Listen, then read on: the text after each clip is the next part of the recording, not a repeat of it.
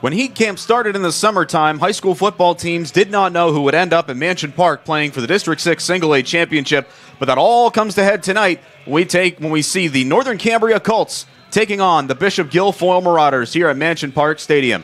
Good evening, everybody, and alongside Mark Burdick, my name is Jake Slobodnik, joining you in the S&T Bank broadcast booth. S&T Bank, People Forward Banking. Glad to have you along as we crown another district champion tonight. It's a challenge for the Northern Cambria Colts, who have seemingly made it easy throughout their entire District 6 playoff run.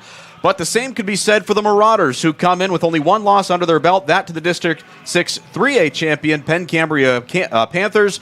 And now they look to etch another milestone in their school's legacy, adding some more hardware. But so does Northern Cambria. They look for their second District 6 championship in as many as 3 years. And Mark, we look at tonight's game, and this is a big challenge for Northern Cambria, but Bishop Guilfoyle as well. You know, it's not like it's going to be an easy ride for them, so this should be a very exciting matchup.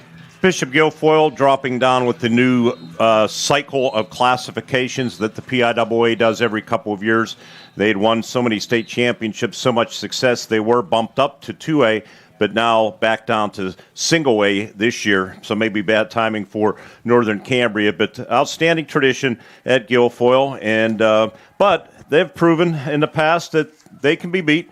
I can remember 2017, 2013, Homer Center knocked them off when they were big underdogs, especially in 2017, 59-game winning streak and 4 straight state titles that the Marauders had. But, Jake, one of my favorite sayings is it's only an upset if you don't think you can win. Exactly. So I just think that Northern Cambria is going to come in here free and easy and lay it all out there and see what happens. Talking to some of the coaches down on the field, I know Chris Yonner, our one cameraman, was down there talking with them as well. He's a Northern Cambria grad. They're confident. They know what's at stake, but they also believe they can stick with the Marauders. It's going to be a tough challenge, but you think back 2 years ago when they made it to the District 6 championship game, that's got to be a little bit more incentive for them as well, a little bit more motivation too. Some of these players have that experience behind them, and I just think it's one of our keys that you can't be in awe. You just got to go out there and play, and some outstanding athletes on both sides of the ball. I think it's going to be an interesting ball game. And the one loss for Northern Cambria came against the Cambria Heights Highlanders, the AA champions. They were crowned last night, and that game, as you know, went right down to the wire. So that's an outstanding team that they went toe-to-toe with. There's no reason they can't do it again here tonight. We'll give you the full tale of the tape coming up. We're just getting started on our R4H Medical Transportation pregame show. Because of you, we are R4H. And kickoff between Bishop Guilfoyle and Northern Cambria will come your way at 7 o'clock.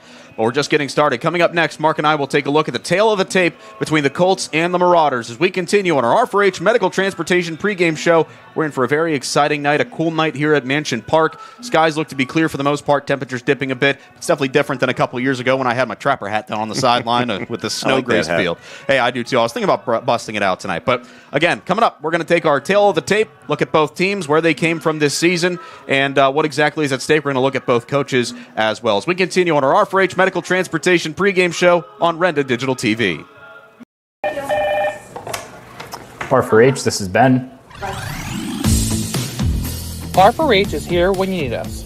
R4H provides transportation 7 days a week, including holidays.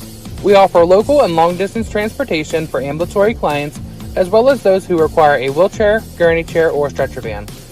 We provide transportation to medical appointments as well as social and holiday events. We take pride in providing quality care and professional services to all of our clients. Exciting news! R4H is now certified to provide CPR, first aid, and AED classes to our local community. Due to our rapid growth and increasing need for our services, R4H is looking to expand our team. If you are interested in joining our team as a driver, apply online at rider4h.com or scan the QR code located at the bottom of this ad. Full-time, part-time, and casual positions are available in many locations. R4H Medical Transportation is an equal opportunity employer. As always, because of you, we are R4H. Smith Coal and Oil in Northern Cambria and Indiana Fuel and Oil are proud to be a sponsor of the area's outstanding student athletes. Rely on the Smith team and their sister location, Indiana Fuel and Oil, for all your commercial and residential diesel and gas needs. A veteran-owned business with 2 great locations available for all your fuel and heating needs. Don't wait. Cooler nights and changing seasons are upon us. Call Smith Coal and Oil in Northern Cambria and Indiana Fuel and Oil in Indiana, the area's go-to fuel provider. The Barnesboro American Legion Post 508, a proud supporter of local area athletics, wants listeners to know the Legion's newly remodeled kitchen is now open and ready to serve you with a full menu. It's hometown nights and Friday night lights at the Legion this year. Fill up before the game with the Cold Special, a large one-topping pizza and a dozen wings for only $22. Then come back after the game to celebrate with friends and a live DJ from 10 till 2. Barnesboro American Legion Post 508 loves Friday night lights. Let's go Colts! Congratulations to the Northern Cambria boys football team on a great season.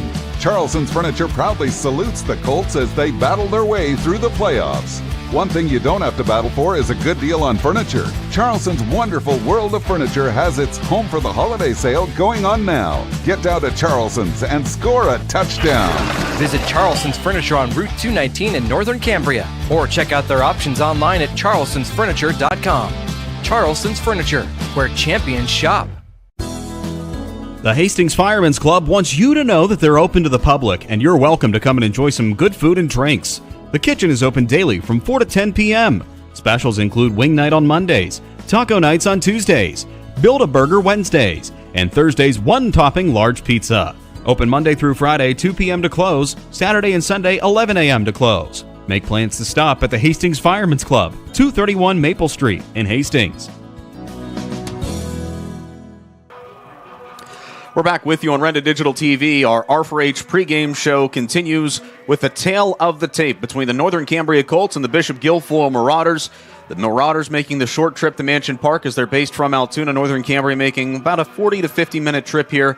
Good conditions on the road, so they got here just a little while ago, and they've been taking the field, staying warm ever since. But let's take a look at the tale of the tape.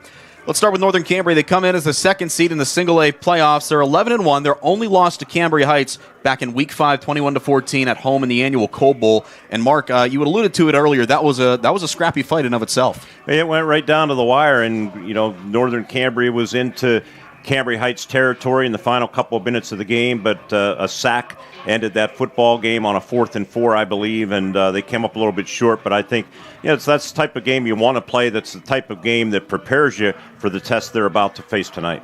And through the District 6 championships, Northern Cambria actually ended the Heritage Conference regular season with a matchup against Portage. The Mustangs kept it close that one, but then the Colts rebounded and beat them 27-7 in the first round. Last week in the semifinals, they beat Penns Manor, who they met up with 2 years ago in the Single A championship. Colts won that one. 27-8 was the score in the second round. And again, they beat Penns Manor 2 years ago for the District 6 title. And we have some highlights, and we can have our own Nathan Miller, our producer tonight, cue them up. And we'll take a little bit of a history trip back to 2022 here at Mansion Park.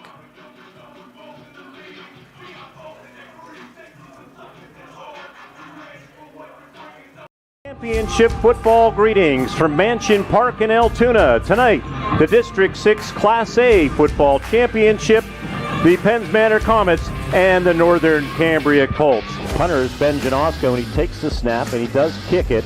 Floating kick, fair catch called for, but they allow it to bounce in Penns Manor. Are they going to? No, it's going to roll dead at the 1 yard line.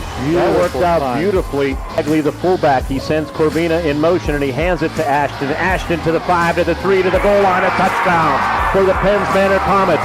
A 99-yard drive as they flash the lights here at Mansion Park in Altoona as the Comets celebrate the first touchdown of the game, and they lead 6-0 with 10:06 remaining in the football game. Now they're in the red zone. The Colts are at the 18-yard line. Booker, shotgun snap, throws for the end zone for Dom. Jump ball, caught it, touchdown, Northern Cambria Colts, and then tied the game up 6-6. What a heck of a football game we have going on here at Mansion Park. Coronish sidecar to the right. They have trips to the left.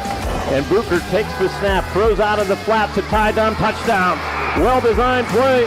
And the Northern Cambria Colts score for the second time in as many possessions, and they have the lead in this football game with 3:03 remaining. It's 12-6 Colts.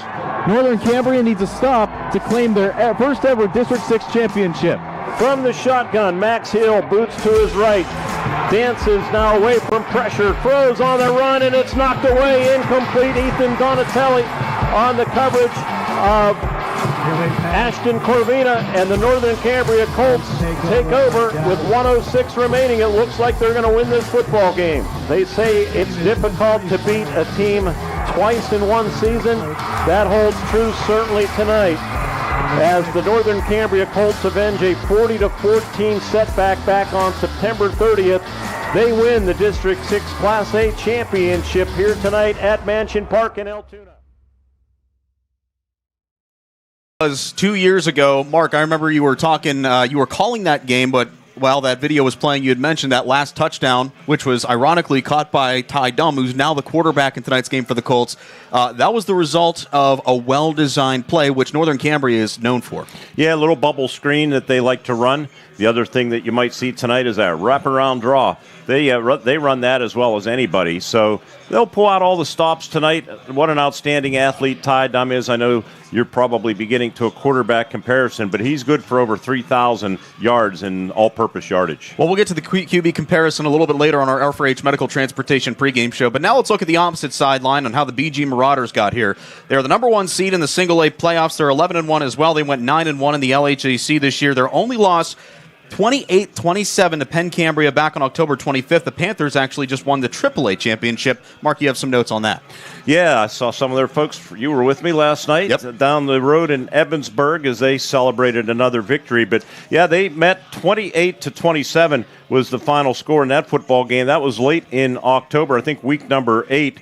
And Chase Kissel, the outstanding quarterback for the Marauders, was 20 of 35 for 229 yards. They rushed for 154 yards, so they racked up a lot of yardage, 370 or so.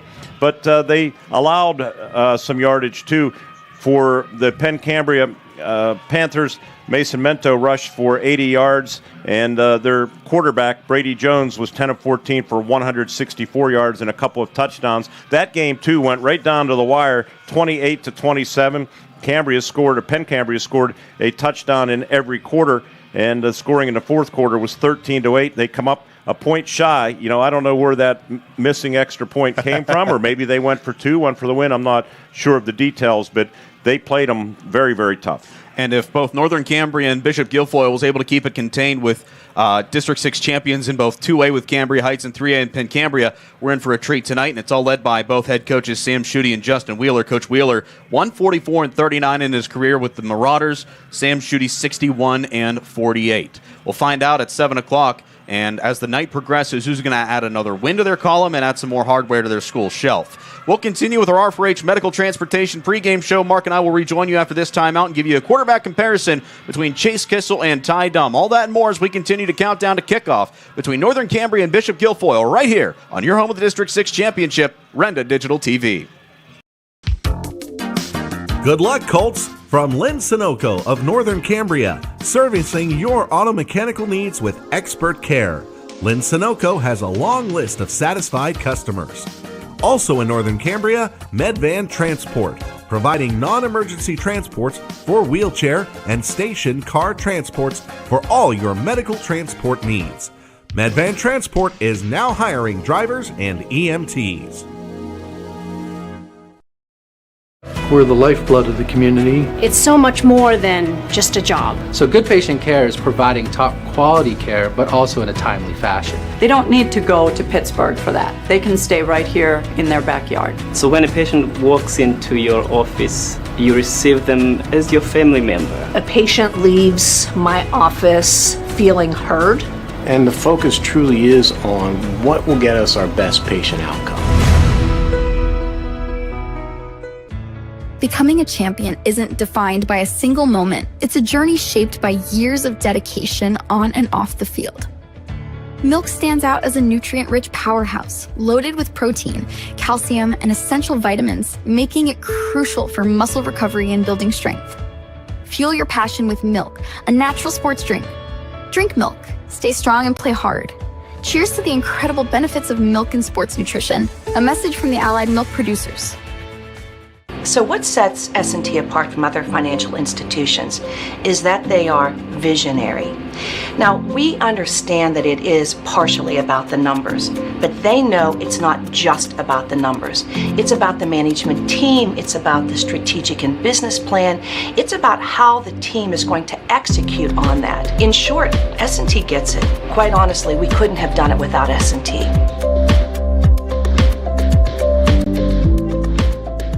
When tax time rolls around, H&R Block has many filing options to make it easy. H&R Block Tax Pros will maximize your return with or without an office visit. You can drop by H&R Block, use their drop-off service, or a tax pro can even do your taxes virtually. Just send a few pics from your phone and you never have to leave home. With so many ways to file, it's just another way Block has your back. Visit your local H&R Block tax office at 3909 Bigler Avenue, Northern Cambria. While tax situations are different, not everyone gets a refund. Back with you on the R4H Medical Transportation pregame show alongside Mark Burdick. I'm Jake Slobodnik welcoming you back into the S&T Bank broadcast booth as we get set for the District 6 Single A Championship. Northern Cambria and Bishop Guilfoyle coming your way at 7 o'clock. But really both of these teams, as we look at their records, we look at the makeup, and we look at their journey through the District 6 playoffs, it's all led, you can credit it to coaching, but also by two quality quarterbacks. And let's take a look at those two. Ty Dunn for Northern Cambria and Chase Kissel for the BG Marauders. And Mark, you look at these stats, and really, they're different, but in different ways. Well, yeah, Dunn can hurt you in a couple of ways. Maybe a better runner than Kissel. Over 3,000 yards in total offense. Dunn has passed for 1,813 yards, and rushing, he's averaging over 10 yards a carry, 1,258 yards rushing, and 17 touchdowns. Kissel, he likes to pass a lot, Jake, and maybe not quite the runner, as I mentioned, but he's completing 71% of his passes, 171 of 239 for 2,707 yards. That's 226 yards a game. Yeah, and that's the thing. When you look at these quarterbacks, they're two different types. Ty Dunn is more the all-around guy. He was brought up as a wide receiver, quickly turned into a wide-out running back hybrid, and is now leading the offense under center. Chase Kissel seems like more that traditional quarterback type, and really, when you look at those makeups, that can help out both teams in different ways in tonight's game. Yeah, absolutely, and it'll be interesting to see how Northern Cambria, what they do defensively. Riley, an outstanding receiver with 48 receptions, 72 receptions for Gates, and it's Hamilton Gates. His first name was escaping me.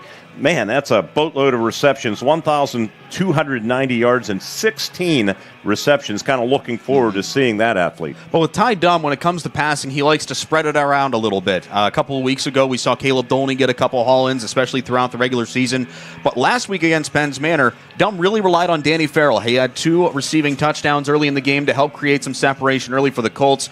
Then Nate Fry, some rushing touchdowns as well. So when you look at this makeup for Northern Cambria and who they have under center, the way they structure their offenses, that's also a big plus for him. Yeah, Farrell, 23 receptions, as you mentioned. He's been become a go-to guy. 29 yards per catch, 6 touchdowns. You know, they lost Shonsky too, right? Mm-hmm. And that was a big blow. Tough kid on both sides of the ball. Yeah, but they did get Reese Wagner back. He was hurt throughout the majority of the season. He came back a couple weeks ago. He did play last week against Penns Manor, so that's a little bit of a boost there. Wagner can definitely run the ball in short yardage situations, especially at the goal line. So both teams can really mix in their offensive game plans as they see fit, and we'll see how those two quarterbacks lead both of their teams whenever the action starts at around 7 o'clock tonight. But we still got a lot of action to go here on the R4H Medical Transportation pregame show. Coming up next, we're going to speak with both coaches, starting with BG Marauders head coach Justin Wheeler. And I want to thank my cousin Matt Wilk, who's actually the junior high coach for the Marauders program. He actually got me in contact with Coach Wheeler. He just stopped up here, said hi, and he's in shorts tonight. I don't know how he is doing that because it is freezing here in Altoona. 45 degrees, it said, when I pulled in here in the car. So it wasn't inside the car. Outside the car, it was 45 degrees. I don't know how he was able to do that, but thank you, Matt. And that's coming up next. We'll talk with Coach Justin Wheeler, and then we'll speak with Sam Schutte as we continue on our R4H Medical Transportation pregame show. I want to let you know now, our shooting interview is brought to you by the Barnesboro Slovak Club. So thank you to the Barnesboro Slovak Club for making that interview possible. Coach Wheeler's right around the corner on Renda Digital TV. Smith Coal and Oil in Northern Cambria and Indiana Fuel and Oil are proud to be a sponsor of the area's outstanding student athletes. Rely on the Smith team and their sister location, Indiana Fuel and Oil, for all your commercial and residential diesel and gas needs. A veteran-owned business with 2 great locations available for all your fuel and heating needs. Don't wait. Cooler nights and changing seasons are upon us. Call Smith Coal and Oil in Northern Cambria and Indiana Fuel and Oil in Indiana, the area's go-to fuel provider. The Barnesboro American Legion Post 508, a proud supporter of local area athletics, wants listeners to know the Legion's newly remodeled kitchen is now open and ready to serve you with a full menu. It's hometown nights and Friday night lights at the Legion this year. Fill up before the game with the Colt Special, a large one-topping pizza and a dozen wings for only $22. Then come back after the game to celebrate with friends and a live DJ from 10 till 2. Barnesboro American Legion Post 508 loves Friday night lights. Let's go Colts! Drive into 2025 with confidence in a vehicle designed to turn heads. Premium comfort, bold design, and 2 years of limited maintenance included. Plus, with our industry-leading warranty, you're covered for the road ahead. During Mitsubishi's year-end sales event, drive home a 2024 SUV with only 0.99% APR. Get ready for a new year of adventure at 5-star Mitsubishi Altoona. I'm Senator Joe Pittman. From Indiana to Westmoreland and Jefferson to Armstrong counties, I'm dedicated to supporting every student in the 41st District. As Senate Majority Leader, I'm committed to ensuring our kids have the opportunities they deserve, whether it's excelling in athletics or engaging in extracurricular activities or achieving academic excellence. Together, we're building a strong foundation for our children's future. I appreciate your support and encourage you to vote, whether by mail or in person, on Election Day. You can shop for pretty much anything online. Clothes, food, vacations, you name it, all without ever leaving the comfort of your couch. Finally, banking can be just that easy too. With the all-new FMB e-store, you can shop for hundreds of financial products to manage your money, all from the comfort of your couch.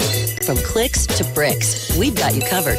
Experience the FMB e-store in branch, on your phone, or online at fmb-online.com.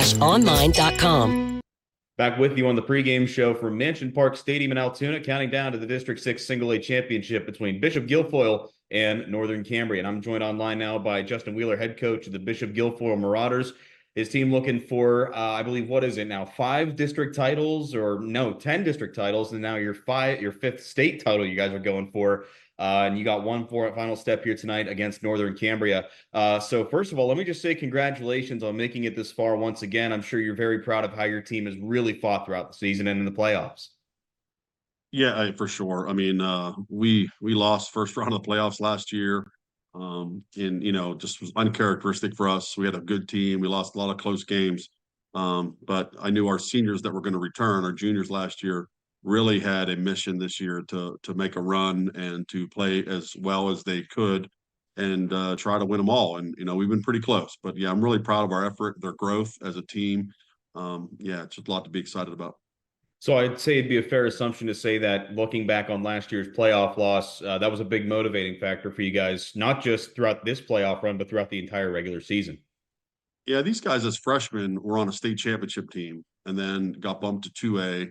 And then had a good run through there and lost to Southern Columbia after we won districts. And then, coming back, we had a lot of talent. We thought we would, play pretty well. And then we just lost a bunch of close games. And then it came to the playoffs. Bald Eagle was really good and knocked us out. But I think the juniors were just, upset that we always talk about protecting the tradition and, trying to live up to the name and try to, to do things like that. And they were a little disappointed in how they ended. So all off season, it was about making sure that we finish games, making sure that we prepare as best we can. And they've really done that every week in a tough conference. Well, let's look over the regular season just a little bit for those who are unfamiliar with maybe the Marauders, the program itself. You went 9-1 in LHAC play, picked up 2 wins over Claysburg, Kimmel, and Juniata Valley here in the playoff run, and your only loss came against your alma mater and the AAA champion, Penn Cambria. Take me through that loss, because I know we could talk about the wins and how you sort of build off of them, but I want to go back to that 1-point loss to Penn Cambria. What were some of the biggest things that you learned, not only about how your team can step up to those higher competitive teams like Penn Cambria, but maybe some things that you guys needed to tighten up as you approach the playoff race? Yeah, I thought we played two great quarters in that game and two not so good. And it's one thing that we took away is to win big games, you got to play more consistently, and that's nothing taken away from Penn Cambria. They're exceptional. 6'2" D1 middle linebackers, tough to block, and tons of talent around them. But that was a tough one. We didn't play well in a couple quarters, but we were down 14 points with about 7 minutes to go, and there was no panic. There was still like, we got time, we can score in one play. We got the guys to do it, and we did. We scored 2 touchdowns in the last 6 minutes. Went for 2, got it to we thought win the game. Had a tough call for pass interference on us, and then weren't able to finish. But even after we didn't get it with 33 seconds to go, our guys were able to rally, get an onside kick, and drive to the 13 in 33 seconds. So I think that part for me, a loss is tough. But we felt like we did some things to win that game, and at the end wasn't quite as what we wanted. So I think it helped to focus our team. It helped to really say, we got to make sure we take care of our own business. We can't worry about other people or other things, and that was the big takeaway from that game. Well, I definitely say it prepped you guys for the playoffs, scoring 49 points in back-to-back games and shutting out Juniata Valley in the first round. That really sets the tone. But in order to get to that, you need to have some good leadership on the field. And my next point is about Chase Kissel, because, I look out over his numbers and I'm just amazed at the season he's having in his final year with the Marauders under center. Over 2,700 yards, 33 touchdowns to only just 5 interceptions. He's really looking like a true field general out there, and this is a really good opportunity to really help him, get to that next step and win another district championship. Yeah, he is. The growth he's had from last year, first year starter, to this year has been incredible. And he was one of those kids. He's a big kid. He's actually my nephew. A great football family, of course, since he's related to me. But no, he's a great kid, and has just put the work in in the off season. He wanted to go to some different 7-on-7s to challenge himself, so we took him to Penn State this year. Faced 48 teams, made it to the Final Four. Beat State College and some other teams, some travel teams and things. So, it helped give him confidence and helped to trust what he was doing, and all the offseason work was going to pay off. But he has such great vision. He's completing 70% of his passes, but if you probably threw in drops, which we haven't had a lot, but there's been a few here and there, or things he just had to throw away because he's a smart quarterback, it's probably closer to 80 to 85%. He's just been so good. So yeah, he's a great leader for us. He's a great kid. He's really a dual threat. We haven't run him as much as we probably should because he's such a dual threat. But this time of year, try to stay healthy. But a game like this, you're going to do whatever you got to do to win, and we're definitely going to lean on him. Well, sort of branching off of that, you talk about dual threat quarterbacks. You're going to see one on the opposite sideline tonight against Ty Dunn and the Northern Cambria Colts. You look at his numbers, and he really can do things whether on his feet or through the air. What's it like in terms of preparing for a guy like that? Because I know LHAC, you don't really run into that so much. Myself being from an LHAC school, it was more traditional quarterback style play. But Ty Dunn, he brings something different. How are you guys sort of planning on containing him in the pocket to make sure he doesn't create opportunities? Yeah, he's a special player. There's no doubt. And no matter who you talk to, that if they've saw any Northern Cambria games, you leave there talking about him. And I always look at that as like a kid that's that standout, is that good. And I think, consistently I hear about the quarterback. And then when you start watching the film, one of the things that really impresses me is he makes the plays that he's supposed to. Of course, he's a senior starting for 4 years, but he also makes the plays that not many kids can make. He's able to make guys miss. He's able to, the defense has the perfect call, and he's able to adjust, make guys miss, or make the throw on the run. So he's a dynamic player, definitely a special player. And last week the Capagna kid was we thought pretty good, and we really tried to contain him. I think this is just go slow down the field. I think we'll be okay, hopefully. We remember a couple of years ago, Northern Cambria was in the same scenario against Penn's Manor in the district title game, and that was scoreless throughout the entire way until late in the fourth quarter. So defense was mainly the big priority of that game. How important is it to make sure that the defense gets off the field and gives your offense as many opportunities as possible to stop this strong defense in the Colts? Yeah, it's extremely important. That game in particular, I watched that game. My cousins son was on Penn's Manor that game, Ashton Kervina. So, we had a little bit invested in that game, but really, Ty Dunn was the kid who made, I think, the play at the end to win that game. So, he's been doing it for years, but defense is, if you look at their scores, they're shutting people out. They're not giving up many points. So defense is going to be crucial. And to try to stop them, it's going to be big. Now, we've scored a lot of points as well, and our defense has been good. But I think this is going to be two teams that are pretty similar, great defenses, offenses that can score. I think it's going to come down to mistakes. And, we've been on the right end of those, and hopefully that continues, because in a game like this, every possession is going to matter. If you can get them to punt, take away some of his legs if they get behind, I think, we're doing the right things. So hopefully, we can do that early in the game. This is all the makings of a very exciting game. I can't wait to see how it unfolds. It's a shame that one of these two teams has to lose, but that's what makes football great. But Coach, I want to thank you so much for the time. Good luck tonight against Northern Cambria. Also want to take a moment and just thank my cousin, Matt Wilk. He's the junior high coach for BG. He was able to hook us up in order to get us in contact with each other. So I want to thank him for that as well. Have you had many interactions with Matt at all? Oh, yeah, he's great. I mean, he has led our junior high program the last 2 years and went undefeated this year. Matt running the helm. So he has a great staff with him, too, with Jeff and Paul and some other guys there, and Mr. Beers. But, yeah, he's a great guy, great leader, motivational guy. He's a military guy, so he runs a great practice. He's just, he helps the kids in the weight room. He's a power lifter, too. So I think the kids, you get a lot of knowledge from a guy like that. And he surrounded himself with some outstanding coaches. And over the last 2 years, I think we've only lost one game with him running it a little bit down there. So we're fortunate to have him, and he'll be there with us on Saturday, helping us out again. Can't wait to see what the future holds for BG. But it all starts tonight with the District 6 title game. Coach, good luck, and thanks again for the time. Thank you. That's Coach Justin Wheeler of the BG Marauders. We'll continue with our R4H Medical Transportation pregame show on Red Digital TV. Next, I'll have a conversation with Colts coach Sam Schutte. That's all coming up and more on Red Digital TV. Looking for unbeatable savings on TV and internet? Bundle and save with Dish TV and HughesNet satellite internet. Now you can get $5 off each bill and lock in your price for 2 years guaranteed. Dish TV packages start at just $84.99 a month, and HughesNet plans begin at $59.99 a month. Call SeaWorld Satellites today at 724-463-3200 and start saving. SeaWorld Satellites, your one-stop shop for TV and internet savings. At Grand Beginnings Children's Center, their focus is on growing and teaching children to be the best they can be. They know children need education, inclusion, and safety.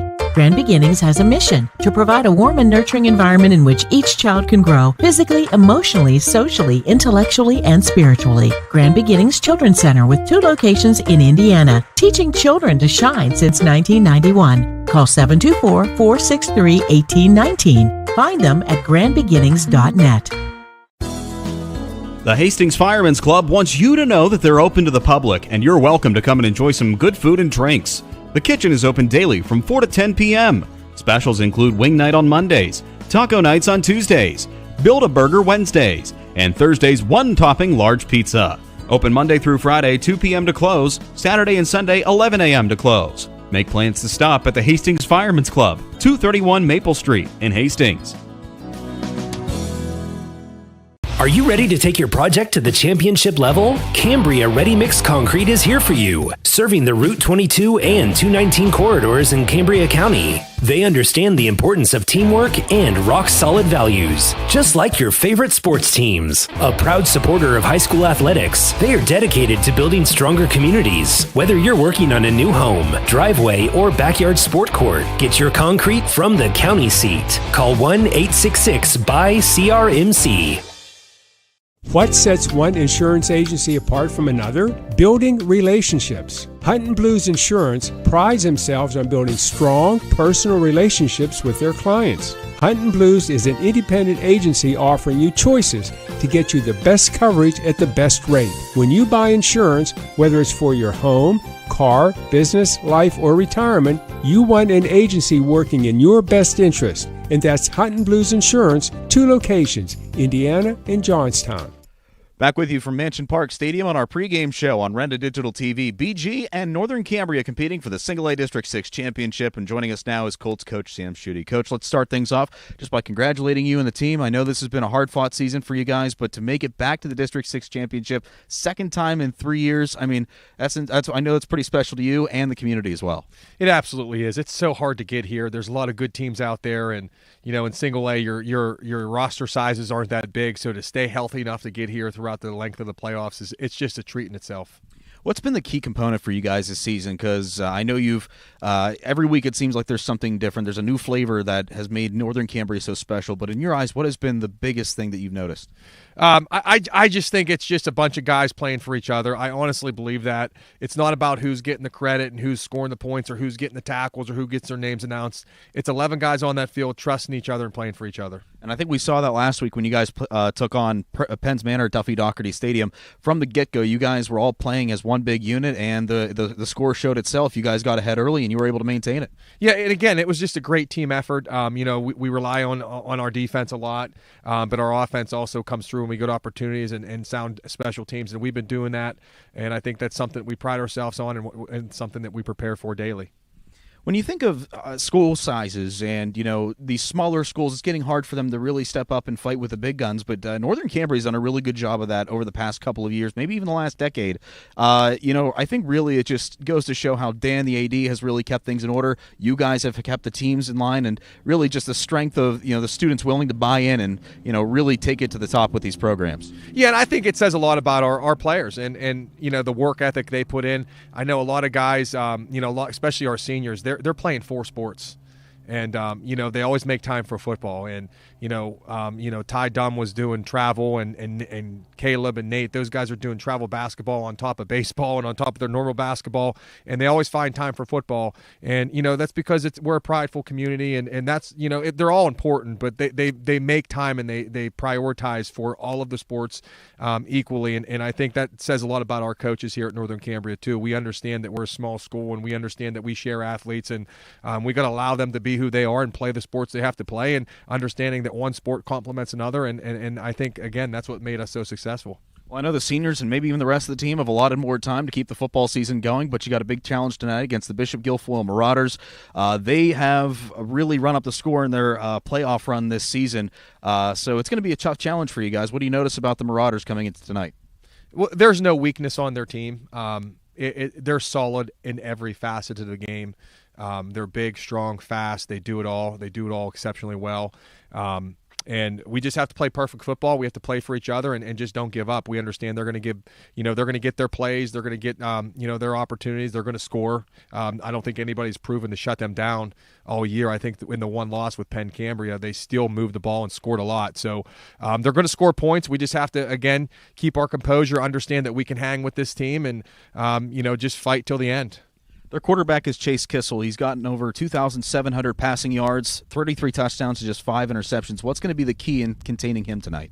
We got to get pressure on him. I think that he has a big, strong line in front of him. He has great receivers. So we got to, again, play assignment football. We got to cover the receivers downfield, and we got to get pressure on him. And I think if we can get pressure on him, he starts to do things he's not comfortable with, and that's running and trying to look down the field. So getting pressure on him is going to be key tonight. Opposite side of the football, offense has been flowing pretty well, but I believe BG, they're prepping for Ty to really make a difference in this offense. What's going to be the key for offense in order to run up the scoreboard tonight?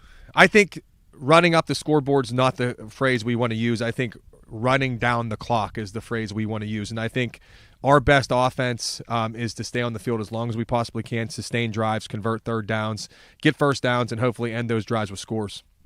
Last thing I got for you, before Friday night, you held practice at Duffy Doherty Stadium rather than up above the high school. Was there a reasoning for that? Is it just to maybe get them more in the game mentality? Was there a special reason for that, or just... No, it's something that we do in a playoff time. The sun sets a little bit earlier, so we want to practice, get full practices in. So normally instead of getting off the field at 4:30, we can stay down there as long as we want, get things accomplished, and I think it's kind of like that little extra bonus where the kids, hey, we're down here. Remember last time we were down here and we were sled riding off the hill in the last playoff, and we were the last playoff run we had, or the last D6 title run, we were sled riding down off the hill at nighttime, and it's just one of those things that you remember and adds to the experience and the nuance of of small sports football and just making it to the playoffs and being able to practice under the lights. Oh, I remember that last District 6 championship run. I remember I was on the sideline, gloves on, the trapper hat was all activated, so hopefully we can replicate that tonight. Coach, best of luck tonight against BG. Get the best of them, and congratulations on making it as far again, and thank you for the time. Thanks for coverage, and thanks for everything you do for small sports and our Heritage Conference. That's Coach Sam Schutte of the Northern Cambria Colts. Our interview with Coach Schutte brought to you by the Barnesboro Slovak Club. We'll come back with starting lineups from Mansion Park Stadium as we get ready for a District 6 championship night on Renda Digital TV. The Barnesboro Slovak Club is a proud sponsor of high school athletics. And if you're looking for a friendly, comfortable atmosphere with good friends and entertainment, then try the Barnesboro Slovak Club. The Barnesboro Slovak Club welcomes new members, and there's always fun activities to do there. And be sure to check the Slovak Club out on Facebook for upcoming events. Again, that's the Barnesboro Slovak Club. Join today.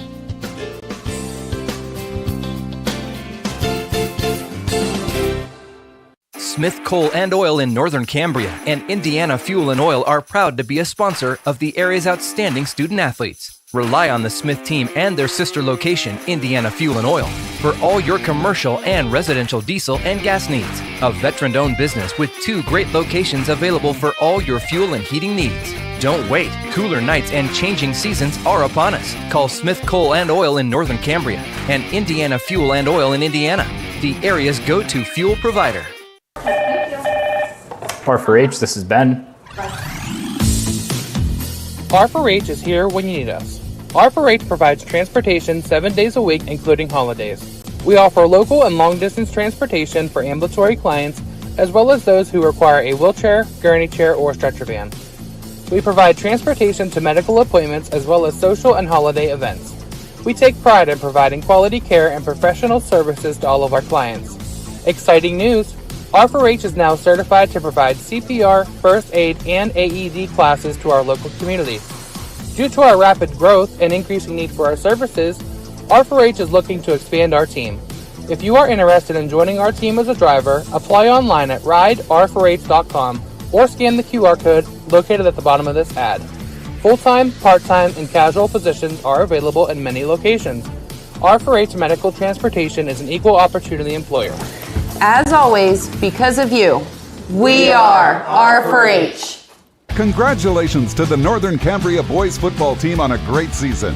Charleston's Furniture proudly salutes the Colts as they battle their way through the playoffs.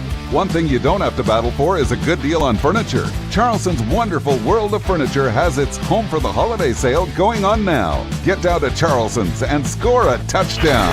Visit Charleston's Furniture on Route 219 in Northern Cambria, or check out their options online at charlestonsfurniture.com. Charleston's Furniture, where champions shop. Good evening, sports fans. Luther Chrysler Dodge Jeep Ram in Northern Cambria is cheering on all the teams in tonight's Heritage Conference Volleyball Championships. Best of luck to every player out there. Give it your all. When you're not in the stands, check out our amazing inventory online at luthercdjr.com. That's luthercdjr.com. Luther Chrysler Dodge Jeep Ram in Northern Cambria, where people still make the difference.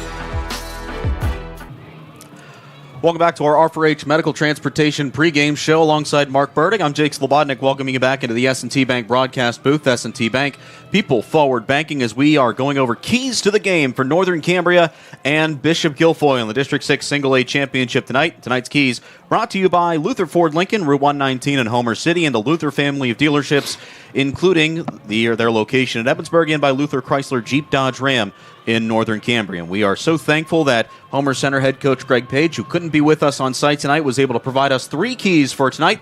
Let's take a look at them now. The first one, come out swinging, don't be in awe. Mark? Yeah, and Coach Page has some experience against these Marauders. Don't be in awe of their tradition. You know, the fact, it gets a lot of attention, private school, the accusations about recruiting, all of that. It's a great football team, great football program. Chris Wheeler does an outstanding job, but don't be intimidated by that. Go out and play. As I like to say, it's only an upset if you don't think you can win. So I'm sure there's that belief. the Colts are 11-1 for a reason. As you said, the atmosphere surrounding tonight's game, but both teams coming in with a 0-0 mentality. Number 2, rely on postseason experience. Yeah, many of these players, you did a great preview with the win a couple of years ago over Penn's Manor. Ty Dumm's been through the paces here in big games, big moments, and some of his teammates have been through it as well. So I think you have to rely on that experience a little bit. Quite frankly, Bishop Guilfoyle did not have a great year last year. I think they were just 6-5, so maybe take advantage, maybe a slight edge in that department. Well, you kind of alluded to our third key, tie it all together, and I think that really just sort of centers around Ty Dumm because he's been in this experience before, and now he's in a different position but in the same atmosphere. Yeah, it's not that we don't know how to spell. It's Ty's the key, and I'm sure, let's face it, all week long here in Altoona, down the road at Guilfoyle, there's been a lot of attention paid to number 10, and I'm sure he's going to get blitzes, he's going to get different looks. They're going to try to stack the line of scrimmage and keep him in check. But he's such an outstanding athlete, sometimes that prevails. And the thing with Ty Dumm is he's ran into several good defenses in the Heritage Conference. River Valley was one of them. Cambria Heights, another, back in Week 5. Unfortunately didn't come up, but that sort of prepped him for this role. So from your experience, you've watched Ty Dumm over the past couple of seasons playing in the Heritage Conference, and can you just sort of build off that point earlier of how he's been able to face several defenses that can throw basically anything at him? Yeah, unfortunately this year, Jake, I did not see Northern Cambria at all because calling Homer Center all season long, they scrimmaged Northern Cambria the past couple of years, so I saw him in a limited role, and you know what scrimmages are like. Everything's dialed back on both sides. But I'm very familiar with him from his sophomore season, and he's done nothing but improve and grow into one of the premier athletes in the Heritage Conference for sure. And he looks to prove that tonight. Those are our keys to the game, driven by the Luther Ford family of dealerships, 2 locations in Homer City and Evansburg, and also Luther Chrysler Jeep Dodge Ram in Northern Cambria. We continue with our R4H Medical Transportation pregame show next with the starting lineups, and we'll even hear from AccuWeather, giving us the climate atmosphere tonight here at Mansion Park Stadium in Altoona. Kind of similar to a couple of years ago when it was snowing and cold, but minus the snow this year. Minus the hat, too. Yeah, minus the trapper hat, but it is still very cold on the field. Jeff Nordine will tell us all of that next as we continue on our R4H Medical Transportation pregame show on Red Digital TV. Up to $12,000 on a new F-150 at Luther Ford. At Luther Ford, buy a new 2024 F-150 4x4 XLT Super Crew full hybrid and save up to $12,000. Or buy a new 2024 Ford F-150 Super Duty 4x4 XLT Super Crew and save up to $8,000. Wow! And everyone qualifies. Luther Ford with 2 locations and twice the inventory. The savings are huge. Luther Ford, Route 119, Homer City, and Admiral Perry Highway, Evansburg. The Barnesboro American Legion Post 508, a proud supporter of local area athletics, wants listeners to know the Legion's newly remodeled kitchen is now open and ready to serve you with a full menu. It's hometown nights and Friday night lights at the Legion this year. Fill up before the game with the Cold Special, a large 1-topping pizza and a dozen wings for only $22. Then come back after the game to celebrate with friends and a live DJ from 10 till 2. Barnesboro American Legion Post 508 loves Friday night lights. Let's go Colt! So what sets S&T apart from other financial institutions is that they are visionary. Now, we understand that it is partially about the numbers, but they know it's not just about the numbers. It's about the management team, it's about the strategic and business plan, it's about how the team is going to execute on that. In short, S&T gets it. Quite honestly, we couldn't have done it without S&T.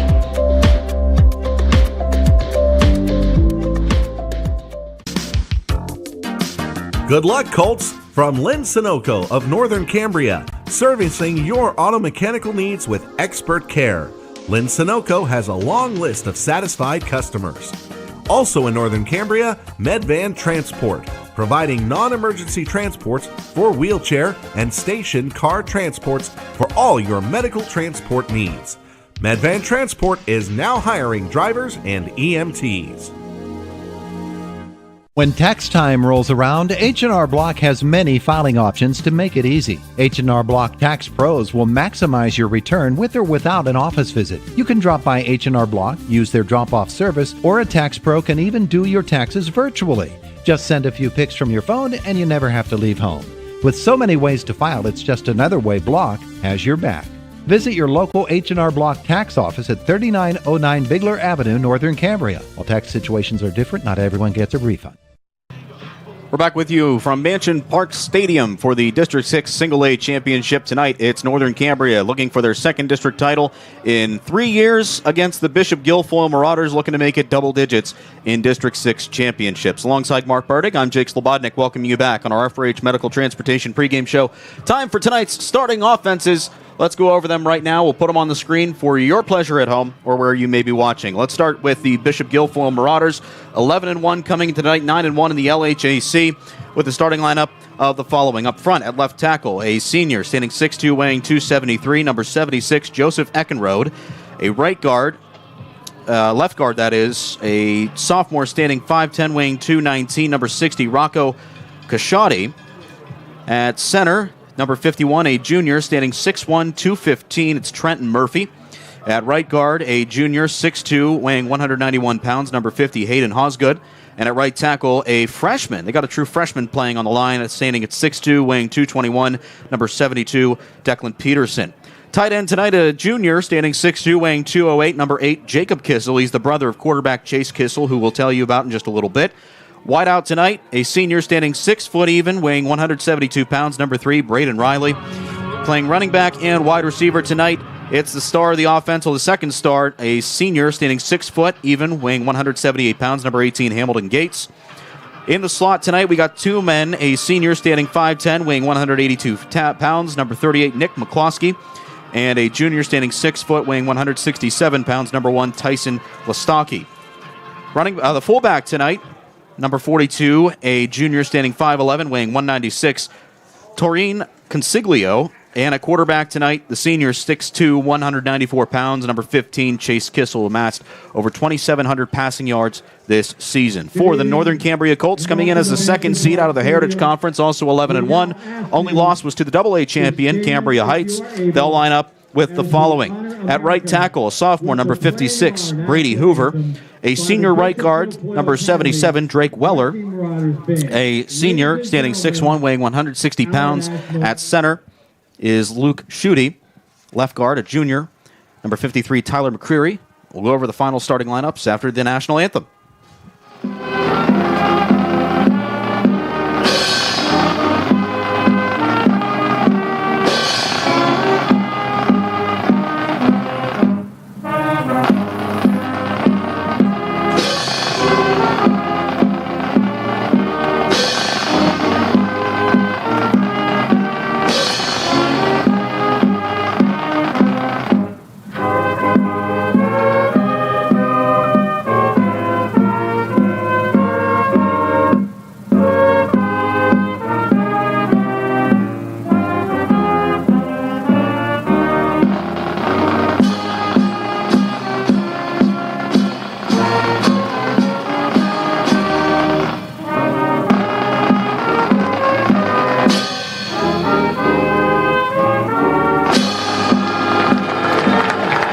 Bishop Guilfoyle Marching Band with the national anthem tonight. Continuing on with the Northern Cambria offense. At left tackle, a senior standing 5'1", number 50, Ben Messina. Slot backs tonight, number 22, a junior running back, Malik Fox. And the second slot back tonight, a sophomore standing 5'6", weighing 135 pounds, number 1, Danny Farrell, had 2 touchdown receptions last week. Also with 2 touchdowns last week, both on the ground. The running back, a senior standing 5'10", weighing 155 pounds, is number 20, Nate Fry. And leading the offense, he was the wide receiver last time the Colts made the District 6 championship game. A senior standing 6 foot even, weighing 185 pounds, dual threat quarterback, Ty Dum, wearing number 10. The Colts on the field right now, and they're out here in the elements. It's a very cold night. Thankfully, we're up here in the S&T Bank broadcast booth. But with more on tonight's AccuWeather forecast, here's AccuWeather meteorologist Jeff Nordine. AccuWeather meteorologist Jeff Nordine, and here's your forecast for the PIAA District 6 Class 1A football championship between the Northern Cambria Colts and Bishop Guilfoyle Marauders at Mansion Park in Altoona, presented by R4H Medical Transportation. Here's what you and the fans can expect leading up to the game at 7 p.m. From 5 to 7, we are expecting a clearing sky, a little bit of a breeze out of the northwest, 10 to 15, gusting at times to 20. Temperature will be in the mid-40s, but due to the wind, Rio feels are going to be in the upper 30s to low 40s. At kickoff, temps continue to hold steady. The sky is clearer at this point. Wind will trend calmer at about 6 to 12, still out of the northwest. A very slight left to right push if you're facing the north end zone, opposite for the south side. And then towards the end of the game, as crowds head home for the night, skies remain clear minus a couple passing clouds passing by, and the temperatures will have dipped into the low 40s. Rio feels, even with the calmer wind, are still going to be in the mid-30s. For R4H Medical Transportation and Renda Digital TV, I'm AccuWeather meteorologist Jeff Nordine. All right, Jeff, thank you so much. And coming up next, it's kickoff from Mansion Park Stadium as the Marauders of Bishop Guilfoyle now take the field. Both teams will finish their warm-ups, and we'll have kickoff. Presented by Grand Beginnings Children's Center. Get your children ready to shine at Grand Beginnings Children's Center. This has been our R4H Medical Transportation pregame show. And coming up next, the first quarter of action brought to you by First National Bank. It's Bishop Guilfoyle in Northern Cambria coming up next in the District 6 Single A Championships right here on Renda Digital TV. R4H, this is Ben. R4H is here when you need us. R4H provides transportation 7 days a week, including holidays. We offer local and long-distance transportation for ambulatory clients, as well as those who require a wheelchair, gurney chair, or stretcher van. We provide transportation to medical appointments as well as social and holiday events.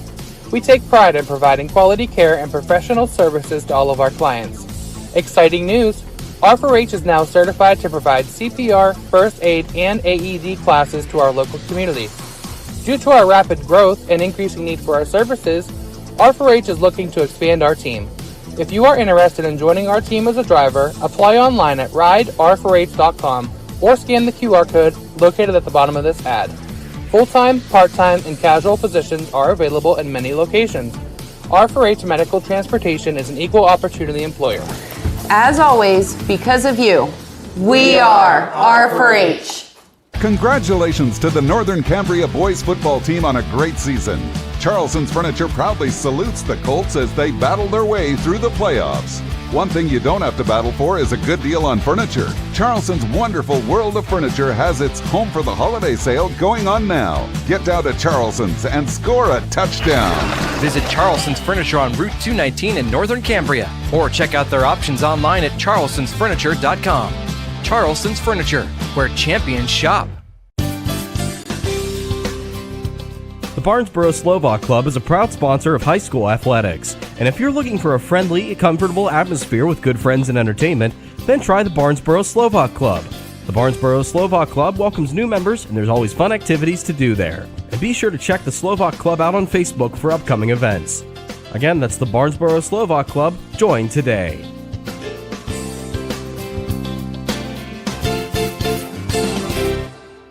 It's the time of year when things are heating up on the gridiron. K&C Beverage in Northern Cambria are proud of the Colts and knows how their preparation has made for great performances this year. When you need to plan a great party, tailgate, or get-together during the holidays or hunting season, your great preparation starts at K&C Beverage in Northern Cambria. K&C carries all your favorite brands of beverages and is available for delivery and or carryout. Trust the team at K&C for your next celebration. Let's go Colts! At Grand Beginnings Children's Center, their focus is on growing and teaching children to be the best they can be. They know children need education, inclusion, and safety. Grand Beginnings has a mission to provide a warm and nurturing environment in which each child can grow physically, emotionally, socially, intellectually, and spiritually. Grand Beginnings Children's Center with 2 locations in Indiana, teaching children to shine since 1991. Call 724-463-1819. Find them at grandbeginnings.net. Quad captains for each team coming out now for the initial coin toss. Deferred to the second half. Northern Cambria has won the opening toss and will defer to the second half, so the Marauders will get the ball to start things off tonight. Gentlemen, shake hands, have a good game. Our coverage of the District 6 Championship tonight on Renda Digital TV is presented by Smith Coal & Oil in Northern Cambria. They and Indiana Fuel & Oil are proud to be presenting sponsors of this District 6 matchup. 2 great teams going at it tonight on the gridiron and 2 great locations now available for all your fuel and heating needs.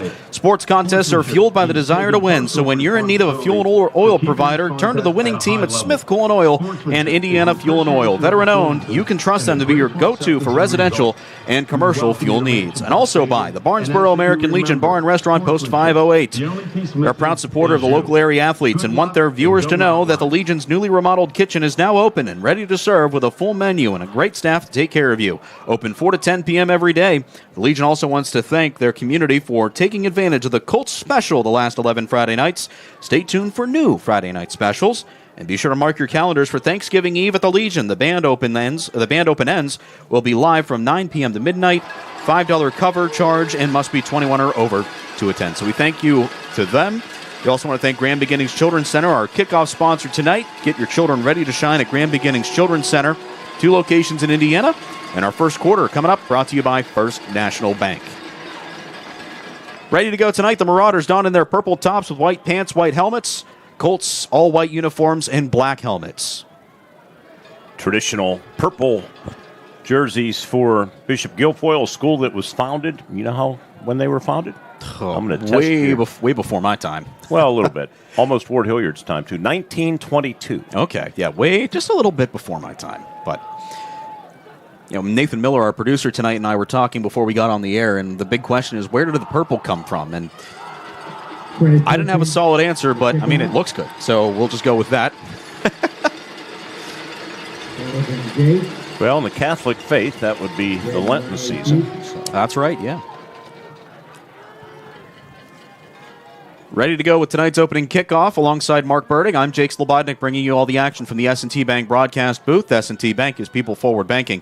Chris Graham, our spotter, in the booth with us tonight. Ted Maseko, Chris Yonner on cameras, and Nathan Miller running the show on Renda Digital TV. We are so glad to have you along as Bishop Guilfoyle lines up to return the opening kickoff. And returning the opening kickoff, Braden Riley, and looks like Hamilton Gates lining up at around their own 19. We are ready to go at 7 o'clock tonight. Opening kick, short kick. It's going to be a return by Riley at around his own 20-yard line. Takes it to the near sideline toward his bench. He is hit and dropped just after the 35 at around the 36-yard line. And that is where they're going to take up shop tonight before Danny Farrell was able to track him down. Bishop Guilfoyle offense, they average 428 yards per game, which is a big number. 197 on the ground, 231 through the air, with their fine quarterback, Chase Kissel. Kissel comes out, lining up behind him in the running back position. No, he's actually empty set. Pardon me, I thought he was going under center. Doubles to the right, blocking tight end to the right, man in motion. That's Hamilton Gates. He's going to get it on the jet sweep. He's going to take it forward for first down yardage, get past the 50, and he's brought down to around the Northern Cambria 48-yard line. That's actually a pass as he flipped it forward. So the first completion of the game from Kissel. Zach Kirsch tracking him down. They're going to mark it around the 47-yard line. 15-yard gain. 15 yards sets up a new set of downs, 1st and 10 for the Marauders on their opening possession. Going right to left across your screen. Ball on the far side hash as Kissel in shotgun set lines up with a sidecar to the left. He's going to take it and run. Apologies, that's actually not Kissel. That's number 42. Torian Consiglo takes it up the middle for about a couple yards. Should bring up about 2nd and 6. Lucas Schudian making the stop for the Colts. Realistically, this is a big moment for Northern Cambria. You want to come out and make a statement early and thwart the Marauders from getting some points on the board early. That's why you defer, and obviously you make that work to your advantage when you start the second half, but you have to stop them to make it a smart move. Double wides to each side. Consiglo attached to the right hip of Kissel, who drops back the pass, looking downfield. He's going to air it long, and it is up in the air, and it is hauled in by Hamilton Gates inside the 20, and he's down at around the 17-yard line. A really perfect pass for the Marauders to set him up inside the Cambria Ready Mix red zone. Nate Fry there to bring him down. 27-yard gain. That ball kind of floated up there, but Hamilton Gates, as I mentioned, with those big receiving numbers, just out-jumped the defender. 73rd reception. Amazing. Kissel will pitch it back. Looking for Consiglio. Takes it on the right side. Sheds a couple tackles before he is thrown down to the ground after a decent yard pickup. Say about 6 on that as he's now down at around the 13-yard line. Excuse me, the 12. Nate Fry's there to get right in his face. 6-yard gain for Consiglio. Coming off is Braden Riley. Great pass protection on those first two, or that last pass. Kistler had all kind of time, now an official timeout. Let's see what he says. Officials timeout. Injury, stay here, stay here. They're going to keep the teams on the field. It looks like Zach Kirsch is the injured Colt. He's able to walk off, so it doesn't seem serious. I don't think that stay here was meant for you, Jake, not to take a break. Yeah, I think you're right. I was thinking about leaving the park altogether. 2nd and 5 coming up. Marauders threatening early in their opening drive. This will be the 5th play coming up. Please put 9:50. They're going to reset the clock to 9:56, adding 4 seconds.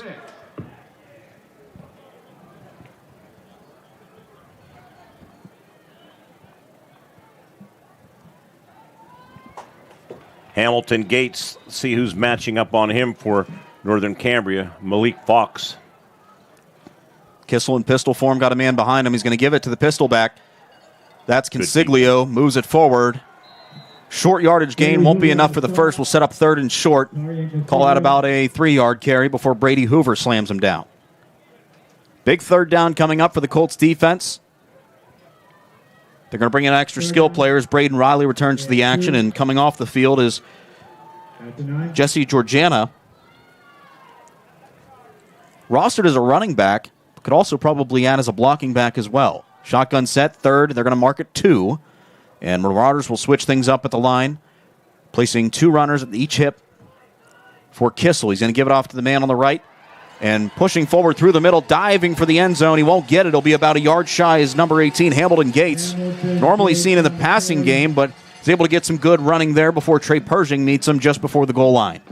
8-yard gain sets up 1st and goal at the 1-yard line. That was just some good blocking there and a good reaction by Gates just to change direction, move it off to the right side, trying to get that extra yardage.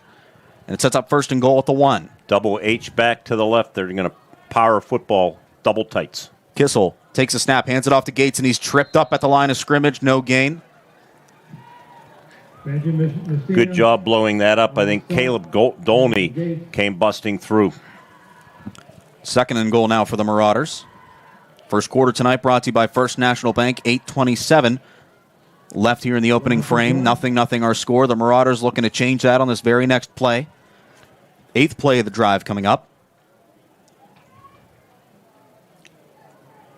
Kissel again will have sidecar to each side. On the left is Consiglio, but he's going to give it off to Gates, who finds a hole on the left side, and he breaks the plane for a Marauders touchdown.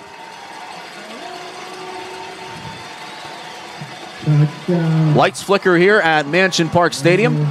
We get another look at that. Yeah, normally I think the Colts were believing that Consiglio would take it off the left hip, but instead a good adjustment to allow Gates and some good blocking up front just to get that extra yard and break the plane. Yeah, great job of sealing that off, and he cut it up and an easy trip into the end zone. And now for the extra point attempt, number 33, Carter Bolin, 5'8", 141-pound sophomore kicker. And he puts it right through the uprights. And with 8:03 to go in the first quarter, brought to you by First National Bank, Bishop Guilfoyle Marauders take a 7-0 lead in this District 6 championship game on Renda Digital TV. You can shop for pretty much anything online. Clothes, food, vacations, you name it. All without ever leaving the comfort of your couch. Finally, banking can be just that easy too. With the all-new FMB e-store, you can shop for hundreds of financial products to manage your money, all from the comfort of your couch. From clicks to bricks, we've got you covered. Experience the FMB e-store in branch, on your phone, or online at fmb-online.com. Smith Coal and Oil in Northern Cambria and Indiana Fuel and Oil are proud to be a sponsor of the area's outstanding student athletes. Rely on the Smith team and their sister location, Indiana Fuel and Oil, for all your commercial and residential diesel and gas needs. A veteran-owned business with 2 great locations available for all your fuel and heating needs. Don't wait. Cooler nights and changing seasons are upon us. Call Smith Coal and Oil in Northern Cambria and Indiana Fuel and Oil in Indiana, the area's go-to fuel provider. 9 plays, 53 yards. The Marauders take it on their opening drive, and they cap it off with a 1-yard rush by Hamilton Gates to make a 7-0 early lead with 8:03 to go here in the first quarter. Tonight's first quarter brought to you by First National Bank. And the Marauders will kick it off to the Colts. Ty Dumb back there to return, as well as Danny Farrell. A few years ago, they had an outstanding kicker by the name of Colton McGee. He ended up going to West Virginia. He would put about every kickoff into the end zone. And that one's a good kick, right off the foot of Michael Kashadi. Takes it up the middle as Danny Farrell gets to the 30 and then is tripped up, brought down at around the 33-yard line. Jake Kissel making the tackle, and now the Colts come out with decent field position for their first time tonight. Colts offense averaging 358 yards a game, 158 yards rushing, exactly 200 through the air with Ty Dumb, 358 overall. The Marauder defense, they allow 238 yards a game, 114.5 on the ground, 123.5. Actually, 123.5 on the ground, 114.5 on the ground, 238 overall. So they have given up some yards, but they do play a tough schedule, too, in that Laurel Highlands Conference. And that Laurel Highlands Conference, as we know, it is a different beast. We've seen several Heritage Conference teams go into the playoffs against LHAC teams, and sometimes the Heritage teams that come out on top, others, it's LHAC. Dumb takes the opening snap from his own 32, gets it forward for about a 1-yard carry. Cambria Heights swept through the Laurel Highlands Conference this year. Great job. Congratulations to them again last night with that 42-21 victory over Richland. Coming up on our halftime report, which is still a ways away, but we'll have some highlights from that game. In case you weren't able to join us, we'll show you what you missed here on Renda Digital TV. Right out 2nd and 9 for the Colts on their own 33. Ty Dumb showcasing what he can do on the ground. He'll approach the line with a sidecar left, doubles to each side. The Marauders' defensive line trying to reshuffle things. Dumb's going to tuck it and run for the second straight play, making it past the 35. The pile will push him all the way to around the 37, maybe the 38-yard line. Consiglio again on the tackle. 38-yard line is the spot, so it'll be 3rd down and 4 for the Colts. Marauders trying to force the Colts to go 3 and out on their opening drive. They lead at 7-0 with 6:44 to go in the first quarter tonight, brought to you by First National Bank. You look, Jake, at their defense. All 11 within 4 yards of the line of scrimmage. Sidecar to the right hip of Dumb. He's going to throw it on a screen pass out to Farrell, and he's going to pick up first down yardage before he's wrestled down shy of the 45 at around the 44. First down yardage for the Colts before Chase Kissel brings him down. Gain of 7 and a first down. 7-yard gain gets the Colts their first down of the game. We saw what Farrell could do last week. Caught a couple touchdown passes against Penns Manor. One was on a little screen route to the left, and the other was just a little comebacker right at the goal line. Played a pivotal role early on in that one. 1st and 10, Colts at their own 45, ball in between both hash marks, just eclipsing the A at midfield. And Dumb will tuck in and run, and he'll get right at the 49-yard line for a gain of 4. Thought he might have got the 50, but they'll mark him down a yard shy before that. Consiglio there to bring him down. Mark, we remember a couple of years ago when the Colts were playing the Comets, the Penns Manor Comets in the District 6 title game. They had a true quarterback in Owen Booker. So over the past couple of years, they've really had to maybe adjust their offensive styles a little bit, try to get a little bit of a dual-threat quarterback action, and Dumb, I think, was the perfect person to get that. Yep. Such a versatile athlete.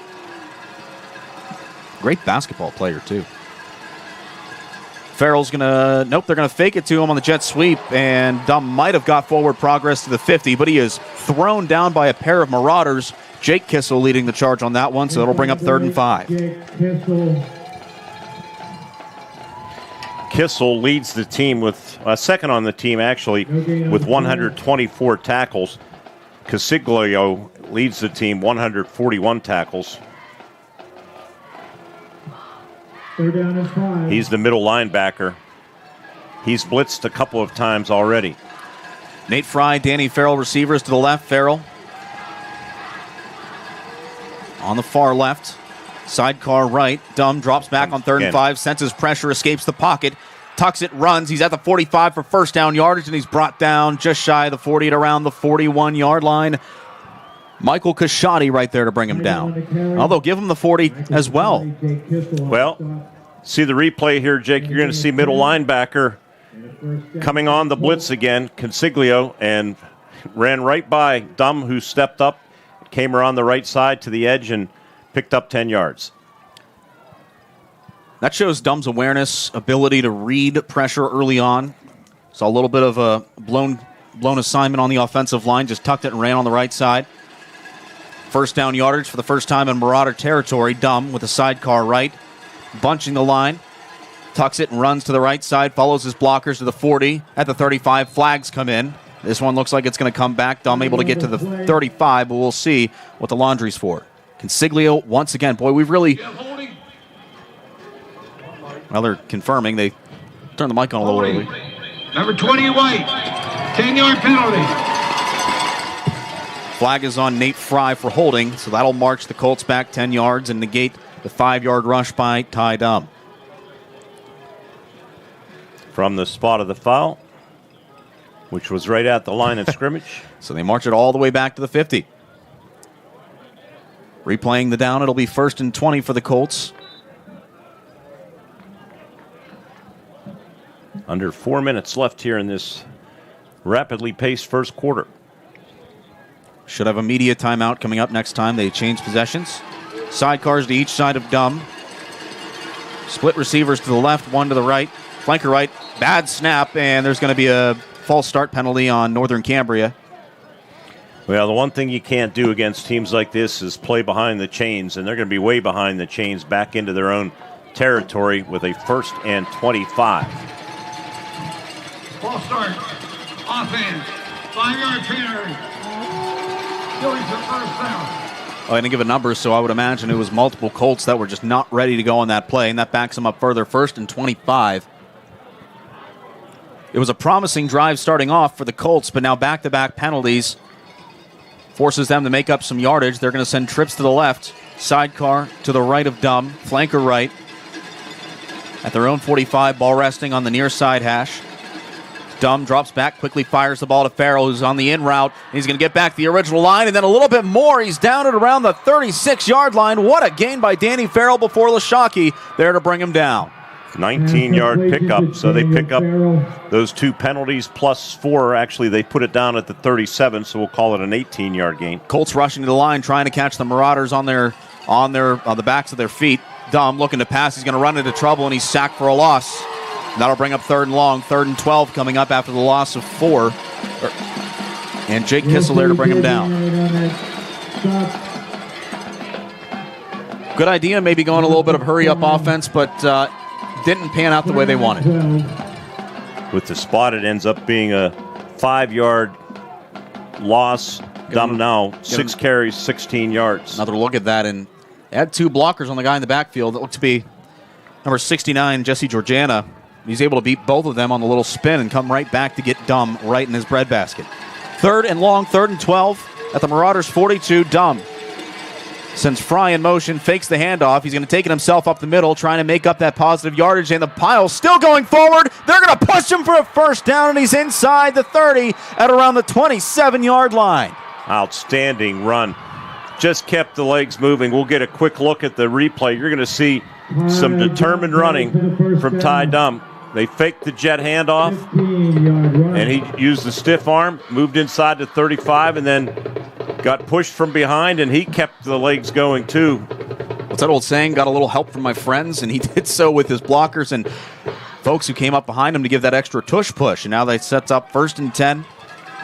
15-yard gain. 10th play of the drive coming up. Fox in motion. Dumb keeps it. Forward progress. He's going to get down to the 20-yard line, and he's there. Line of scrimmage was at the 27, so about a 7-yard gain before Nicholas McCloskey brings him down. On the carry. Excellent drive for the Colts trying to answer Bishop Guilfoyle's score. Less than 90 seconds left in this first quarter. Moving by quickly. The Cambria Ready Mix Concrete Red Zone. The Colts have entered it for the first time today. 2nd and short, 2nd and 3 at the 20. Let's hope the concrete sets in the end zone.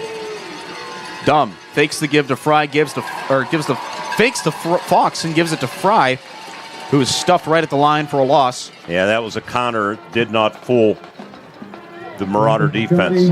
Georgiana on the stop. Looks to be a loss of 3. First rushing attempt by somebody not named Dumb. Said, oh, I have teammates who can run. So now sets up 3rd and 6. Colts are outside the Cambria Ready Mix Concrete Red Zone. Sidecar right, doubles to each side. Watch for the skinny post here. Nope. Quick out pass to Farrell. He makes it to the 20. He's down at the 15 for a first down. The chains were at the 17. He got 2 more than that. Needed 6. He got 8. Nicholas McCloskey there to bring him down. And again, the Colts have a first down possession inside the Cambria Ready Mix Concrete Red Zone. Was that Farrell on the reception? Yes, it was. So Ty Dumb 3 for 3. All 3 passes to Danny Farrell. And the first quarter is going to come to a close. 7 seconds, and that'll be it.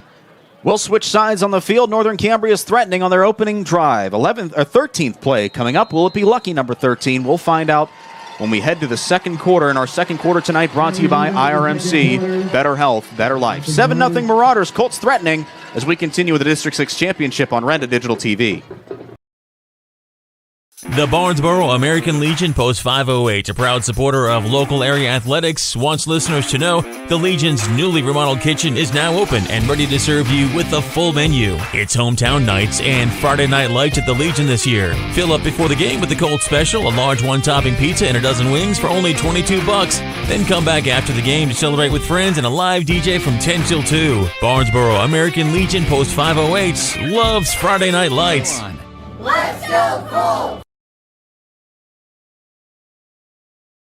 Are you ready to take your project to the championship level? Cambria Ready Mix Concrete is here for you, serving the Route 22 and 219 corridors in Cambria County. They understand the importance of teamwork and rock-solid values, just like your favorite sports teams. A proud supporter of high school athletics, they are dedicated to building stronger communities. Whether you're working on a new home, driveway, or backyard sport court, get your concrete from the county seat. Call 1-866-BUY-CRMC.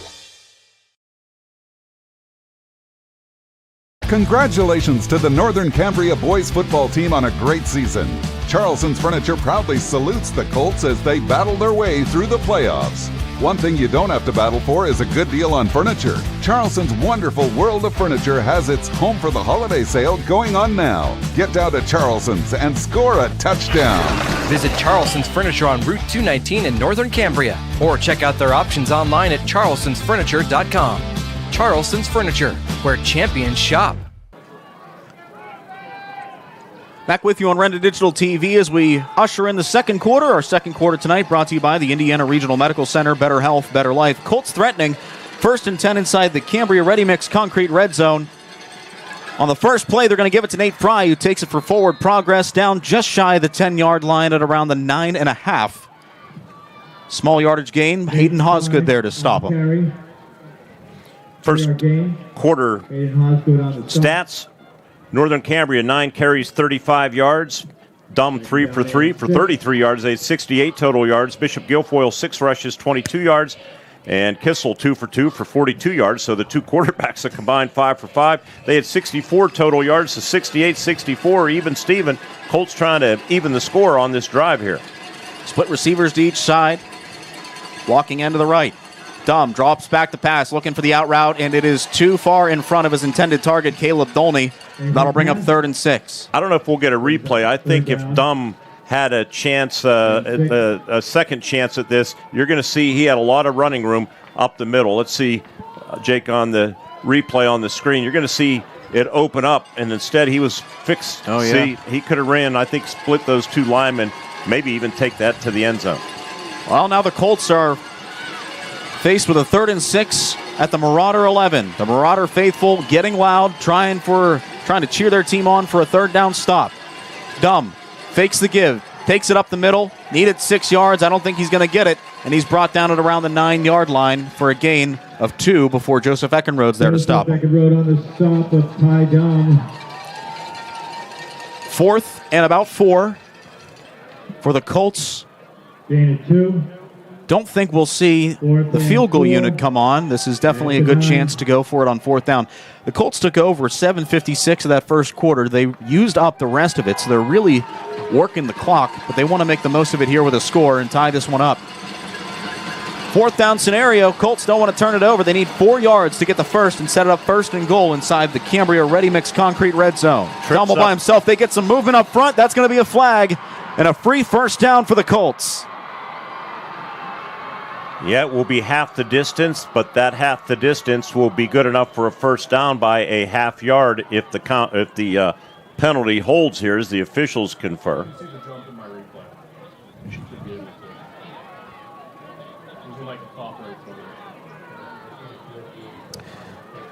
There's a bit of a discussion going on between 3 officials. We're going to get the call now.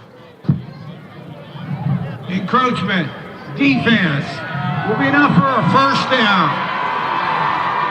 The Colts get a free 1st down, and they didn't even have to move the ball. They just get a little bit of a hard count, forced PG to jump off sides, a la Russell Wilson against the Commanders.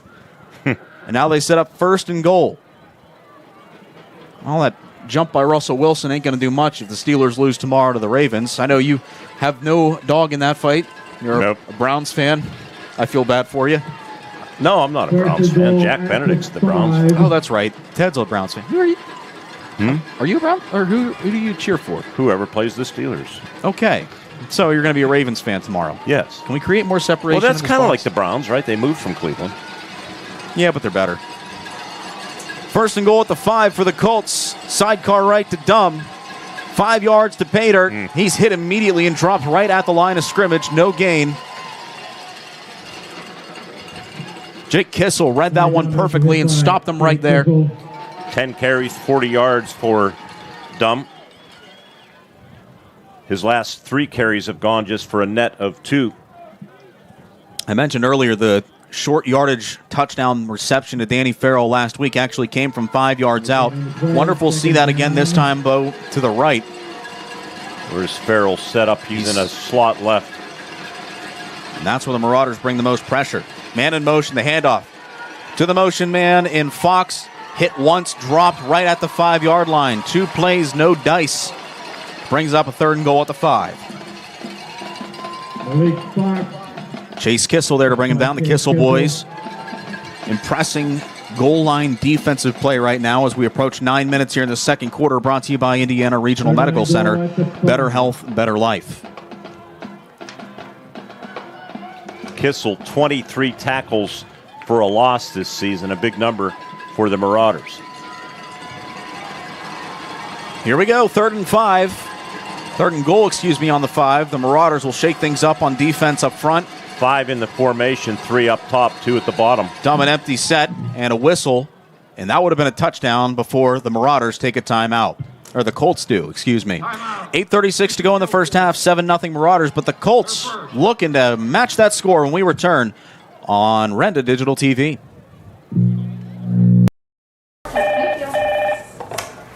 R4H, this is Ben.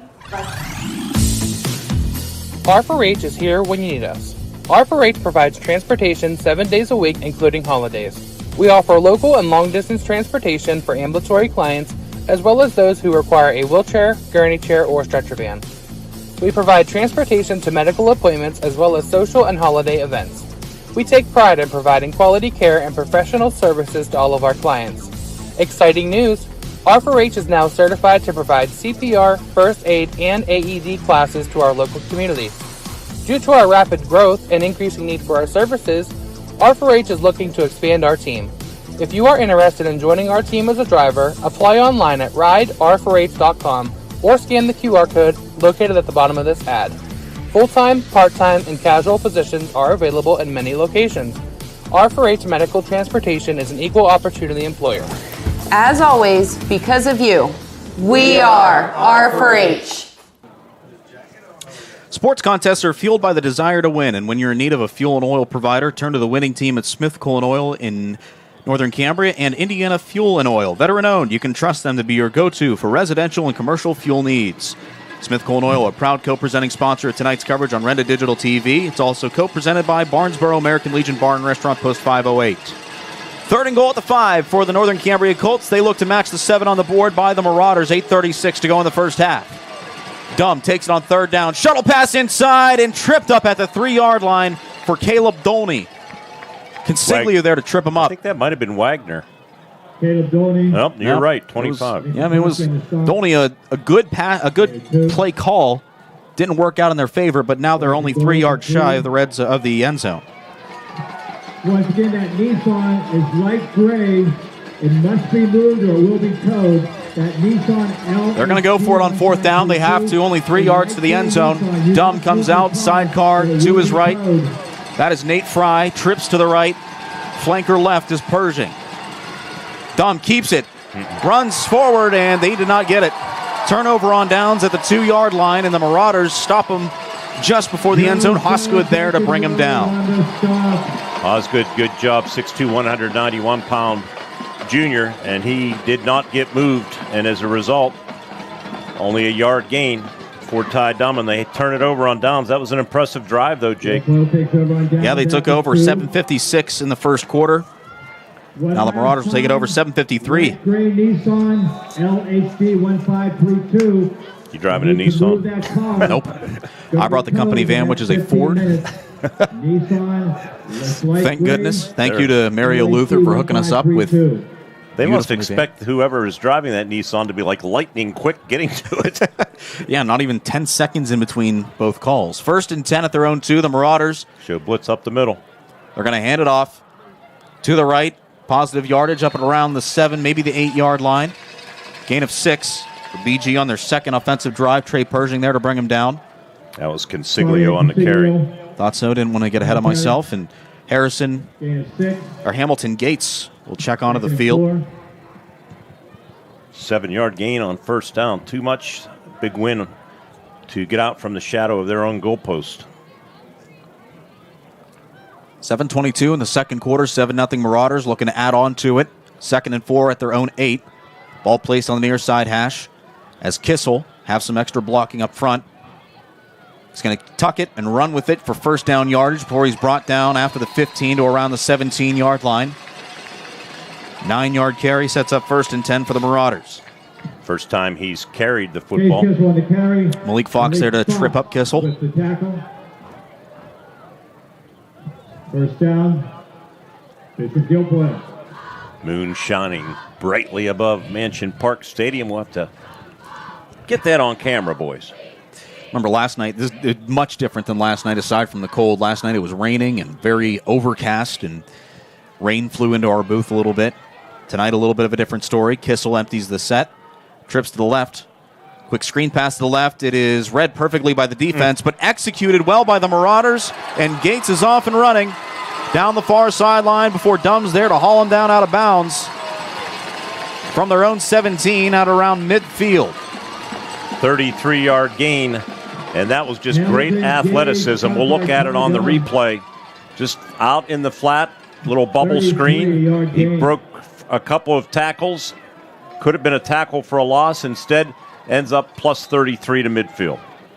Colts defense read that one perfectly too, but as we just said, the shiftiness of Gates able to evade all pressure and damage and just take it 33 yards to set it up 1st and 10 at midfield. 6:29 to go in the second. Kissel now 3 for 3 for 70 yards. Lines up in pistol formation. The Colts looking to bring the pressure. They do. Hands it off to Consiglio. Has to bounce around the left tackle. He's hit and dropped around the line of scrimmage. Might have got a yard, if that. Good pursuit laterally by this Northern Cambria Colts defense. No gain as Nate Fry is able to track him down, and pressure up front forces him to bounce it out, allowing the defense extra reaction time. Brings up 2nd and 10 at midfield. And here comes Gates. He's out for Riley. Gates not very big, is he? Well, they list him at 6 feet 178. He doesn't look that big. Everybody looks small from our vantage point, so Well, I can't that's really true. say. I guess now that he's coming toward us, bottom of the screen, he's got some length to him. Kissel with the sidecar right. He's going to tuck it around on the design quarterback keep, gets to midfield for positive yardage. Hit 3 times before he's dropped in Colts territory at around the 43-yard line. We'll set up 3rd and 3 before Caleb Dolney brings him down. 7-yard carry. Was that Kissel on the carry? Yes, it was. Great job of blocking up front by Joseph Eckenrode. Pancake block on a Northern Cambria Colt defender. Opened that up for this 7-yard gain, as it turns out. Approaching the 5-minute mark in the second quarter, presented by Indiana Regional Medical Center. 7-0 Marauders lead the Colts, 3rd and 3. Have it at the Colts 43, and they're going to line things up a little differently at the last second. Extra blockers on the left. Handoff goes to Gates, who's going to get first down yardage, and he's hit and dropped at around the 33-yard line. So when in doubt, just hand it off to Gates, and he'll do the job for you. 10-yard pickup. He had their first touchdown on a 2-yard run. Thomas Costello there to bring him down. First down. Well, you would think this would be a game where Kissel just shows off his arm the entire time, but that has not been the case. He's only completed 3 passes, 33 yards. Pace of this game will be out of here by 8. This was different than last night. Scoring every other play. Shotgun set, sidecar right. Doubles to each side as we approach 4:30 to go in the second quarter. Kissel, he'll drop back to pass. Looking left, scrambles right, throws off his back foot. Hits Gates, off balance. Not enough for the first, but then he shades a couple tacklers, and he gets first down yardage inside the 20 at around the 19-yard line. 14-yard pickup, and he picked up, 5, 6 yards, 7 on his own as we get a replay. They went protector in there in Consiglio, and he did stay in and block, did a good job. Reception taken in at the 25, and then he picks up 7 yards on his own. Great move. The Marauders have just entered the Cambria Ready Mix Concrete Red Zone. Set up 1st and 10 at the Colts 19. Ball aligned on the right side hash. They're going to bunch the trips to the left. 2 wide outs to the right. Kissel's going to take it on the quarterback keep, and the Colts break through the plane, and they bring him down for a loss of about 3. Outstanding job, Ben Messina. Drake Weller in there, too. Yep. Benjamin Messina on the stop of Chase Kissel. Yeah, Weller's been really coming around defensively. Feels like we talk a lot about the shooties and everybody else up there on the front lines, but Weller's really been asserting himself as one of the biggest presences, and right there he comes through with a 3-yard loss. Brings up 2nd and 13. Now back at the Colts 22-yard line. Kissel with a sidecar left. Double receivers to the left as well. Gates in motion on the little shuttle pass to him. Trying to turn the corner left. Dodges one defender. Is hit and then dropped out of bounds. And then there's going to be a flag that comes in. No flag. Now I saw the far side official drop a flag unless that was a marker that he was out of bounds. Looks like they're going to get somebody for a face mask.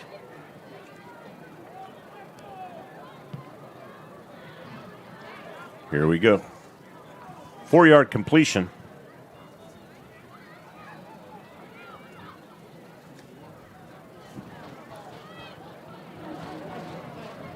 A couple Marauders tying their spikes until we get the official signal.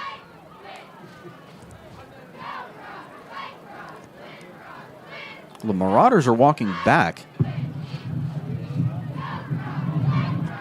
Face mask, number 18. Oh, Hamilton Gates called for the face mask penalty. So a little bit of a changing of the tide for Northern Cambria. After a 3-yard loss on the play before that, they're able to get more negative yardage for the Marauders offense, thanks to a face mask. 5-yard variety. So it does go as a completion and then the penalty. That brings up 2nd and 13 is where they're going to spot it. Right at the 23-yard line of Northern Cambria. Ends up being a 2-yard completion instead of 4 from where the infraction took place. Kissel with a sidecar right. Drops back, looking to pass, rolling right. Looking down the field, fires off his back foot, and hits his intended target at around the 6-yard line. That's Braden Riley. That'll be a first down inside the Cambria Ready Mix concrete red zone. It'll set up first and goal for the Marauders. Going to put it down, as you said, Jake, at the 6, so 17-yard completion. Kissel hasn't missed yet, according to my stats. He's 6 for 6. Marauders looking to add some insurance as we are under the 3-minute mark here in the second quarter, brought to you by Indiana Regional Medical Center.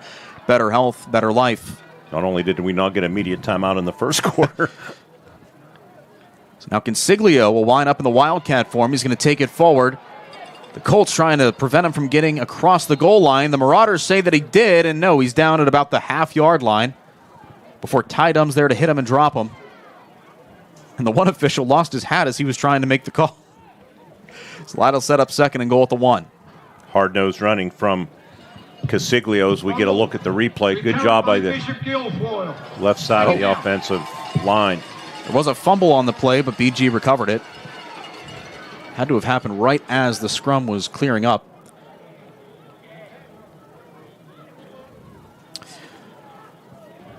Bunching the line, Consiglio once again in the Wildcat formation. Take the ball, and he's got a clear path to the end zone. Second touchdown for Bishop Guilfoyle, but hold on, there's a flag that comes in right as he broke the plane. And it seemed like on that run, Consiglio flinched just a little bit before the play started, so I wonder if they're going to get him for a false start. Yeah, he might have started toward the line of scrimmage before the snap. Good call on your part, if that's the call. Although Guilfoyle saying it's on the Colts. At least that's what the non-referee, Jake Kissel, the tight end, is saying. Well, now they're going to talk with Coach Justin Wheeler. So it looks like it's going to be on the Colts. Here's the call. Helmet contact on the defense. 15-yard penalty on the kickoff. So an illegal hit toward the helmet area on Northern Cambria will be assessed on the kickoff. So the touchdown will stand. They flicker the lights as the extra point unit comes on. A little bit of a mock cheer there for the late flicker. Holder is Justin Wheeler. I'm assuming the coach's son. Yes, sir. Bowling for the extra point attempt. It is on its way, and it is good. Marauders strike again, 1:55 to go in the second quarter. They lead at 14-0 over the Colts on this District 6 championship night. Back with you in a moment on Renda Digital TV. At IRMC, we have all of the necessary pieces in place to perform complex operations, including highly skilled and specially trained surgeons, their support team of experts, and advanced technology like the Da Vinci robotic surgical system. As a result, patients spend less time in the hospital, recover faster, and get treated close to home. So there's no reason to puzzle over where you should get your surgical care. The answer is right here at IRMC. I'm Senator Joe Pittman. From Indiana to Westmoreland and Jefferson to Armstrong counties, I'm dedicated to supporting every student in the 41st District.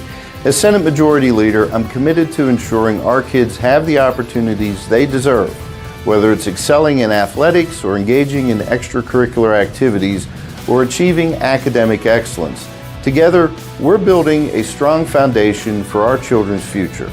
I appreciate your support and encourage you to vote, whether by mail or in person, on Election Day. Save up to $12,000 on a new F-150 at Luther Ford. At Luther Ford, buy a new 2024 F-150 4x4 XLT Super Crew full hybrid and save up to $12,000. Or buy a new 2024 Ford F-150 Super Duty 4x4 XLT Super Crew and save up to $8,000. Wow! And everyone qualifies. Luther Ford with 2 locations and twice the inventory. The savings are huge. Luther Ford, Route 119, Homer City, and Admiral Perry Highway, Evansburg. Becoming a champion isn't defined by a single moment. It's a journey shaped by years of dedication on and off the court. Milk stands out as a nutrient-rich powerhouse loaded with protein, calcium, and essential vitamins, making it crucial for muscle recovery and building strength. Fuel your passion with milk, a natural sports drink. Drink milk, stay strong, and play hard. Cheers to the incredible benefits of milk and sports nutrition. A message from the Allied Milk producers.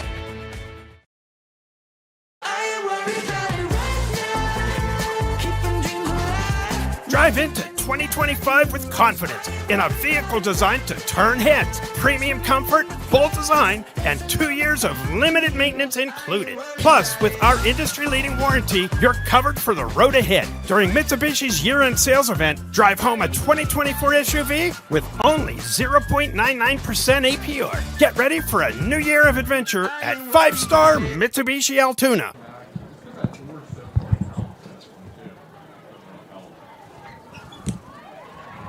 Bit of an extended break here between the kickoff as they actually gave us the media timeout, so ready to go. The kickoff will be from the Colts' 45-yard line as the illegal hit penalty was right after the touchdown. Coach Wheeler said we'll just take it on the kickoff, so this would be a good opportunity for Michael Kashadi to boot it out of the end zone. Left-footed kickoff specialist. Broaches it. An onside kick. And it's recovered by Danny Farrell at around his own 30-yard line, so a very interesting decision. Yeah, if you're Northern Cambria, you take that. I mean, maybe they were trying to catch them, but chances are they're not getting back to the 30-yard line if that's kicked down around the goal line, Jake.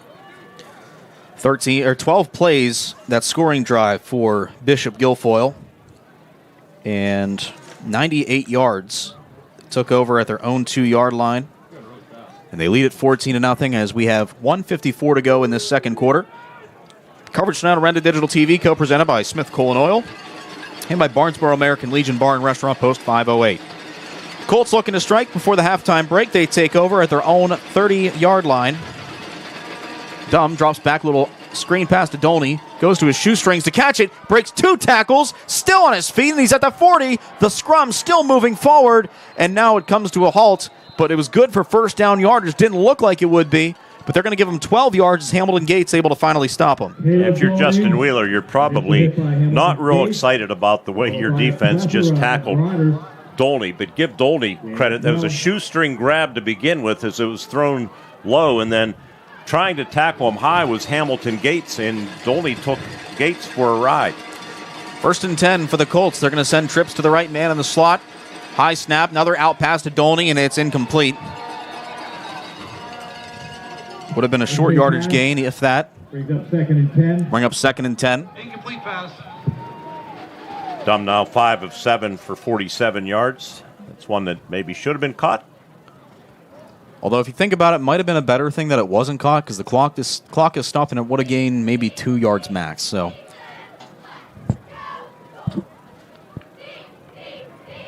Bishop Guilfoyle cheerleaders entertaining the home crowd. Realistically, this is the home crowd for Bishop Guilfoyle, always playing here in their local, right in their backyard, essentially. Yep, their home field is here. Dumb fakes the give to Farrell. He's going to take it up the middle, switches directions. He's past midfield at the 45, forced out of bounds at the 43-yard line. He hurdles the bench, and it's going to be a first down for Northern Cambria in Marauder territory. Hamilton Gates the last shove. I don't know if we have the replay of him hurdling the bench. That's one of the more exciting finishes to a play. We have the replay. Let's see if the camera follows him to the bench. Watch him hurdle over the back of the bleacher, or the bench. There it is. We did have it. Outstanding. Most important thing, a new set of downs for the Colts in Marauder territory at their 43. Ball on the near side hash from our S&T Bank broadcast booth. People forward banking. Empty set backfield. Dumb. Little comebacker. Complete. I look to Fry for about 3 yards. Dumb now 12 rushes, 56 yards. What a huge score this could be if they could get on the board before the half. It kind of reminds me of Cambria Heights against McCourt Carroll when they climbed back in the game in the final minute of the half. Dumb looking to fire it, and it is tipped and incomplete. That one was read by the Marauders defense, and maybe a little bit lucky that that's not going the other direction. Intended target Danny Farrell, but Torian Consiglio there to tip it incomplete. 2nd or 3rd and 7 coming up for the Colts at 1:01 to go in the first half.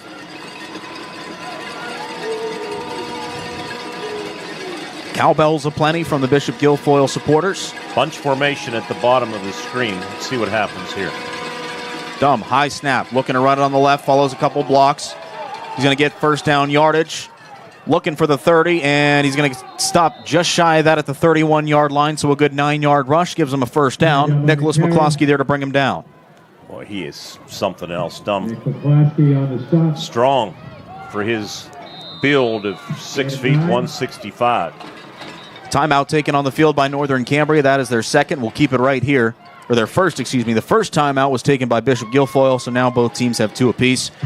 And we will keep it right here to let you know that the Barnesboro American Legion Bar and Restaurant is a proud supporter of the local area athletes, and they want to let the viewers know that the Legion's newly remodeled kitchen is now open and ready to serve you with a full menu and a great staff to take good care of you. They're open 4 to 10 p.m. every single day.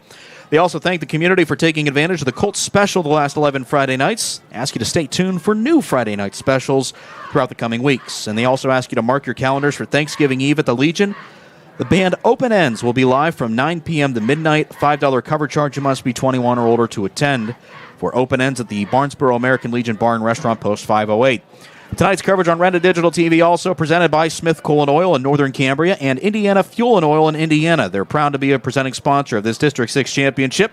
Smith Coal & Oil is also proud to announce that you can now rely on the Smith team at their sister location, Indiana Fuel & Oil, for all your commercial and residential diesel and gas needs.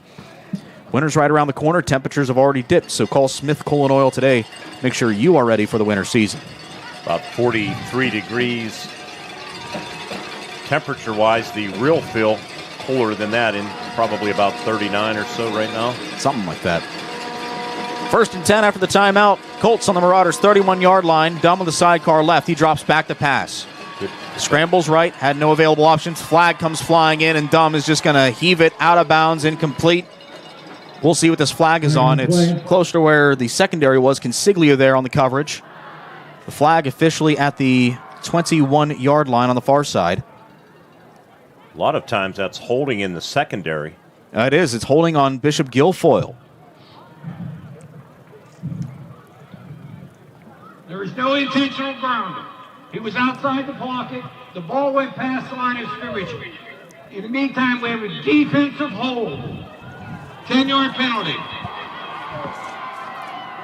So the Colts catch another break on the defensive holding call by the Marauders. 3rd penalty. They'll give them a free first down, and they'll place the ball right at the 20-yard line. And the Colts, once again tonight, are inside the Cambria Ready Mix concrete red zone. Last time they made it to the 2, but then turned it over on downs. Oh, correction, they're actually going to spot at the 21. 1st and 10. Sidecar to Dumb's left, man in motion from the right. Fakes the give. He's going to tuck and run to the right side. A little bit of a clearing. Stiff arms a man. Turns the corner. And Ty Dumb is knocked out of bounds at the 2-yard line. Ty Dumb on the carry. What a run by Ty Dumb. You mentioned it earlier. He's just a special kind of quarterback. Nicholas McCloskey there to bring him down. And he showcased it right there. But they're going to spot him down at the 6. But either way, it's going to set up 1st and 10 inside the 10-yard line. 1st and goal at the 6. 15-yard gain. Dumb 14 carries, 80 yards. See if they can finish this off here before the half. Empty set, trips to the left. And a timeout taken. I believe this is by Bishop Guilfoyle. We'll get the official call here in just a second. We'll find out who that's on. Timeout, Bishop Guilfoyle. Yep, the Marauders want to talk things over.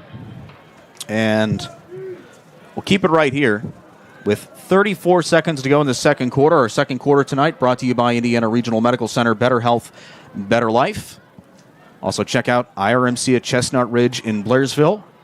Urgicare, getting you ready whenever you have minor cough, cold, the flu, need your immunizations. And they're located just off Old Route 22 in Blairsville. Congratulations to Maureen Sneed. If you have any other more severe needs, head to IRMC's main campus in Indiana.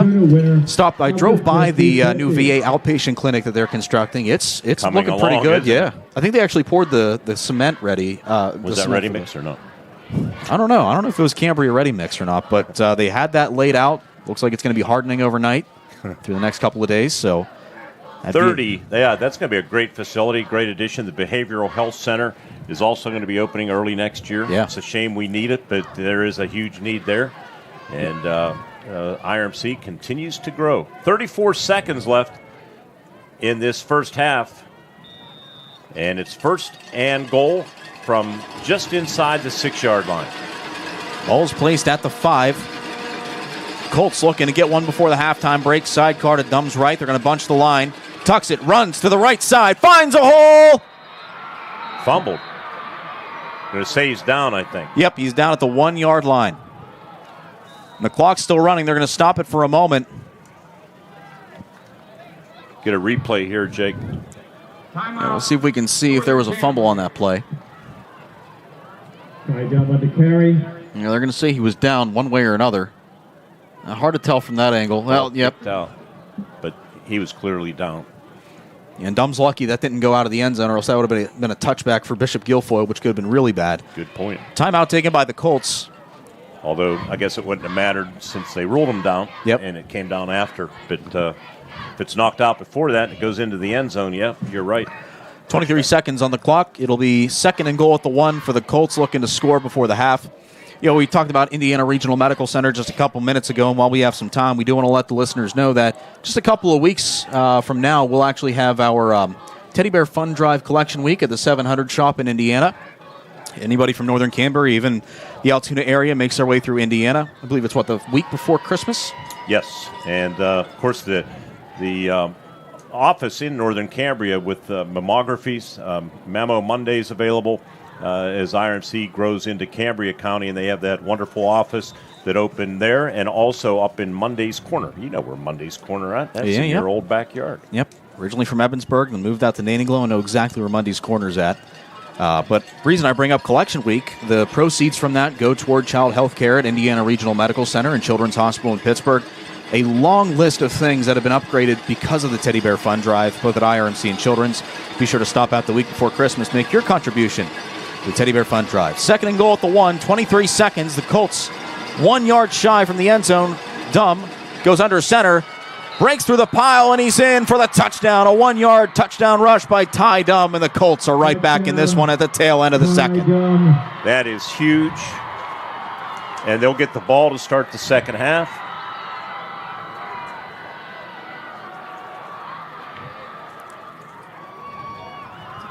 And now Trey Pershing will come out to attempt the extra point. Dumb really taking matters in his own hands that entire drive and went 9 plays, 70 yards.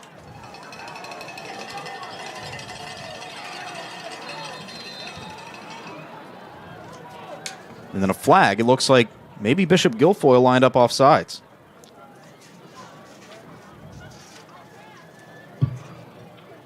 Encroachment, defense, penalties decline.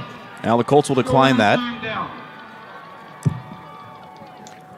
Pershing 33 of 40 this season. Lines up head on to attempt the extra point. And muffed snap. Farrell's going to scramble to the right, fires to the end zone. It is up in the air, and it is bobbled and incomplete. So the de facto 2-point conversion is no good. It was broken from the beginning. And now the Northern Cambria Colts trail by 8 to the Bishop Guilfoyle Marauders with 21 seconds to go in this second quarter. We'll take a timeout. We'll be right back with the impending kickoff as we head to the tail end of the second on Renda Digital TV.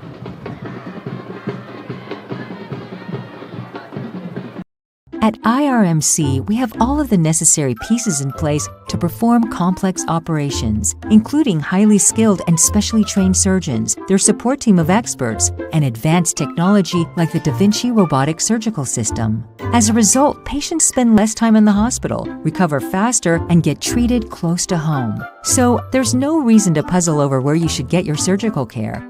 The answer is right here at IRMC. I'm Senator Joe Pittman. From Indiana to Westmoreland and Jefferson to Armstrong counties, I'm dedicated to supporting every student in the 41st District. As Senate Majority Leader, I'm committed to ensuring our kids have the opportunities they deserve, whether it's excelling in athletics or engaging in extracurricular activities or achieving academic excellence. Together, we're building a strong foundation for our children's future. I appreciate your support and encourage you to vote, whether by mail or in person, on Election Day. Some life for Northern Cambria at the end of the second quarter. Still 21 seconds to go before halftime. They trailed 14-6 after the missed extra point. They needed just 9 plays to take it 70 yards. Ty Dumb capped it off with a 1-yard touchdown rush. I think here you just want to squib it, Jake. You don't want to give one of their athletes like Gates, who's one of the deep men, a chance for a long return. Pershing approaches the football, and he's going to put it in the air. Short kick. It'll be received at around the 22.5-yard line. Riley trying to find the near sideline. He does. He's at the 40, and then he waltzes out of bounds at the 41-yard line. Although they're going to give him the 42. Interesting spot. They have 15 seconds to work with. One timeout for each team. On the return. Northern Cambria needs a stop as they will get the ball at the second half.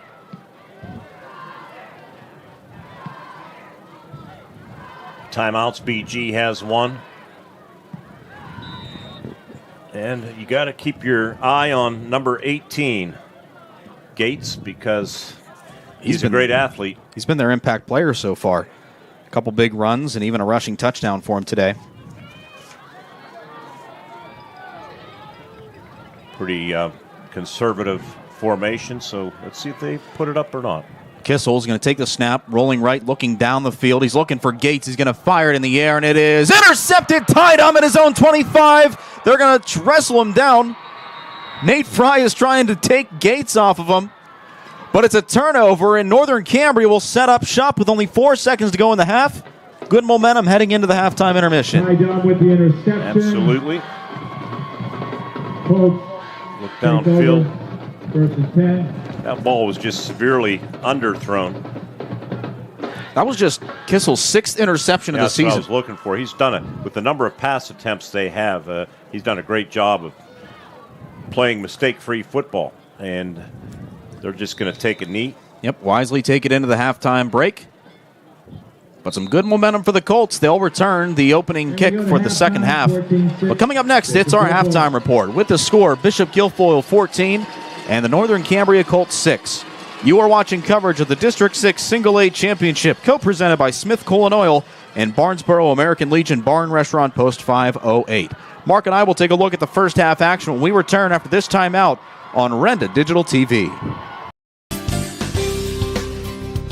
The Barnesboro Slovak Club is a proud sponsor of high school athletics. And if you're looking for a friendly, comfortable atmosphere with good friends and entertainment, then try the Barnesboro Slovak Club. The Barnesboro Slovak Club welcomes new members, and there's always fun activities to do there. And be sure to check the Slovak Club out on Facebook for upcoming events. Again, that's the Barnesboro Slovak Club. Join today.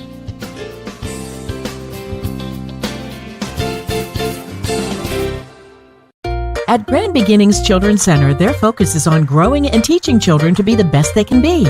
They know children need education, inclusion, and safety. Grand Beginnings has a mission to provide a warm and nurturing environment in which each child can grow physically, emotionally, socially, intellectually, and spiritually. Grand Beginnings Children's Center with 2 locations in Indiana, teaching children to shine since 1991. Call 724-463-1819. Find them at grandbeginnings.net. The Hastings Firemen's Club wants you to know that they're open to the public, and you're welcome to come and enjoy some good food and drinks. The kitchen is open daily from 4 to 10 p.m. Specials include wing night on Mondays, taco nights on Tuesdays, Build-A-Burger Wednesdays, and Thursday's one-topping large pizza. Open Monday through Friday, 2 p.m. to close, Saturday and Sunday, 11 a.m. to close. Make plans to stop at the Hastings Firemen's Club, 231 Maple Street in Hastings. Are you ready to take your project to the championship level? Cambria Ready Mix Concrete is here for you, serving the Route 22 and 219 corridors in Cambria County. They understand the importance of teamwork and rock-solid values, just like your favorite sports teams. A proud supporter of high school athletics, they are dedicated to building stronger communities. Whether you're working on a new home, driveway, or backyard sport court, get your concrete from the county seat. Call 1-866-BUY-CRMC. It's the time of year when things are heating up on the gridiron. K&C Beverage in Northern Cambria are proud of the Colts and knows how their preparation has made for great performances this year. When you need to plan a great party, tailgate, or get-together during the holidays or hunting season, your great preparation starts at K&C Beverage in Northern Cambria. K&C carries all your favorite brands of beverages and is available for delivery and or carryout. Trust the team at K&C for your next celebration. Let's go Colts! Back with you at halftime for Northern Cambria and Bishop Guilfoyle, and what an eventful first half that we've had. It's 14-6, the Marauders out in front. Both teams really slugging it back and forth through the first two quarters of this one. Alongside Mark Burdick, I'm Jake Slobodnik, welcoming you back into the S&T Bank broadcast booth. S&T Bank, people forward banking. Let's recap this one for you. Starting things off, Bishop Guilfoyle returned the opening kick to their own 37. They needed just 9 plays to take it 53 yards, and the biggest thing, a 27-yard pass completion. And then Hamilton Gates ran it in for the opening score of the game from 1 yard out to make it 7-0 following the extra point. Northern Cambria took over at their own 32-yard line at 7:56 of the first quarter. They had 18 plays, and they got it down to the Bishop Guilfoyle 2-yard line, but then turned it over on downs. It was a hard-fought possession, but ultimately the Marauders' defense stood stout, and they prevented Northern Cambria. But the biggest thing is they wasted a lot of time off the clock. They took over at 7:56, as I said, in the first quarter. BG got it back 7:53 in the second, so nearly an entire quarter's length of time Northern Cambria took the ball. But Bishop Guilfoyle made their second possession count as well. They set up at their own 2-yard line and needed just 12 plays to take it 98 yards. Torian Consiglio rushed it in from 1 yard out to make it 14-0 with the extra point. The biggest play of that one, a 33-yard pass completion, helped build that momentum. Northern Cambria then took up 153 at their own 30 in the second quarter, and that was a very fruitful drive for them. 3 plays of 10 or more yards, and they also got some key penalties from the Marauders' defense, and that capped off a 70-yard scoring drive. Ty Dom rushed it in from 1 yard out. He also was able to get him right at the one on a 5-yard rush the play before that. Botched extra point attempt allowed them to go for a de facto 2-point conversion. It failed, and they left the score 14-6. Northern Cambria then took over at 15 seconds on their own 42. And Chase Kissel, not really known for turning the ball over, but he did that time. And it was a floating pass down the field. Ty Dum read it and was able to pick it off at his own 42-yard line, which they were able to take over. They didn't usher a play. They just knelt it, took it into the half. So momentum is on the Colts side as we are at halftime, 14-6. And, Mark, you look at it, only really 2 offensive drives for both teams. I don't think anybody really predicted that coming into tonight.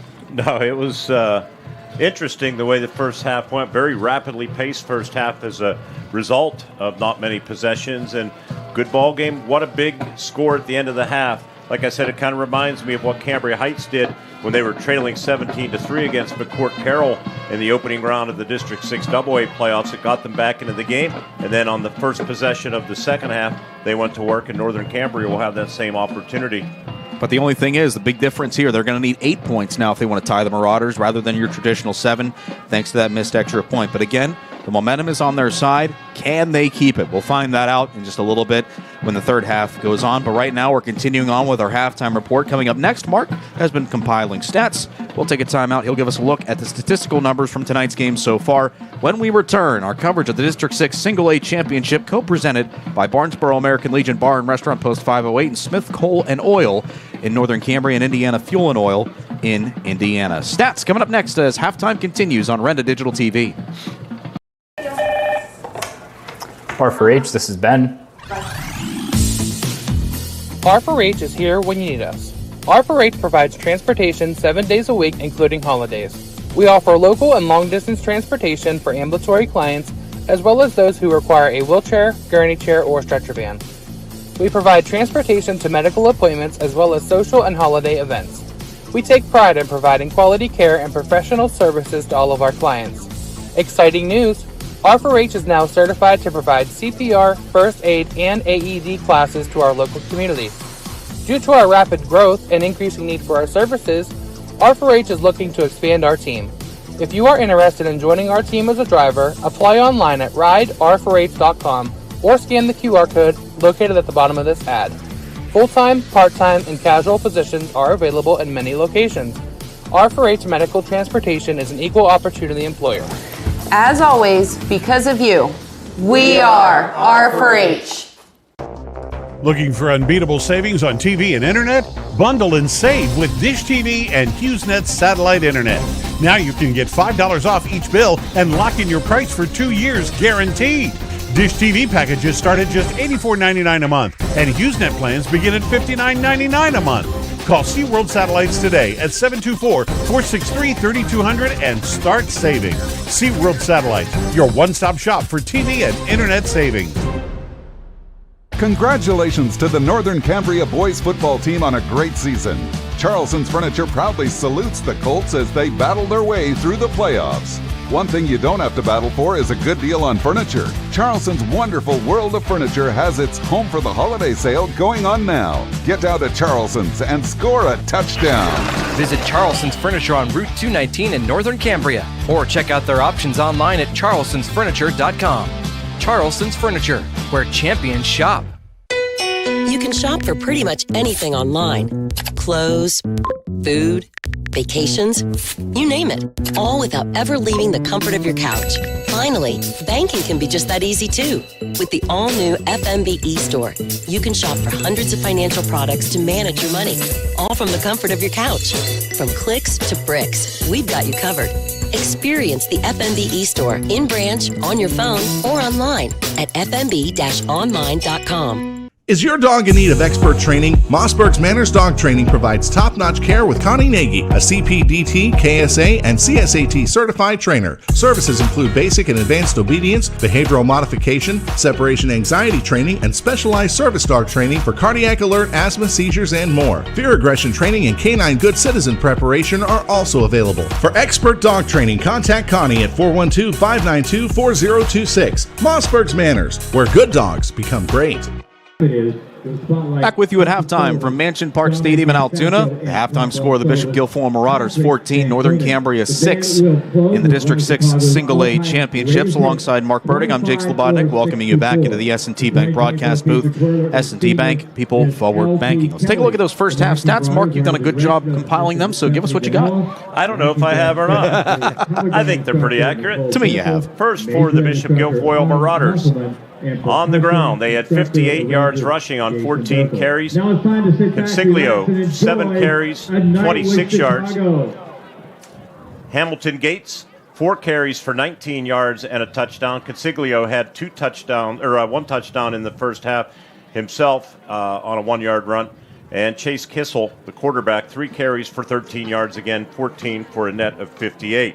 Through the air, Kissel completed all 7 of his passes, 6 to the right team, 1 to the wrong team at the end of the half. So he was 6 of 7 with an interception, 108 yards passing. They had 166 total yards of offense. They committed 3 penalties for 19 yards. For the Northern Cambria Colts, Ty Dumm, who else? The big story in the first half. He had their score late in the half to pull them within a touchdown, although, as we've mentioned, the extra point misses. But Ty Dumm, 16 carries, 86 yards, and a touchdown. Nate Fry, a couple of carries for 1 yard. Malik Fox, 1 carry, no yards. They had a team loss on the kneel down at the end of the half for -1. So they had 20 carries for 86 rushing yards. Through the air, Dumm was 6 of 9 for 50 yards. They had a total of 136 yards of offense in the first half. And Guilfoyle, 166. The Colts, a couple of penalties for 15 yards, so fairly even. I would say so. Now, a couple halftime adjustments, really both teams playing fairly well. I would say all facets are looking pretty good. I just think the biggest thing is penalties. It seems to be the biggest bugaboo for both squads. Yeah, there have been some costly penalties, a couple of weird ones on a completion. You had a face mask penalty on the receiver, Gates. So, officials have done a pretty good job. They have to officiate. They see what's out there. Nothing really controversial in that regard. Absolutely. We continue with our halftime report next. Another Heritage Conference team going for a District 6 title tonight. Captured one last night. Mark and I were on site for the Cambria Heights Highlanders as they were able to pick up a District 6 2A championship over Richland. We'll recap that for you next, and Mark will be able to take you through that in just a little bit. We continue at halftime between Bishop Guilfoyle and Northern Cambria with the score: the Marauders 14 and the Colts 6. Here at halftime on Renda Digital TV. Coal and Oil in Northern Cambria and Indiana Fuel and Oil are proud to be a sponsor of the area's outstanding student athletes. Rely on the Smith team and their sister location, Indiana Fuel and Oil, for all your commercial and residential diesel and gas needs. A veteran-owned business with 2 great locations available for all your fuel and heating needs. Don't wait. Cooler nights and changing seasons are upon us. Call Smith Coal and Oil in Northern Cambria and Indiana Fuel and Oil in Indiana, the area's go-to fuel provider. The Barnesboro American Legion Post 508, a proud supporter of local area athletics, wants listeners to know the Legion's newly remodeled kitchen is now open and ready to serve you with a full menu. It's hometown nights and Friday night lights at the Legion this year. Fill up before the game with the cold special, a large one-topping pizza and a dozen wings for only $22. Then come back after the game to celebrate with friends and a live DJ from 10 till 2. Barnesboro American Legion Post 508 loves Friday night lights. Let's go Colt! Becoming a champion isn't defined by a single moment. It's a journey shaped by years of dedication on and off the field. Milk stands out as a nutrient-rich powerhouse, loaded with protein, calcium, and essential vitamins, making it crucial for muscle recovery and building strength. Fuel your passion with milk, a natural sports drink. Drink milk, stay strong and play hard. Cheers to the incredible benefits of milk and sports nutrition. A message from the Allied Milk Producers. Good luck, Colts, from Lynn Sunoco of Northern Cambria, servicing your auto mechanical needs with expert care. Lynn Sunoco has a long list of satisfied customers. Also in Northern Cambria, Medvan Transport, providing non-emergency transports for wheelchair and station car transports for all your medical transport needs. Medvan Transport is now hiring drivers and EMTs.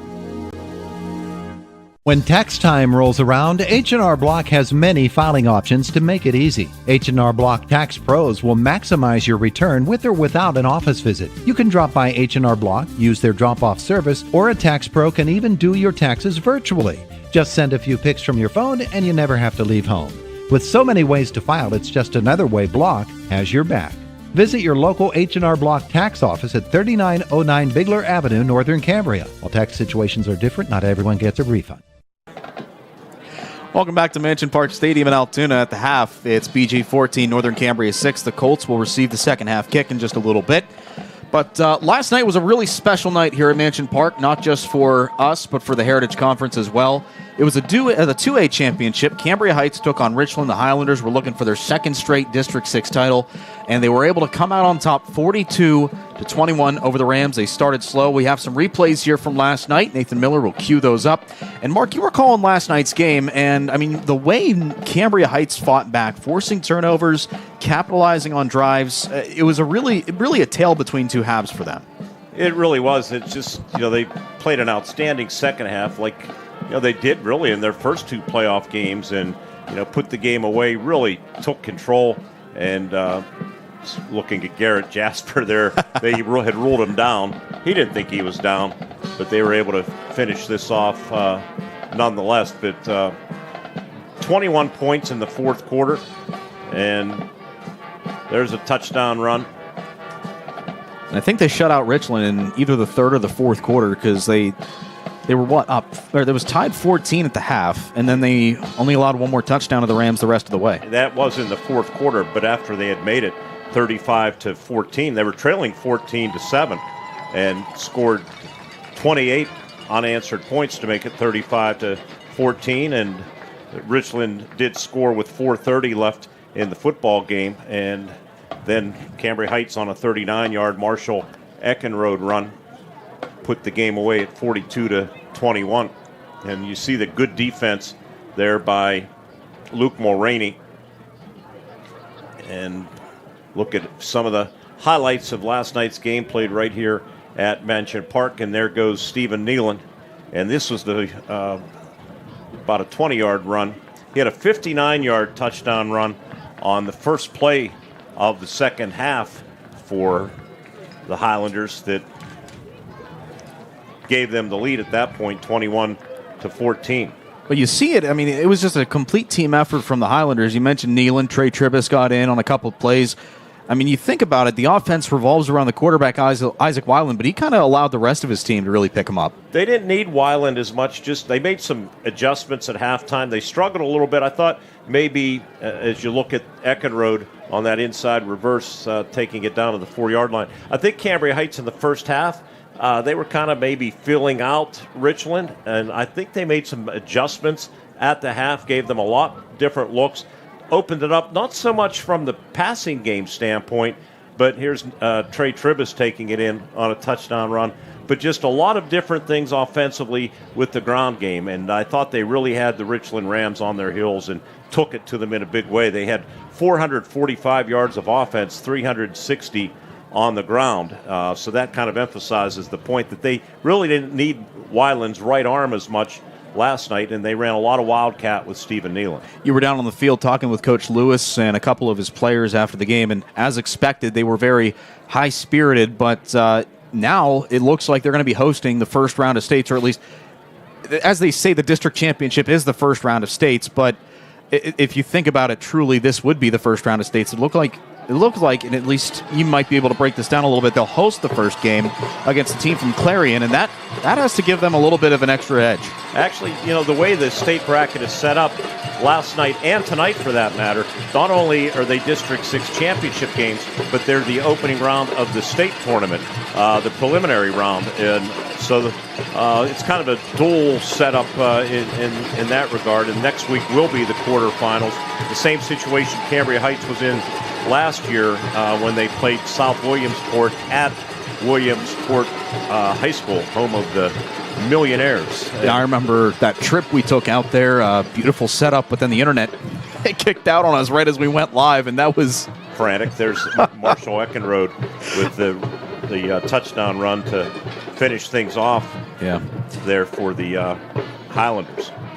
If you missed last night's game and these replays, you can see them all happen as the game progressed. You can watch the archived version on Renda Digital TV. It's available right now, over 7,000 views total entering tonight. And, it was a fantastic production, fantastic game. We invite you to go watch that once this game wraps up, and then you can watch this game again if you missed any of the action. That's the beauty about Renda Digital TV. Jake, a credit to you. I had a call today from our senior traffic director. I won't go into explanations as far as job descriptions. He does not direct traffic out on the street, but that is Travis Williams. And Travis said, Mark, I just want to congratulate you. I thought that was the best production, and that's a credit to you, not to me, of high school football since we started doing this. I'd say it's to everybody who helped out last night. Chris, our one cameraman, was in there, and he's looking over now. We gave him that little handheld radio, so now he hears the little golden sprinkle that we gave him. And then Chris Graham was here as our spotter. Really, it's a team effort.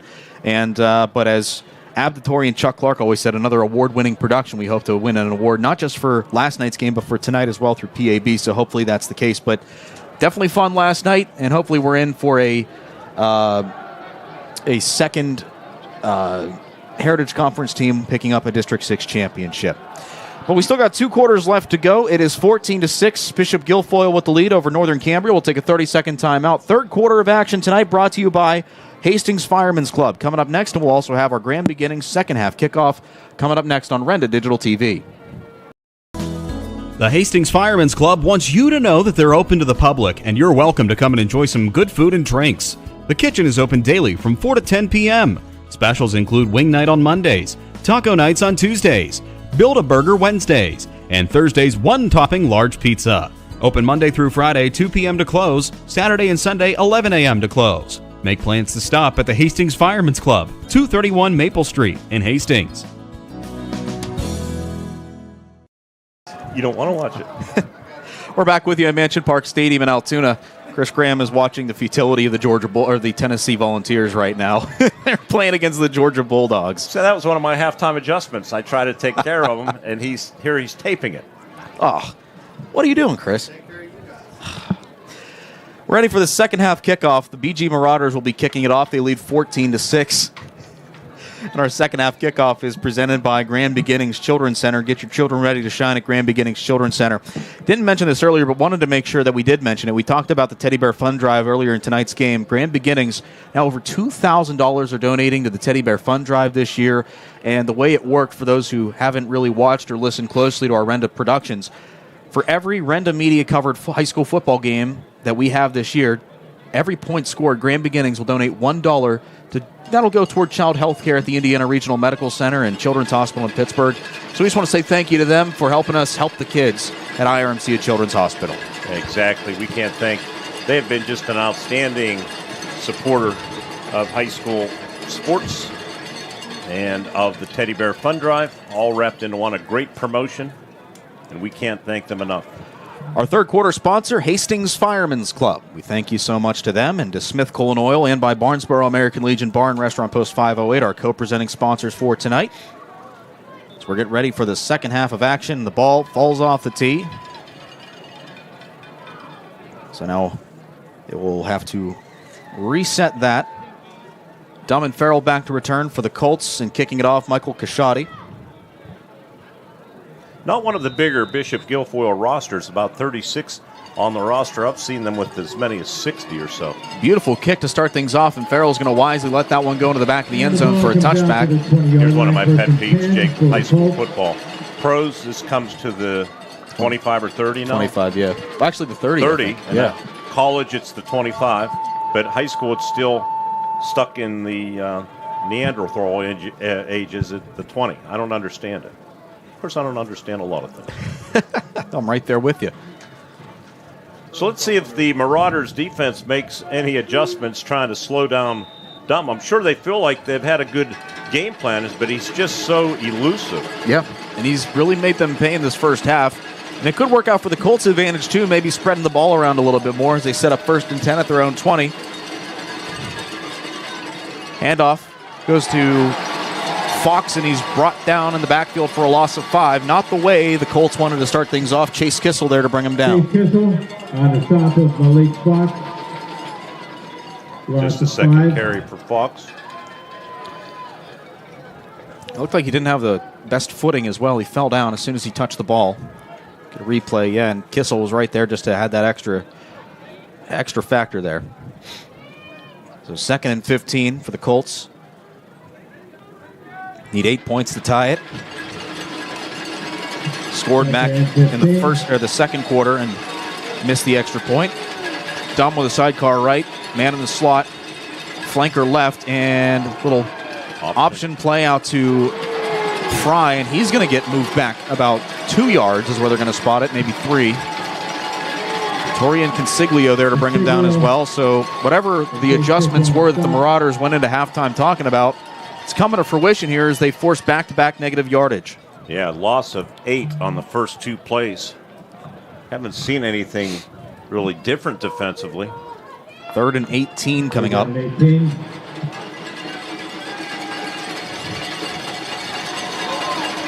Pershing, the lone receiver to the near side, as the Colts try to move the ball forwards from right to left. Flanker to the right, sidecar right as well. Extra blocker to the left as an H-back. Dropping back to pass Dumb. He senses pressure. He's hit. Fires off balance. Hits his intended target. Gets back to the original line, but that's as far as he'll get. And on that reception was Fry. Now he's going to be about a yard shy of the original line of scrimmage. Consiglio there to track him down. Be a 7-yard passing play, not enough for the first. And the Colts, first time tonight, they'll be forced to punt it away. Actually, both teams' first punt. Yeah.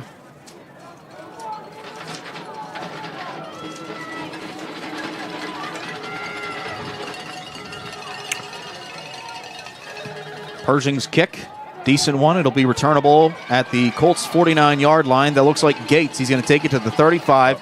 He's hit. Spins out of danger. He's got some open field. He's got a convoy. One man to beat at the 10, the 5. Touchdown, Hamilton Gates. And the Marauders swing the momentum back in their favor. 49-yard punt return, touchdown by Gates. And it's now another 2-score ball game.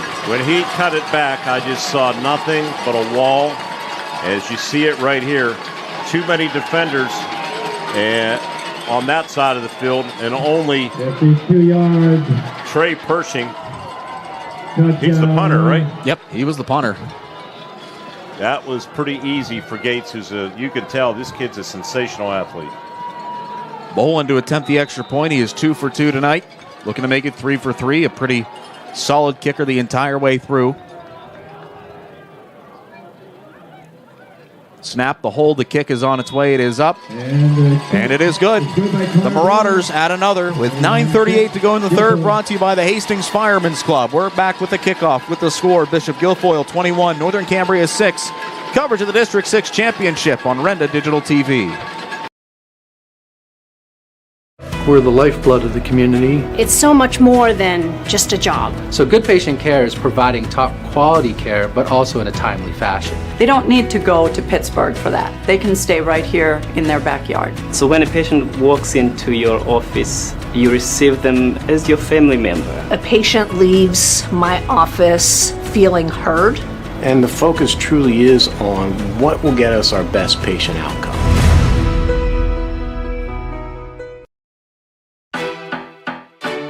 Good evening, sports fans. Luther Chrysler Dodge Jeep Ram in Northern Cambria is cheering on all the teams in tonight's Heritage Conference Volleyball Championships. Best of luck to every player out there. Give it your all. When you're not in the stands, check out our amazing inventory online at luthercdjr.com. That's luthercdjr.com. Luther Chrysler Dodge Jeep Ram in Northern Cambria, where people still make the difference. Bishop Guilfoyle regains their 2-score lead thanks to a 49-yard punt return touchdown by Hamilton Gates. The extra point making it 21-6. Not the way the Northern Cambria Colts wanted to start this second half, but that's exactly what Bishop Guilfoyle ordered. Set up by the defense.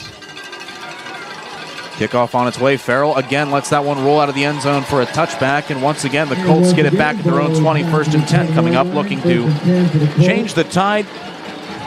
Down by 15 with 9:38 to go in this third quarter.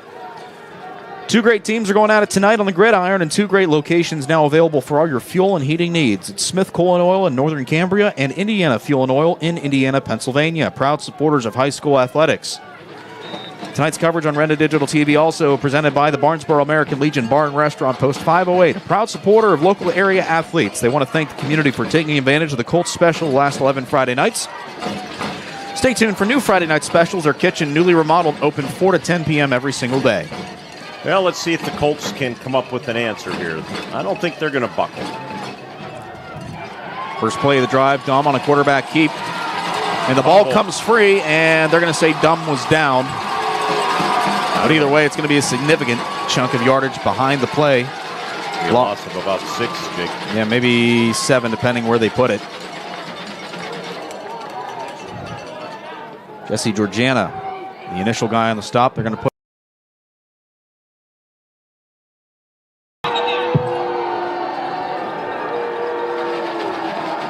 So out of the 4 plays they've run so far the second half,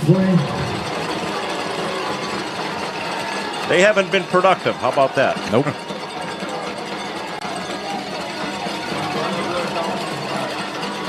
A loss of 13 total yards and now a timeout. Yep, and Bishop Guilfoyle loves this. They are in the driver's seat. Northern Cambria taking their first charge timeout of the second half. And with 8:48 to go, 2nd and 16 coming up. We'll take a 30-second timeout on Renda Digital TV. The Barnesboro American Legion Post 508, a proud supporter of local area athletics, wants listeners to know the Legion's newly remodeled kitchen is now open and ready to serve you with a full menu. It's hometown nights and Friday night lights at the Legion this year. Fill up before the game with the Colts special, a large one-topping pizza and a dozen wings for only $22. Then come back after the game to celebrate with friends and a live DJ from 10 till 2. Barnesboro American Legion Post 508 loves Friday night lights. Let's go Colts! Marauders in the driver's seat. They have forced 3 negative yardage plays on the first 4 plays of the second half. The Northern Cambria Colts have run, and the Colts want to talk it over. And BG leads at 21-6 here in the Single A District 6 Championship. And Mark, you made a good point as we took the break in terms of what the Marauders might do defensively here in the second half. Yeah, they might have a spy on Dum, and wherever Dum goes, that's his sole responsibility. See if we can pick anything up here. I just know this, every play they have run so far in the second half, it's gone for negative yardage. And that's not a good formula. Not at all. Sidecar to the left of Dum on 2nd and long. 2nd and 16. Trips to the right, flanker left. BG showing pressure up front. Dum drops back. Screen pass out to the right to Farrell. He's going to get positive yardage and break away with speed. He's at the 40. He's going to take it all the way. 3 men behind him. He's going to try to beat them all. Riley dives and he trips him up at the 6. Oh, and Farrell is so disappointed. He saw real estate, but hey, he'll take 1st and goal at the 6. 80-yard gain. Well, you said negative plays weren't really a good formula. How about an 80-yard pass reception? Pass play, absolutely. First and goal at the 6 for the Colts coming up. Give the Marauders. Who made that tackle? Riley. Braden Riley, number 3. He didn't give up on it. No. He was like DK Metcalf a couple of years ago, just sprinting down the field and just extended fully to bring him down. The Colts have once again entered the Cambria Ready Mix Concrete red zone. First and goal at the 6. Dumb takes a snap and shotgun set. Finds a gap up the middle. Flag comes in. It's an initial touchdown, but hold the phone. That's usually not where you want to see a flag if you're the offensive coordinator or the head coach or anybody else for the team wearing white. Chop block maybe here, and not a hold. I keep forgetting about those chop blocks. If I'm not mistaken, it takes 2 people to do that. I heard Pat Doherty bragging about pork chops at IUP. 25, low block. Oh, that's going to be on Caleb Dolney. 15-yard penalty, 15 first down. And even worse, a hold normally goes back 10 yards. A chop block goes 15. Yeah. So you're a touchdown-saving, diving tackle. The ball was in the end zone. Away The from clock will start on the snap. a score. And now, instead of the score and being at the 6-yard line, now you're back at the 21, first and goal. First and goal at the 21. Who would have thought? 8:15 to go in the third quarter, brought to you by the Hastings Firemen's Club. Sidecar to Dumb's right. Farrell in motion from the left. The give goes to Farrell. Follows a couple blocks on the right side, and he's brought down after positive yardage, and a flag comes in late from the back. Flag on the play. Kashadi in on the stop. 8-yard gain. Colts sideline. Looks like Coach Schutte celebrating, so this might be on BG. That was Farrell on the carry, right? Yep. Personal foul, face mask, defense. Half the distance. Face mask call on the Marauders. Automatic first down. Well, the Colts lost one on a chop block, but then they get that yardage right back, and again, it's first and goal at the 6. How about that? It's weird how things work out that way. While we have a moment, we want to say congratulations to the IEP football team. Capped off their regular season tonight, or this afternoon, with a win over Shippensburg at George P. Miller Stadium, 8-3 or 7-3 on the season. 38-7. Dumb takes a snap on first down and goal, and he is hit immediately. And they're just going to keep driving him back, but they're going to mark him down at the 9-yard line for a loss of 3. Kashadi the first to get to him. Yeah, Kashadi blew that play up. They stopped his forward progress, I think, at the 9-yard line, so not as bad as it looked at the end. I wonder if they're going to try that comeback route with Farrell again. It has worked 3 out of the 3 times they wanted it to tonight. And considering the last one went for 80 yards, I'd try it again, try to punch the ball in. Second and goal at the 9, 7:16 here in the third quarter, as the Colts operate in the Cambria Ready Mix Concrete red zone.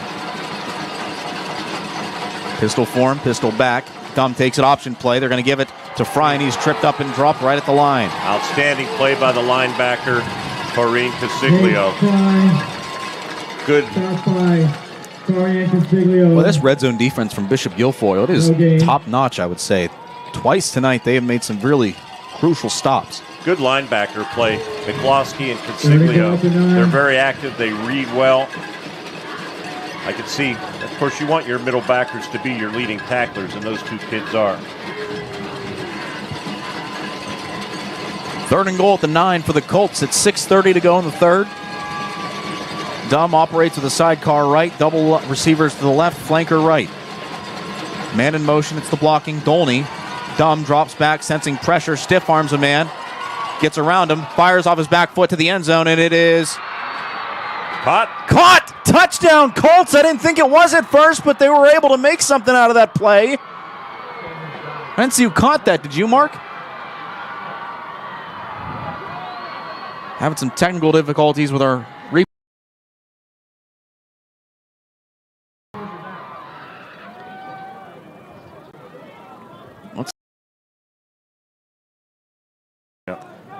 Having some technical difficulties Our cameras want to cut out at the worst times. But it looks like it was Reese Wagner, a 9-yard touchdown reception.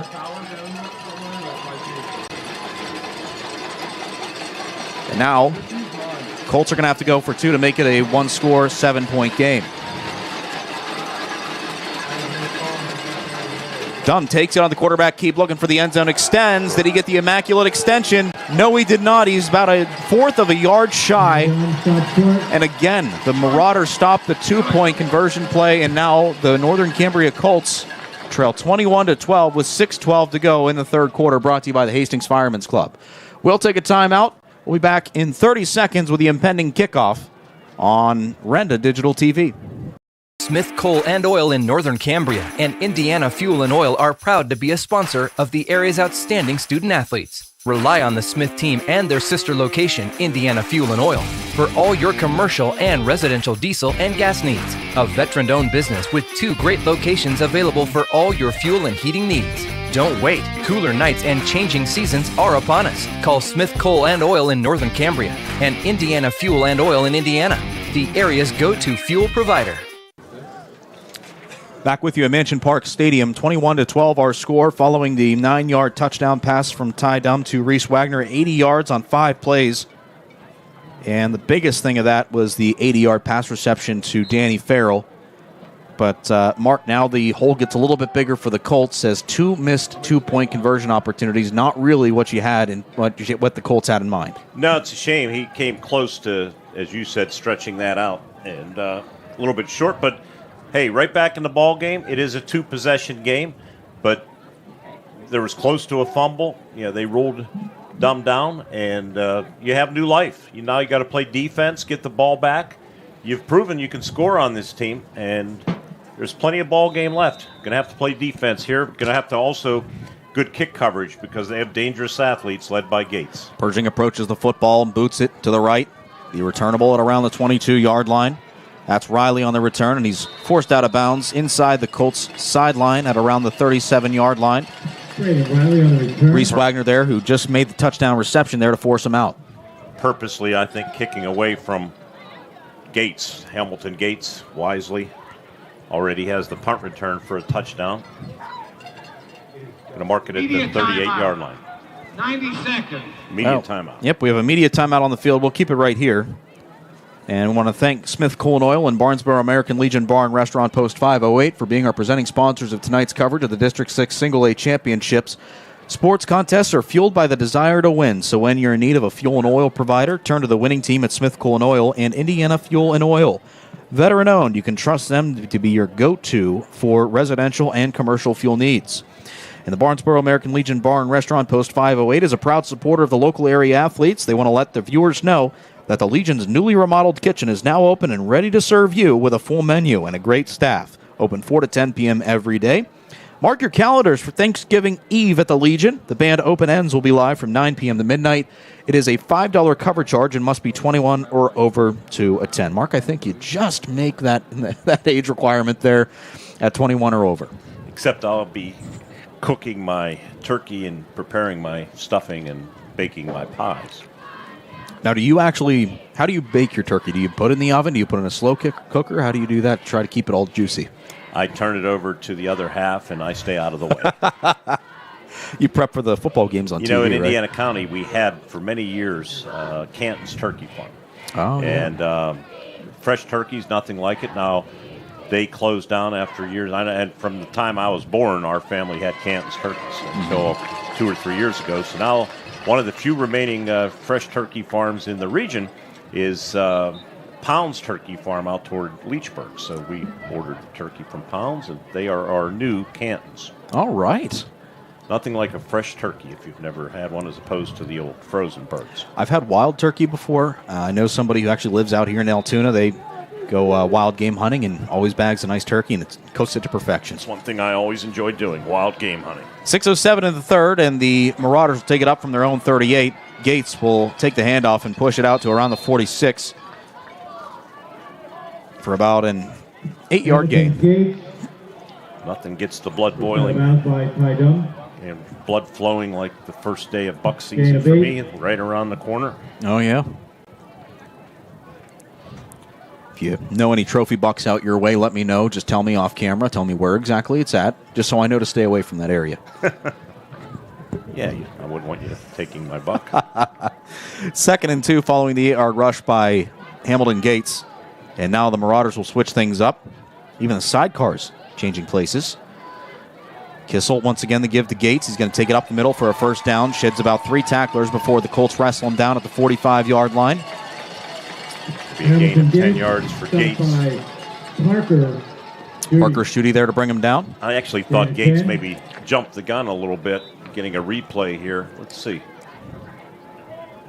Well, yeah, just a little flinch, but not enough to warrant a penalty.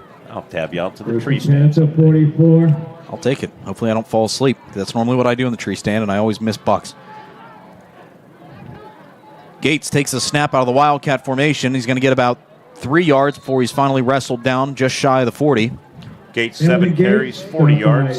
Zach Kirsch hasn't been a big factor in the ground game. Zach Kirsch there to bring him down. Brings up 2nd and 7 for the Marauders as they tread into Colts territory once again today. It's the first drive of the second half for them.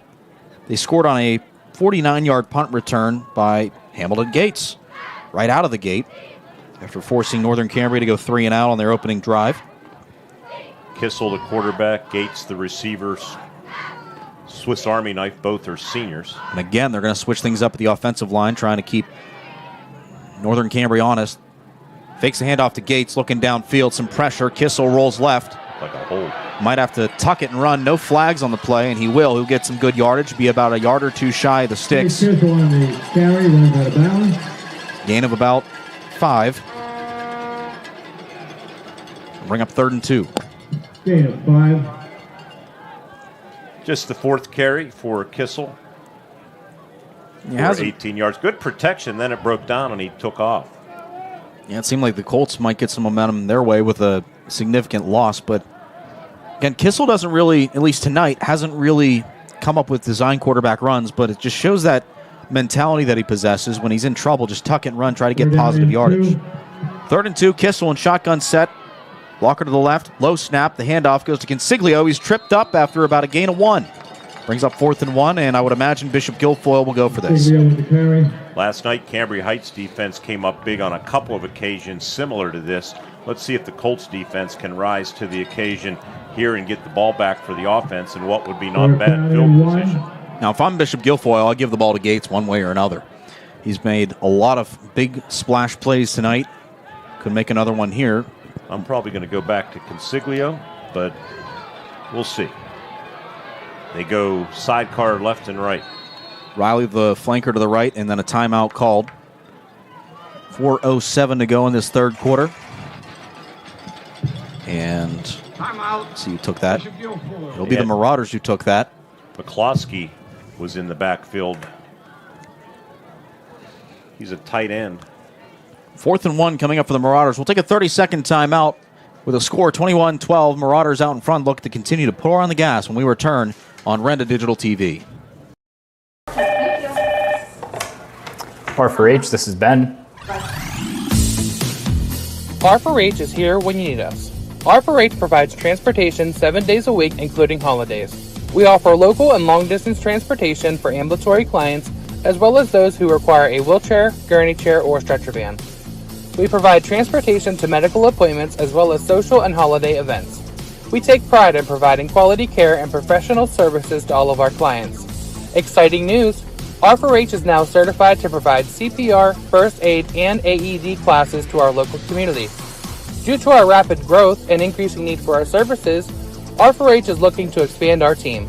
If you are interested in joining our team as a driver, apply online at rider4h.com or scan the QR code located at the bottom of this ad. Full-time, part-time, and casual positions are available in many locations. R4H Medical Transportation is an equal opportunity employer. As always, because of you, we are R4H. Big 4th and 1 coming up for the Marauders. They're going to send the cavalry with Consiglio, and he's going to get it out of the Wildcat. Needed just 1 yard, got about 4 on that carry to set up a new set of downs. Power football, using the big horse, Consiglio. Consiglio carries. Well, you and I both wagered guesses as to who they would go to. Yours was right. Ty Dum there to make the tackle, but just a little bit late.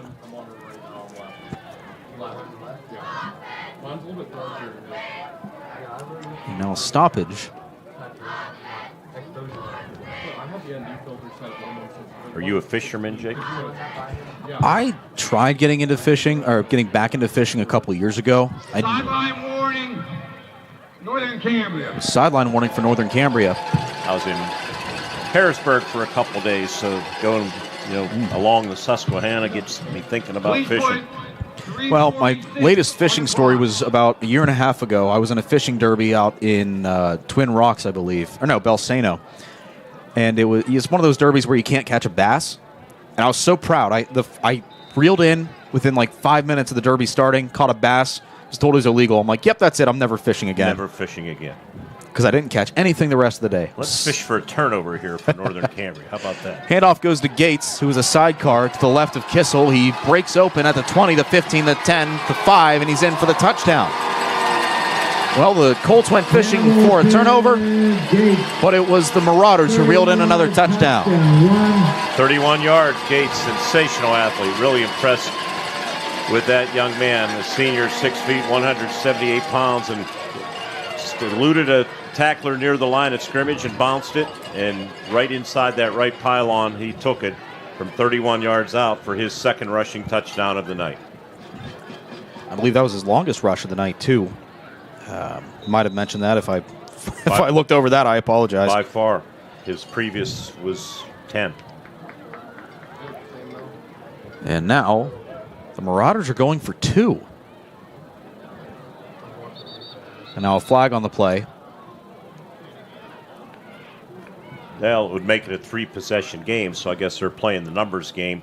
27-12. Extra point, if they kicked it, would be 28-12. So conceivably, 2 touchdowns, 2 two-point conversions could tie you. Whereas if they make the 2-point conversion here, there is only 11 men on defense. So it was preemptively thrown for too many men on the field for Northern Cambria. They waved it off. So they will not move the football. Empty set. Yep. 2 receivers to the right, 1 in the slot. That is Nicholas McCloskey. Instead, the give to Gates once again. And now a little bit of a wide receiver pass to the end zone, and it is good. Riley with a diving catch in the right corner. And the Marauders extend this lead to 29-12 with 3:28 to go in the third quarter. Our third quarter tonight brought to you by the Hastings Firemen's Club. Impending kickoff coming on your way next on Renda Digital TV.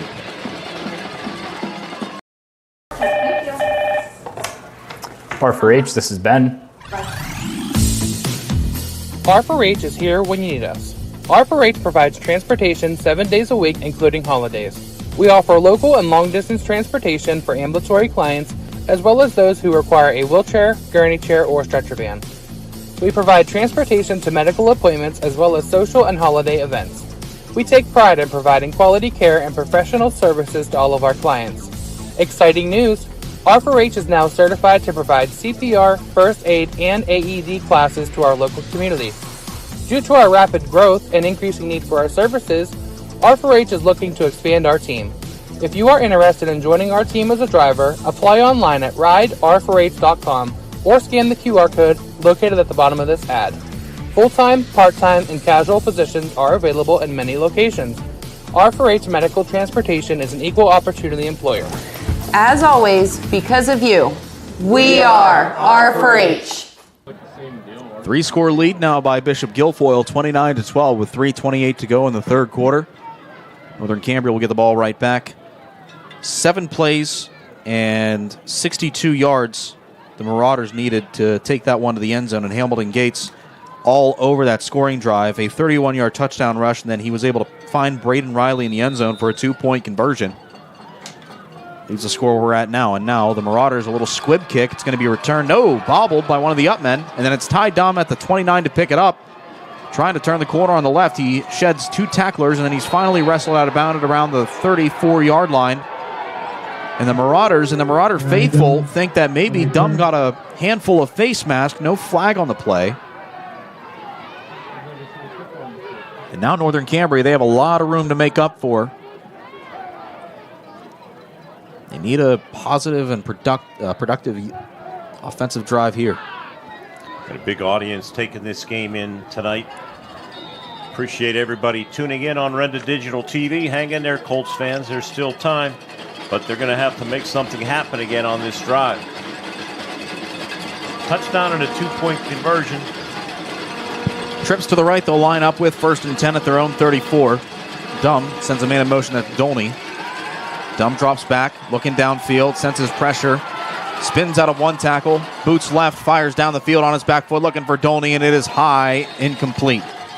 What a great job, though, by Dumb not to take the sack. He's so athletic and elusive himself.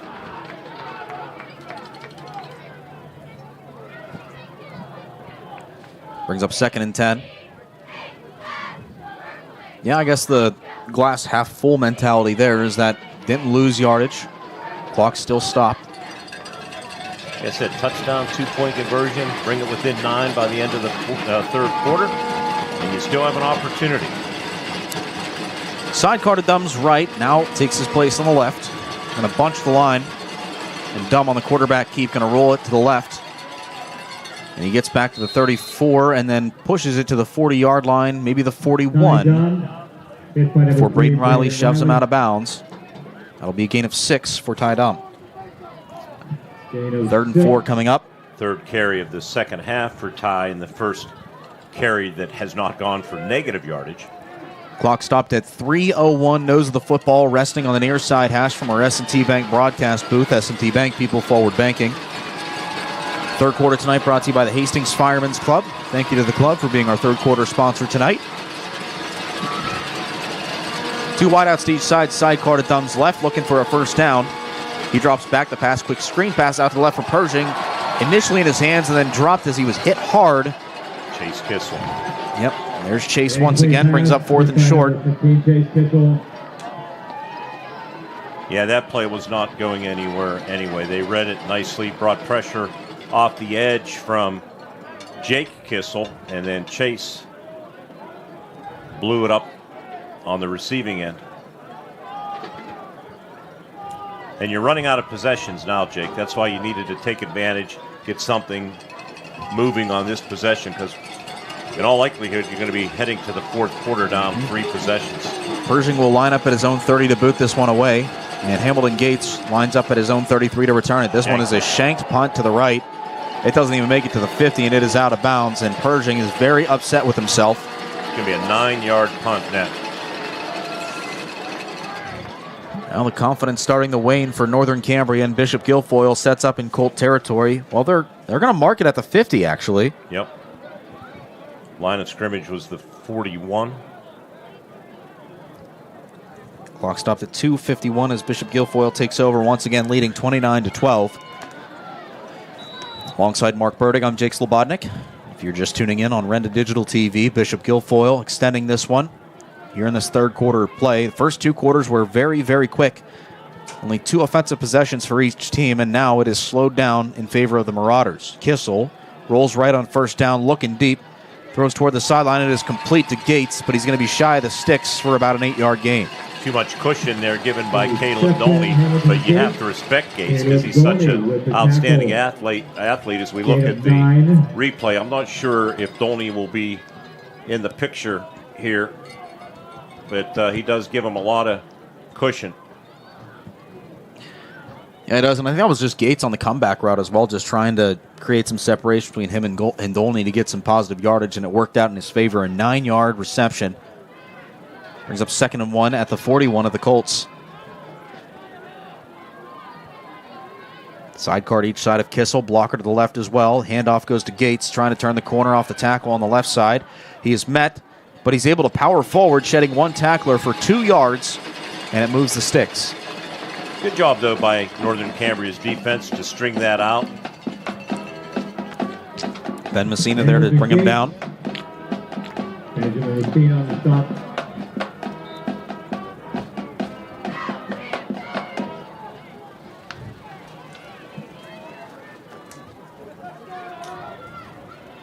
Ball at the 39-yard line.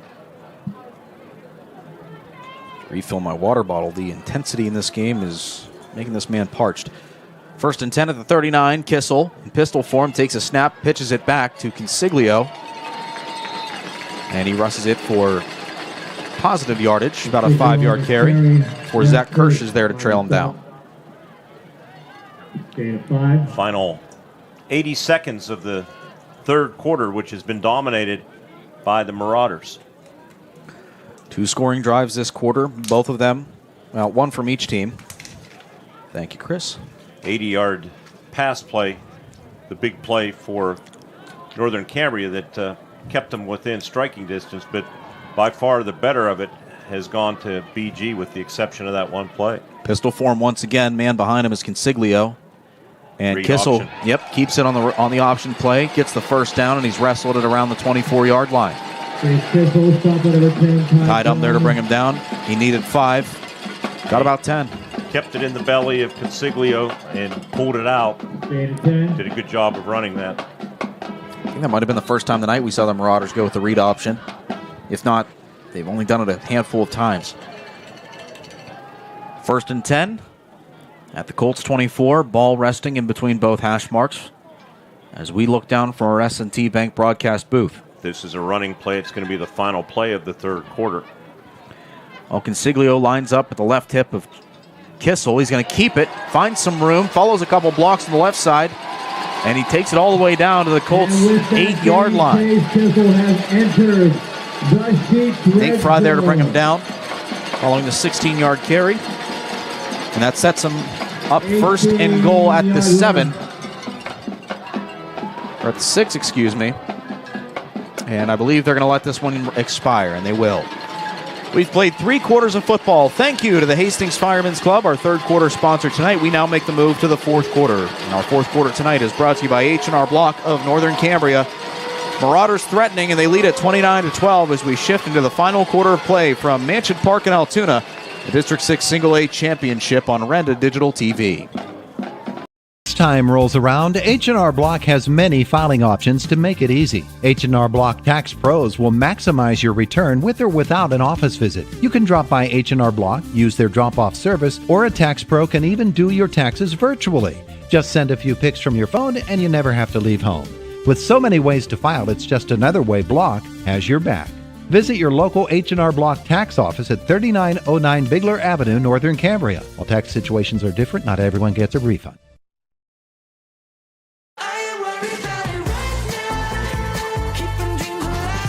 Drive into 2025 with confidence in a vehicle designed to turn heads. Premium comfort, bold design, and 2 years of limited maintenance included. Plus, with our industry-leading warranty, you're covered for the road ahead. During Mitsubishi's year-end sales event, drive home a 2024 SUV with only 0.99% APR. Get ready for a new year of adventure at 5-star Mitsubishi Altoona. Tonight's coverage of the District 6 Single A Championship in Mansion Park on Renda Digital TV is presented by Smith Coal and Oil in Northern Cambria and their sister location, Indiana Fuel and Oil in Indiana. They're proud to be a presenting sponsor of tonight's game. Smith Coal and Oil also proud to announce that now you can rely on the Smith team at their sister location, Indiana Fuel and Oil, for all your commercial and residential diesel and gas needs. And also by the Barnesboro American Legion Bar and Restaurant, Post 508. Legion wants to thank the community for taking advantage of the Colts special the last 11 Friday nights. Stay tuned for more Friday night specials. Alongside Mark Burdick, I'm Jake Slobodnik, welcoming you back for the 4th quarter, brought to you by H&R Block of Northern Cambria as Gates gets the opening carry of the frame, finds the end zone, and then a late hit. Flags are flying everywhere. There was a flag before he broke the plane, and now they're going to tag the Colts for the late hit. I think you're going to have a hold, too, on Bishop Guilfoyle. On Bishop Guilfoyle. Well, they'll sort this mess out. Marauders lead at 29-12, closing in on their 10th district championship. And they will move on in the state playoffs. Comes a call, probably calls from the official. Hold 50 blue. After the play, dead ball, personal foul, white. Both will be enforced. A little colorblind, but nonetheless. And they said Marauders are wearing blue. That is not the case. But either way, what is the case is that both penalties will stand. And the ball will move to the 8-yard line. So let's see if we can find the state football brackets. There's a lot of rules you have to sift through on the PIAA website. It's still first and goal. So it'll bring up first and goal once again, so that'll negate the rushing touchdown by Gates.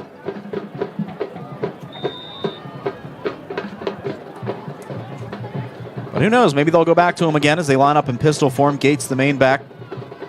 Kissel looking end zone, looking at pass, rolling right. He's going to tuck it and run. He might have a clearing. Jukes left, spins, and he's halted just before the goal line at around the 1-yard line. So about a 7-yard carry. Zach Kirsch there to meet him in his tracks. And now Coach Wheeler will send out another blocker and Jesse Georgiana as they now have second and goal at the 1. Second and goal at the 1.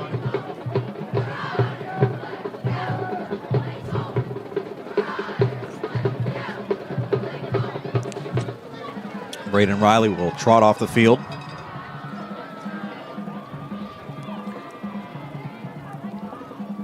Pistol form Consiglio. Well, he's still taking his part, so now they line up and then a flag comes Delay in. Of game, I think, unless they called a timeout first. I thought I saw the play clock run out. Winner of this game, by the way, this is considered a first-round state game in the district. Let's pick up the call. Illegal procedure. Yeah. So 69 blue. 5-yard penalty. the state bracket, this is part of the state bracket. The winner of this game will move out and meet a very, very good Westinghouse team that demolished Winber last night, 61-6. Oh, my. And some Westinghouse connections with Indiana County. Darius Bruce, the all-PSAC defensive back for IUP, who ended their season today from Westinghouse. See how Bishop Guilfoyle. That'll be a good matchup with BG. Kissel gets the ball, or Gates, excuse me, on second down and goal. Will take it in the end zone. Needed 6. He got all of it. That's his third rushing touchdown in the game. This one is out of hand. What's the line of scrimmage, Jake? 5? 6. 6-yard. Third rushing touchdown. This one from 6. He has one from 31 and from the 2-yard line. 7-play, 50-yard drive. Capped off with another rushing touchdown by Gates. And now Bolin will attempt his 4th extra point of the night. He's 3 for 3 so far. Snap, the hold, kick on its way. It is blocked at the line, and it is no good. So, little glimmer of light for Northern Cambria, but they trail the Marauders 35-12 with 10:40 to go in this football game. We'll be back in 60 seconds with the impending kickoff. Again, 35-12, the Marauders lead the Colts on Renda Digital TV. Congratulations to the Northern Cambria boys football team on a great season. Charleston's Furniture proudly salutes the Colts as they battle their way through the playoffs. One thing you don't have to battle for is a good deal on furniture. Charleston's wonderful World of Furniture has its Home for the Holiday sale going on now. Get down to Charleston's and score a touchdown. Visit Charleston's Furniture on Route 219 in Northern Cambria, or check out their options online at charlestonsfurniture.com. Charleston's Furniture, where champions shop. Good luck, Colts! From Lynn Sunoco of Northern Cambria, servicing your auto mechanical needs with expert care. Lynn Sunoco has a long list of satisfied customers. Also in Northern Cambria, Medvan Transport, providing non-emergency transports for wheelchair and station car transports for all your medical transport needs. Medvan Transport is now hiring drivers and EMTs. Back with you. I'm sorry, Jake. I'm just going to say 35-12, but just looking across the way, spanning the visiting bleachers, this stadium seats 10,000.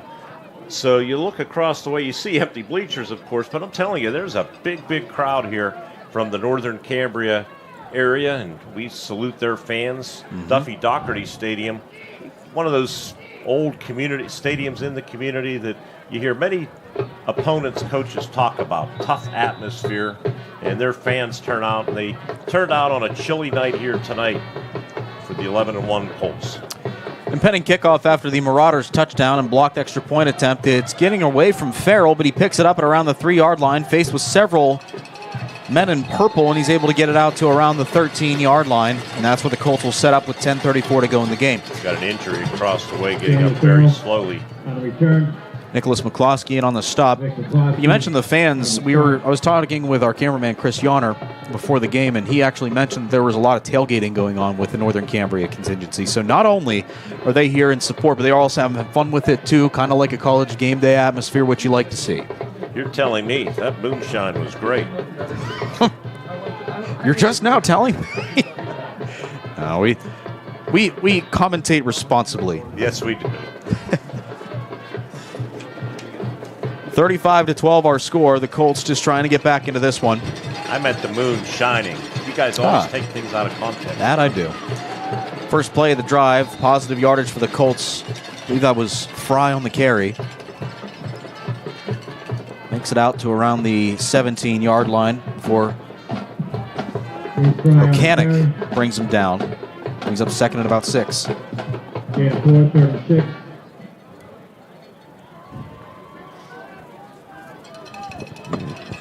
Second down and 6.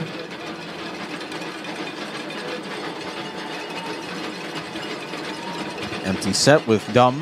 Trips to the right. Man in motion from the left. That looks like Fox. No, it is Fox, and he's only going to get it to around the 20, maybe the 21. Nice stop and go move, though, by Fox. Mechanic once again on the tackle, brings up 3rd and short. About 2. Back-to-back 4-yard carries for the Colts. Sly Fox on that one. You remember that comic? I like that. I forgot that was even a comic at first. Sly Fox and... He had some help. I forget who, though. That was more of a roadrunner and a coyote guy. 9:14. Actually, same here. My granddad and I would always call each other whenever we saw that cartoon on. Handoff to the right side. It goes for a first down. And they whistled the play dead, but Dumb escaped the scrum right as the whistle blew. But it was good for first down yardage. Needed 2. And I'd say he got about 5. Yeah, 5 on that carry. Dumb up to 88 yards on 20 carries. And apparently, from the way things are looking, going to close out what has been an incredible career. Won a District 6 championship game right here on this turf a couple of years ago over Penn's Manor. Mm-hmm. Actually hauled in both touchdown receptions that Northern Cambria posted, even the game-clinching one at the end. Lining up in shotgun set, sidecar to the right. Man in motion from the left, but the give goes to that sidecar, and it's like Fox and only gets back to the line of scrimmage. Then a flag comes in from the back, and that's going to go against maybe Northern Cambria as Joseph Eckenrode made the stop. A couple players, one from each side. There was some shoving going on around the 40-yard line.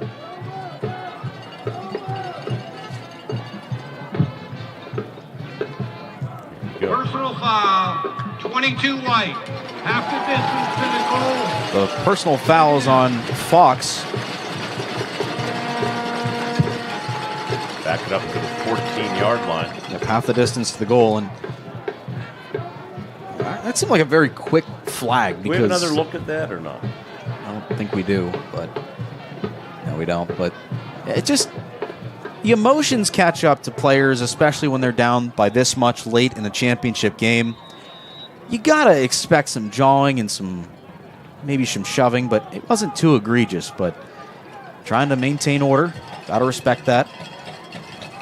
Clock trailing, 8:12 to go in the game, 35-12. The Marauders lead, 2nd and long for the Colts at the 14-yard line.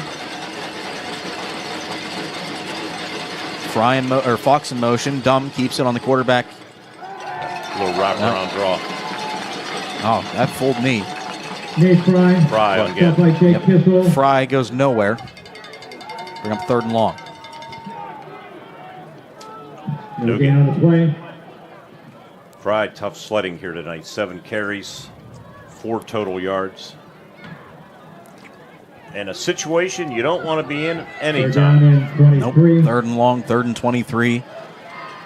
Colts at their own 14, just trying to keep this one alive.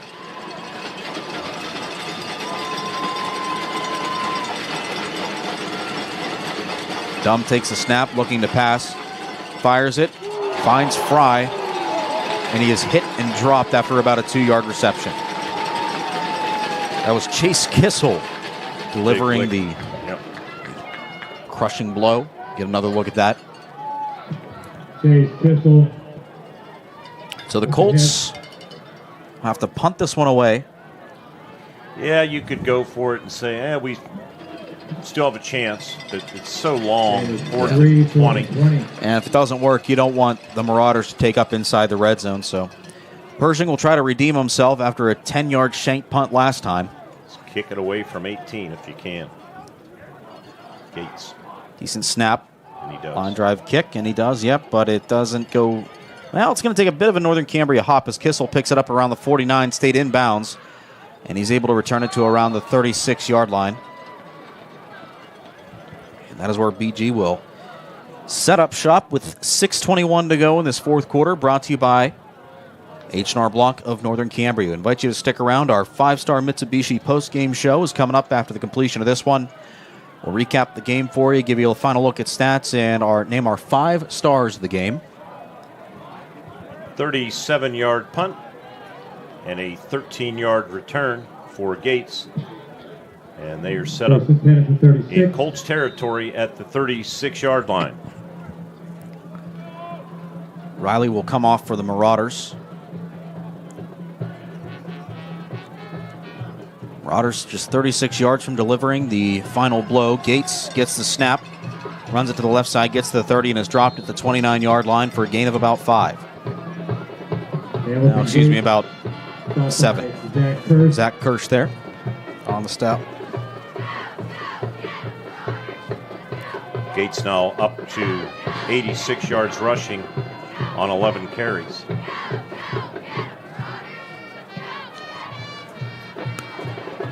Clock still rolling. Right now, that's just what BG wants. Maybe add the cherry on top, but just keep that clock rolling and pick up your 10th district championship. Gates once again takes the snap out of the Wildcat, gets to the 25 and dropped at the 22. Gain of about 8 before Drake Weller's there to bring him down.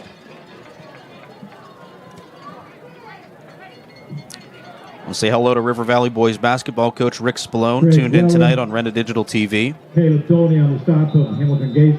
His team looking to defend the Heritage Conference basketball championship, just started practice the other day.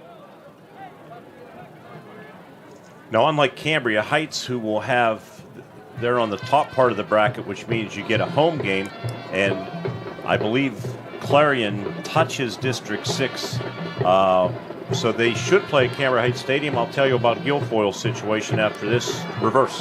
Yep, reverse gives it off to Riley. He's going to take it to the 10, the 5, and stopped shy just at the 1. A 21-yard rush on the end around.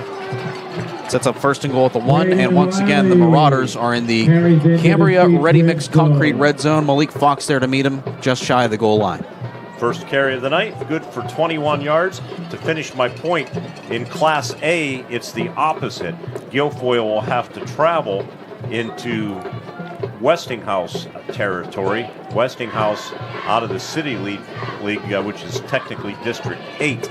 So that game will be down in the Pittsburgh area somewhere, or maybe, I can't see where District 8 would touch District 6, so maybe in the Plum, Franklin region area they might move it. Timeout called by Guilfoyle. Timeout called 35-12. The Marauders lead it. We'll be right back as the Marauders are first and goal at the 1 on Renda Digital TV. The Barnesboro American Legion Post 508, a proud supporter of local area athletics, wants listeners to know the Legion's newly remodeled kitchen is now open and ready to serve you with the full menu. It's hometown nights and Friday night lights at the Legion this year. Fill up before the game with the Colt Special, a large one-topping pizza and a dozen wings for only $22. Then come back after the game to celebrate with friends and a live DJ from 10 till 2. Barnesboro American Legion Post 508 loves Friday night lights. Let's go Colts! It's the time of year when things are heating up on the gridiron. K&C Beverage in Northern Cambria are proud of the Colts and knows how their preparation has made for great performances this year. When you need to plan a great party, tailgate, or get-together during the holidays or hunting season, your great preparation starts at K&C Beverage in Northern Cambria. K&C carries all your favorite brands of beverages and is available for delivery and or carryout. Trust the team at K&C for your next celebration. Let's go Colts! 5:01 to go in this District 6 championship. BG Marauders on their way with a 35-12 lead, threatening first and goal at the 1 following the 21-yard rush by Braden Riley. Talked about Westinghouse. That'll be who the Marauders will meet in the next round of the state playoffs. Mark alluded to it earlier. They just took down Winber out of District 5. 61-6 was the final of that game. And I'm looking at some of these scores that the Bulldogs have put up, and it is just impressive. First play, the give goes to the main back in Joseph Eckenrode, and he breaks the plane for a 1-yard touchdown. The lineman they put in at fullback. Joseph Eckenrode, touchdown. Bishop Guilfoyle.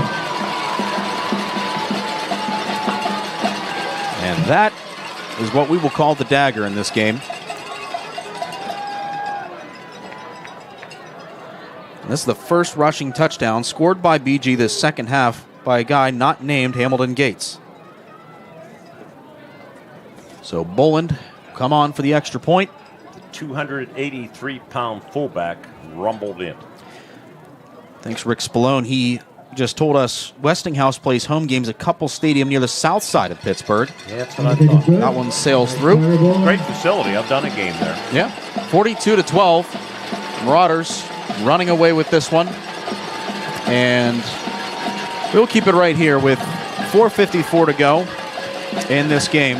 Marauders will take up shop. And there's a media timeout as well. Mark, you just pulled up some photos of Couple Stadium, and wow, it's like a Castle press box. Homer Center played there several years ago.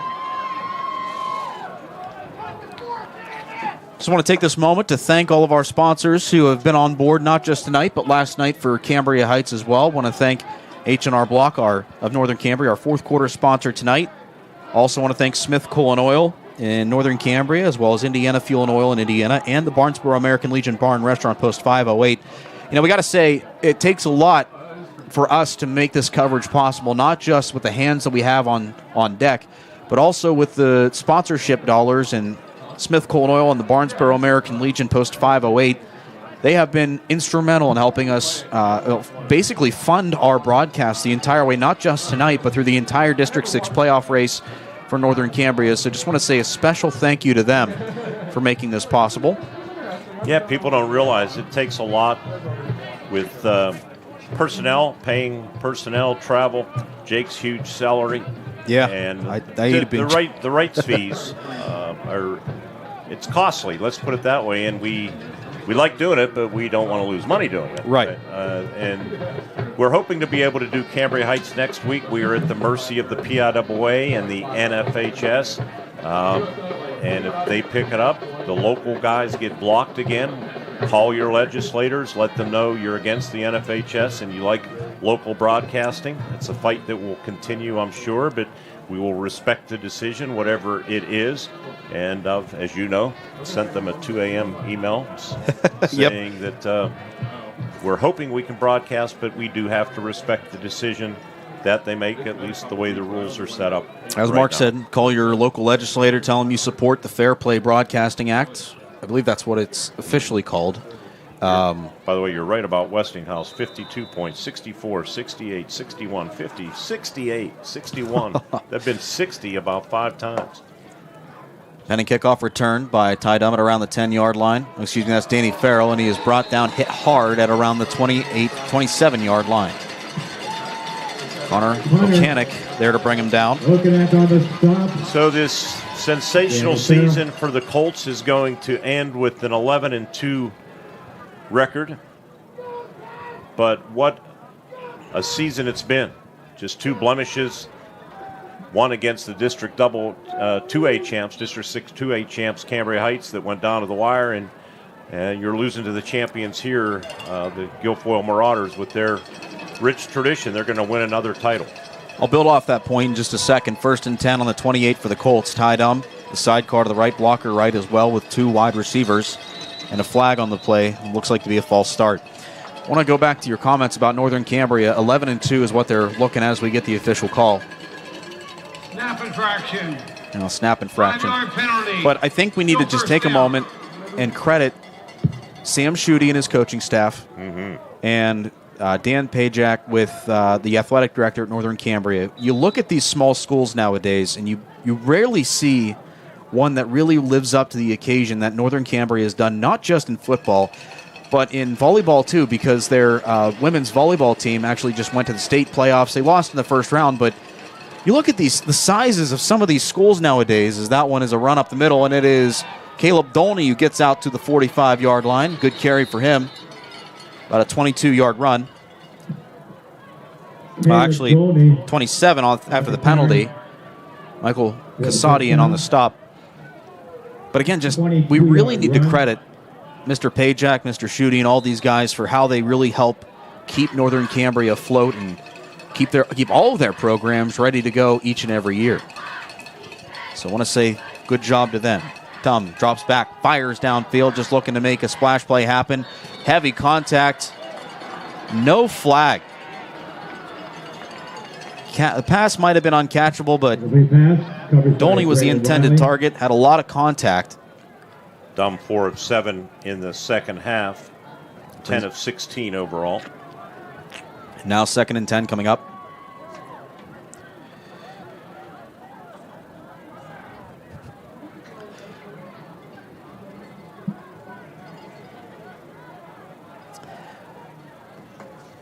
I want to say hello to my cousin Matt Wilk, Bishop Guilfoyle Junior High coach. He's tuned into Renda Digital TV. Dum on the quarterback keep, brings it up the middle for about a 2-yard gain before Bishop Guilfoyle brings him down. Some extra shoving near the Northern Cambria sideline, nothing too egregious. Monroe Gates, a true freshman, making the tackle, and that's why there's such a loud cheer. This will be the 7th Class A title for the Marauders. They won in 2014, 15, 16, 19, 20, and 21. They lost to Homer Center in the title games in 2013 and 2017. In between those 2 losses, Jake, they had 4 straight state championships and a 59-game winning streak. They also have a couple of AA titles to their credit, but this will be the first since 2021. Danny Farrell on the little in route gets the first, and he's brought down in Marauder territory at around the 34-yard line. Good reception for him. Listoki on the tackle. Gain of 13. Gain of 13 on that play. It was actually more than that, I think. Yeah. It was 19 because the line of scrimmage was the 47 of the Colts. Yeah, I was going to say 13 seemed a little too short. He took it from the wrong 47. 1st and 10, Dum rolls back to pass. He's got a wide open man on the left side in the flat. That is Farrell. Jukes 2 men, still on his feet at the 15, the 10, the 5, and Danny Farrell takes it in for a Northern Cambria touchdown. Yep. That's a new sign of life and a good energizer for the Colts. 34-yard touchdown pass. Touchdown, Daniel Farrell. Good athlete, only a sophomore. Yeah, he's going to be a true leader of this Northern Cambria football program over the next couple of years. We've seen him really start to break out in this playoff run, but all season long he's just been one of these big contributors to the Colts offense, and it works out there. And now Pershing will try to attempt an extra point unless they go for 2. Now it looks like he's going to try for the extra point.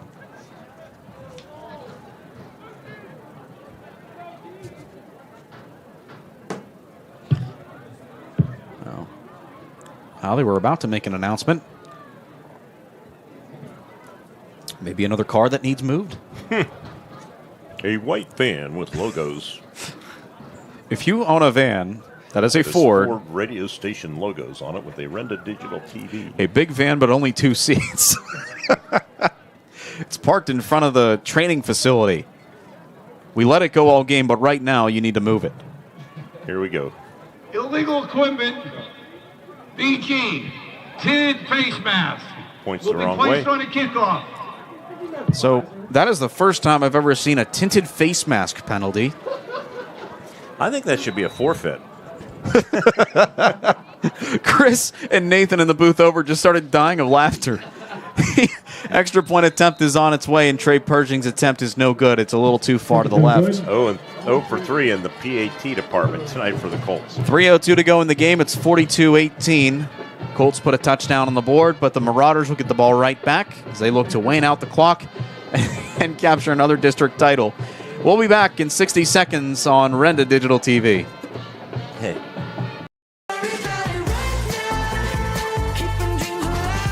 Drive into 2025 with confidence in a vehicle designed to turn heads. Premium comfort, bold design, and 2 years of limited maintenance included. Plus, with our industry-leading warranty, you're covered for the road ahead. During Mitsubishi's year-end sales event, drive home a 2024 SUV with only 0.99% APR. Get ready for a new year of adventure at 5-star Mitsubishi Altoona. Smith Coal and Oil in Northern Cambria and Indiana Fuel and Oil are proud to be a sponsor of the area's outstanding student athletes. Rely on the Smith team and their sister location, Indiana Fuel and Oil, for all your commercial and residential diesel and gas needs. A veteran-owned business with 2 great locations available for all your fuel and heating needs. Don't wait. Cooler nights and changing seasons are upon us. Call Smith Coal and Oil in Northern Cambria and Indiana Fuel and Oil in Indiana, the area's go-to fuel provider. Back with you at Mansion Park Stadium, and Northern Cambria has assessed the tinted face mask penalty on the kickoff. The old dreaded tinted face mask penalty. Isn't there some law about illegal tint? Maybe it's on that car.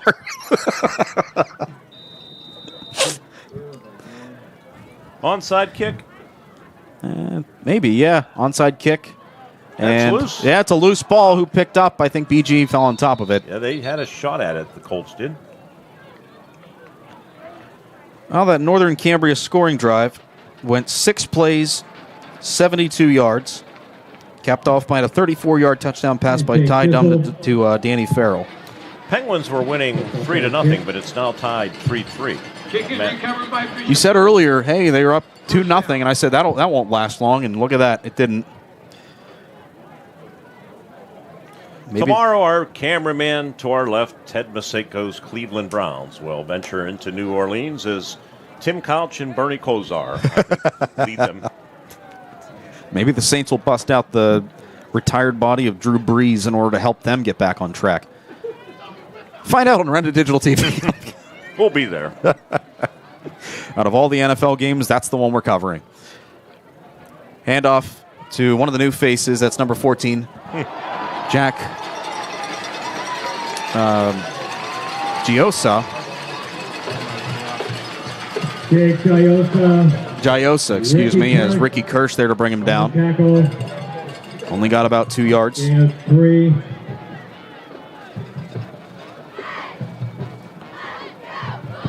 Clock ticking down, 2:32 to go in this one.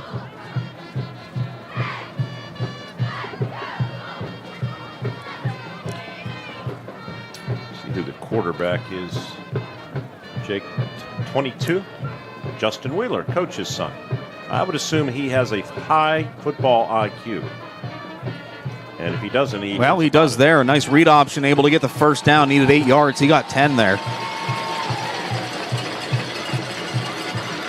Ricky Kirsch again on the tackle. Wheeler on the carry. Wheeler, he's only a freshman, so he'll probably be leading the charge moving forward once Kissel graduates. He is a senior this year. Wheeler, a 5'10 quarterback, weighing 168 pounds. Well, I'm 5'6", and I weigh above 200. That makes me feel really, really fat. So 1st and 10 at the Marauders 45, 1:42 to go. And my cousin Matt, he's a bodybuilder, and he's tried getting me on bodybuilding regimens before, and that clearly did not happen. Handoff goes to Jack Giosa, who takes it up the middle, and it gets close to the first down marker, gets about 8 yards. And Ricky Kirsch again. Might as well just default and say Ricky Kirsch is going to tackle everybody because he's made the tackle in the last 3 plays. I was looking at my notes. Who carried that? Giosa. It's one of those names you just love to say, Giosa.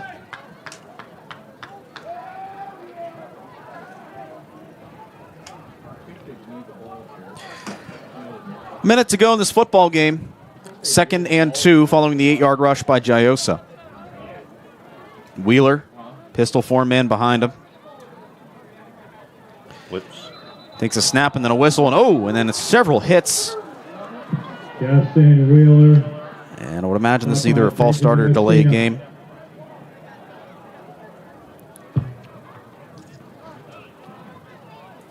Before the play, encroachment, defense.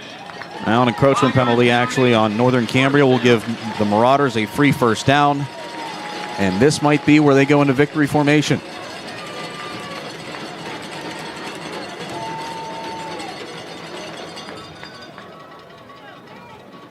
We were talking about my poor diet habits a few minutes ago. Rick Spallone just texted me, stay away from barbecue wings at the Villa in Blairsville with Rick Brown. Well, too late for that. Should probably say stay away from Mark Burdick anywhere. Well, as Wheeler takes a knee, probably have to run one more play. Well, congratulations to the Bishop Guilfoyle Marauders, 10th district title altogether. I believe they're 7th in single A. Yes. They will defeat the Northern Cambria Colts, who won the District 6 single A title 2 years ago here at Mansion Park. The final score of tonight's game, 42-18. Don't go anywhere. Our first 5-star Mitsubishi post-game show is next. We will recap the game, give you a look at stats, and we will also bring you our Mitsubishi 5 stars of the game. That's all coming up with the final score. Marauders 42, the Colts 18 here on Renda Digital TV.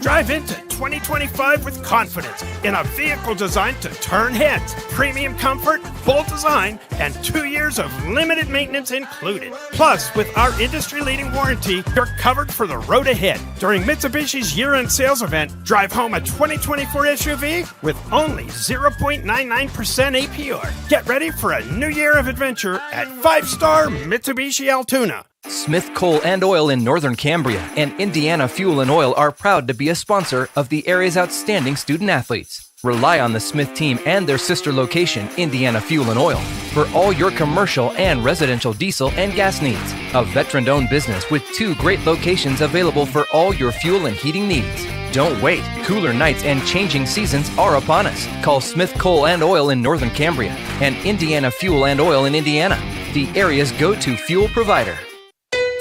You can shop for pretty much anything online. Clothes, food, vacations, you name it. All without ever leaving the comfort of your couch. Finally, banking can be just that easy too. With the all-new FMB e-store, you can shop for hundreds of financial products to manage your money. All from the comfort of your couch. From clicks to bricks, we've got you covered. Experience the FMB e-store in branch, on your phone, or online at fmb-online.com. The Hastings Firemen's Club wants you to know that they're open to the public, and you're welcome to come and enjoy some good food and drinks. The kitchen is open daily from 4 to 10 p.m. Specials include wing night on Mondays, taco nights on Tuesdays, Build-A-Burger Wednesdays, and Thursday's one-topping large pizza. Open Monday through Friday, 2 p.m. to close, Saturday and Sunday, 11 a.m. to close. Make plans to stop at the Hastings Firemen's Club, 231 Maple Street in Hastings. What sets one insurance agency apart from another? Building relationships. Hunt & Blues Insurance prides themselves on building strong personal relationships with their clients. Hunt & Blues is an independent agency offering you choices to get you the best coverage at the best rate. When you buy insurance, whether it's for your home, car, business, life, or retirement, you want an agency working in your best interest. And that's Hunt & Blues Insurance, 2 locations, Indiana and Johnstown. Bishop Guilfoyle Marauders with a District 6 Single A championship win over the Northern Cambria Colts. Tonight's final score, 42-18. They're being crowned on the field right now while the Colts are in their huddle, and Coach Schutte, we all know, is probably telling his team how proud he is of them. This is a senior class that has gotten so far in 4 years of them being here, a District 6 championship 2 years ago, and then another run at it this year. I mean, Mark, what can you say about just how different this class was for Northern Cambria? Yeah, you come into tonight's game 11-1. You're playing for a championship. You're playing in November. Let's start with that. Mid-November at that, so you already know it's a great season. You've outscored your opponents 395 to 93 entering tonight's action, so there's been a lot of domination.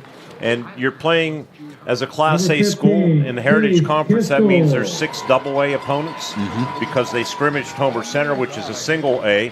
So that means on the other side there's 6 AA schools. You played them all. Granted, West Shamokin was down this season, but you took care of business with the exception of one game in the Coal Bowl against a team that also won the District 6 championship. So you lost to 2 District 6 champions. That's your 2 losses. That's a good season, even though you wish you were on the winning end. That's Mark Burdick. I'm Jake Slobodnik, welcoming you back into the S&T Bank broadcast booth on our 5-star Mitsubishi post-game show. Let's take a look at how this game fared out. Bishop Guilfoyle took an early lead on their first drive, taking it 9 plays, 53 yards. Hamilton Gates, he was the big contributor tonight. His first touchdown on the ground came from 1 yard out. The extra point made it 7-0. Northern Cambria, after deferring the opening kick, got their first offensive drive at 7:56 in the first. Took over at their own 32. They took it all the way to 7:53 in the second quarter, and they made it as far as the Bishop Guilfoyle 2 before they turned it over on downs. Marauders got it right back at 7:53 on their own 2. Needed 12 plays to take it all 98 yards. Torian Consiglio rushed it in from 1 yard out to make it 14-0 at that point. The Colts showed some life toward the tail end of the first half. Took over at 1:53, needed 9 plays to take it 70 yards. Ty Dom rushed it in from 1 yard out. Missed extra point, made it 14-6. The Marauders got the ball right back with 15 seconds to go at their own 42. And while they come in rare occurrences, Chase Kissel floated one down the field, and it was intercepted by Ty Dom, at which the Colts just knelt it and took it into the half, only trailing 14-6. Northern Cambria got the second half kick at 11:54. They stalled out, 3 and out. A 49-yard punt return touchdown, though, by Hamilton Gates made it 21-6. Northern Cambria then got the ball back with 9:38 at their own 20, and this one was a productive drive, a 5-play, 80-yard scoring drive. Loss of 6 on their opening play, but then Danny Farrell hauled in an 80-yard reception. Down the field, was stopped at around the 6-yard line. 3-yard loss, put it at the 9, and then Ty Dum found Reese Wagner for a 9-yard pass to make it 21-12. The Marauders answered right back after getting it at 6:07 in the third. 7 plays, 62 yards, capped off by a 31-yard rush by Hamilton Gates. 2-point conversion made it 29-12. After Northern Cambria went 3 and out on their next drive, BG took it over with 2:51 at the 50 after a shank punt by Trey Pershing. They needed 7 plays to find the end zone on a 6-yard rush by Hamilton Gates. That was his 4th touchdown of the game, 3rd on the ground. Northern Cambria forced to punt after a 6-play drive early in the 4th.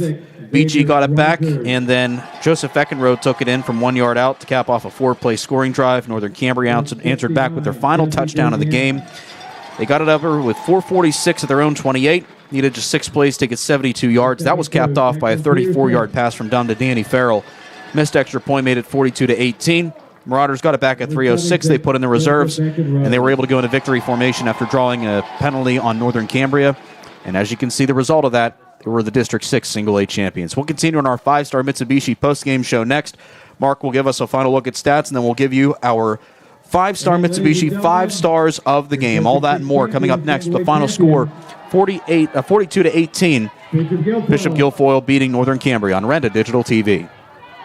At IRMC, we have all of the necessary pieces in place to perform complex operations, including highly skilled and specially trained surgeons, their support team of experts, and advanced technology like the Da Vinci robotic surgical system. As a result, patients spend less time in the hospital, recover faster, and get treated close to home. So there's no reason to puzzle over where you should get your surgical care.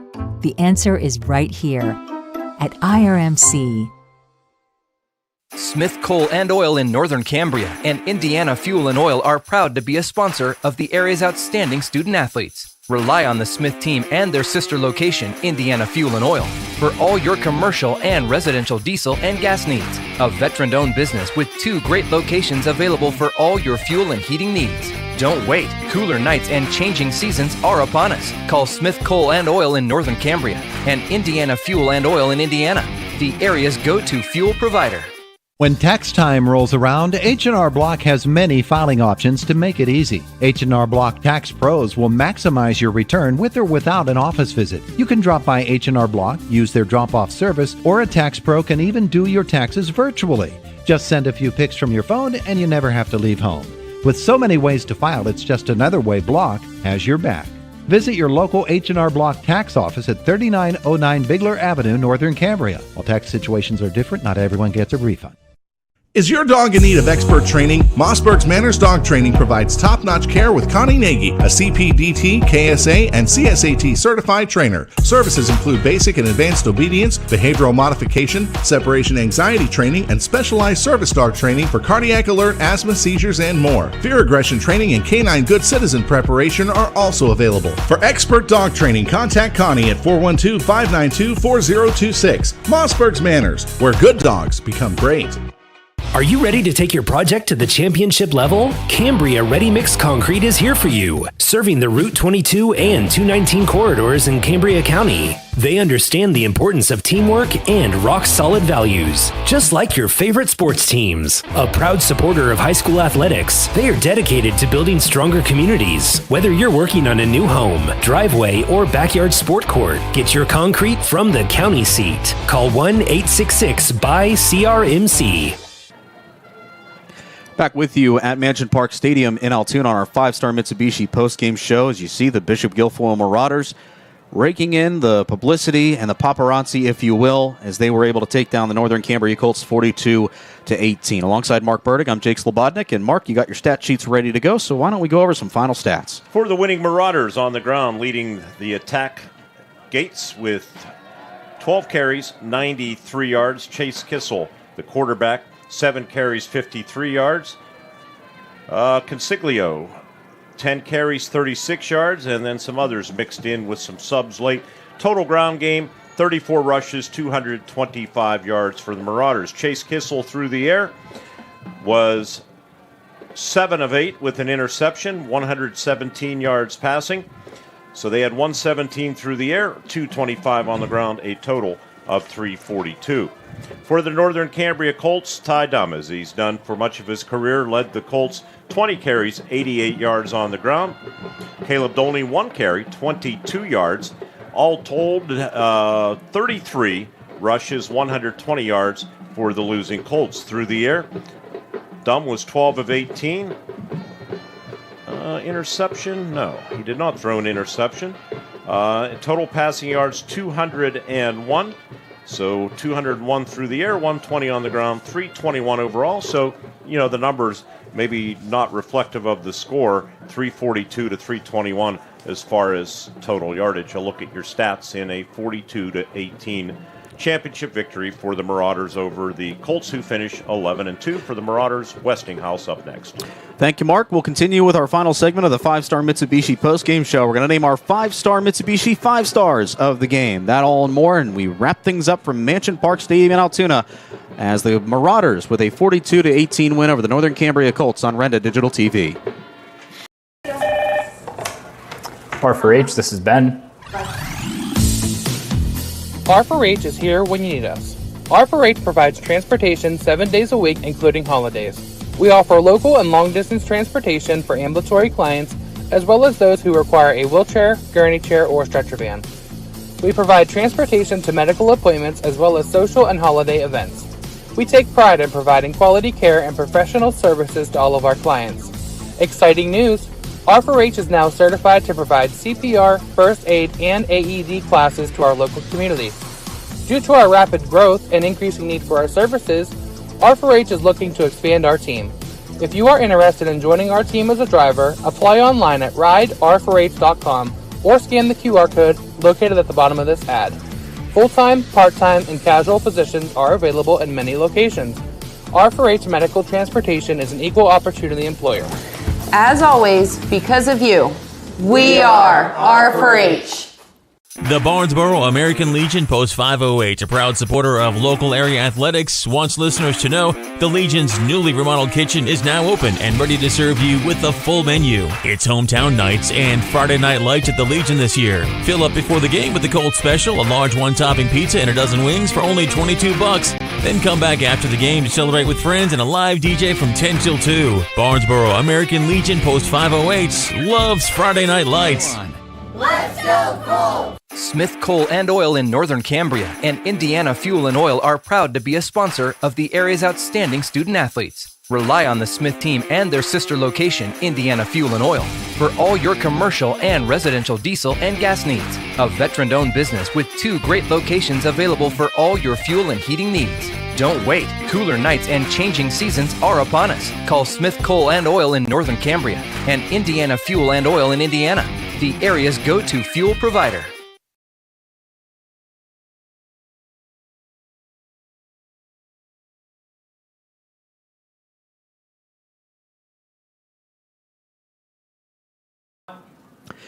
Back with you for the final time at Mansion Park Stadium in Altoona as the BG Marauders pick up a 42-18 win over the Northern Cambria Colts, clinching their 7th District 6 Single A championship. And we're back on the 5-star Mitsubishi postgame show. Final order of business tonight are 5 stars of the game. Mark, you got those? 2 for the losing Colts. Ty Dumb, another great game, great effort, 20 rushes, 88 yards, 201 yards passing for Ty, and also Danny Farrell had a good game in this football game here tonight with the several receptions, and his 1 rush also went for positive yardage, 8 yards. For the winning Bishop Guilfoyle Marauders, we'll give them 3 of the 5. Quarterback Chase Kissel, who did it with his legs with 53 yards rushing and 117 yards passing, also played outstanding defense. Hunter Gates had the punt return and 3 rushing touchdowns, Hamilton Gates, I should say. So 4 touchdowns overall for him. And also Toreen Consiglio with 36 yards rushing, but from that middle linebacker position, I thought he was very, very good. Absolutely. And a lot of these players tonight, for Northern Cambria at least, see their final season come to an end. They'll bust out the basketball shoes and wrestling singlets, if you will, focus on the winter sports season. The Bishop Guilfoyle Marauders will move on to meet the Westinghouse Bulldogs next week and the next round of the state playoffs. A lot of folks we want to thank tonight. It would take us too long to do everybody, but I want to thank our presenting sponsors for tonight, Smith Coal and Oil and Barnesboro American Legion Bar and Restaurant Post 508. They have been instrumental in helping us bring Northern Cambria playoff football to you throughout the entirety of the playoffs. So we thank you. Thanks to them so much. Want to thank our entire Renda Digital TV crew tonight. Want to thank Chris Yonner and Ted Maseko. They've been on camera duty tonight. Did a great job. Nathan Miller, excellent job in the producer's seat, helping us bring this game to you. And I want to thank the folks at Mansion Park for being so accommodating to us. And we'll be on the road next week, whether it'll be radio or video, pending what the PIAA says, as we bring you the Cambria Heights Highlanders in the state playoffs. So stay tuned for that. You can pay attention to all 4 Renda Media Facebook pages or websites for more information about our coverage of the Highlanders next week. And also want to thank my broadcast partner, Mark Burdig. Mark, thanks so much for filling in on color commentary tonight. It's been a pleasure doing the game with you, and I'm sure you and I will be working together next week for Cambria Heights. Sounds good to me, Jake.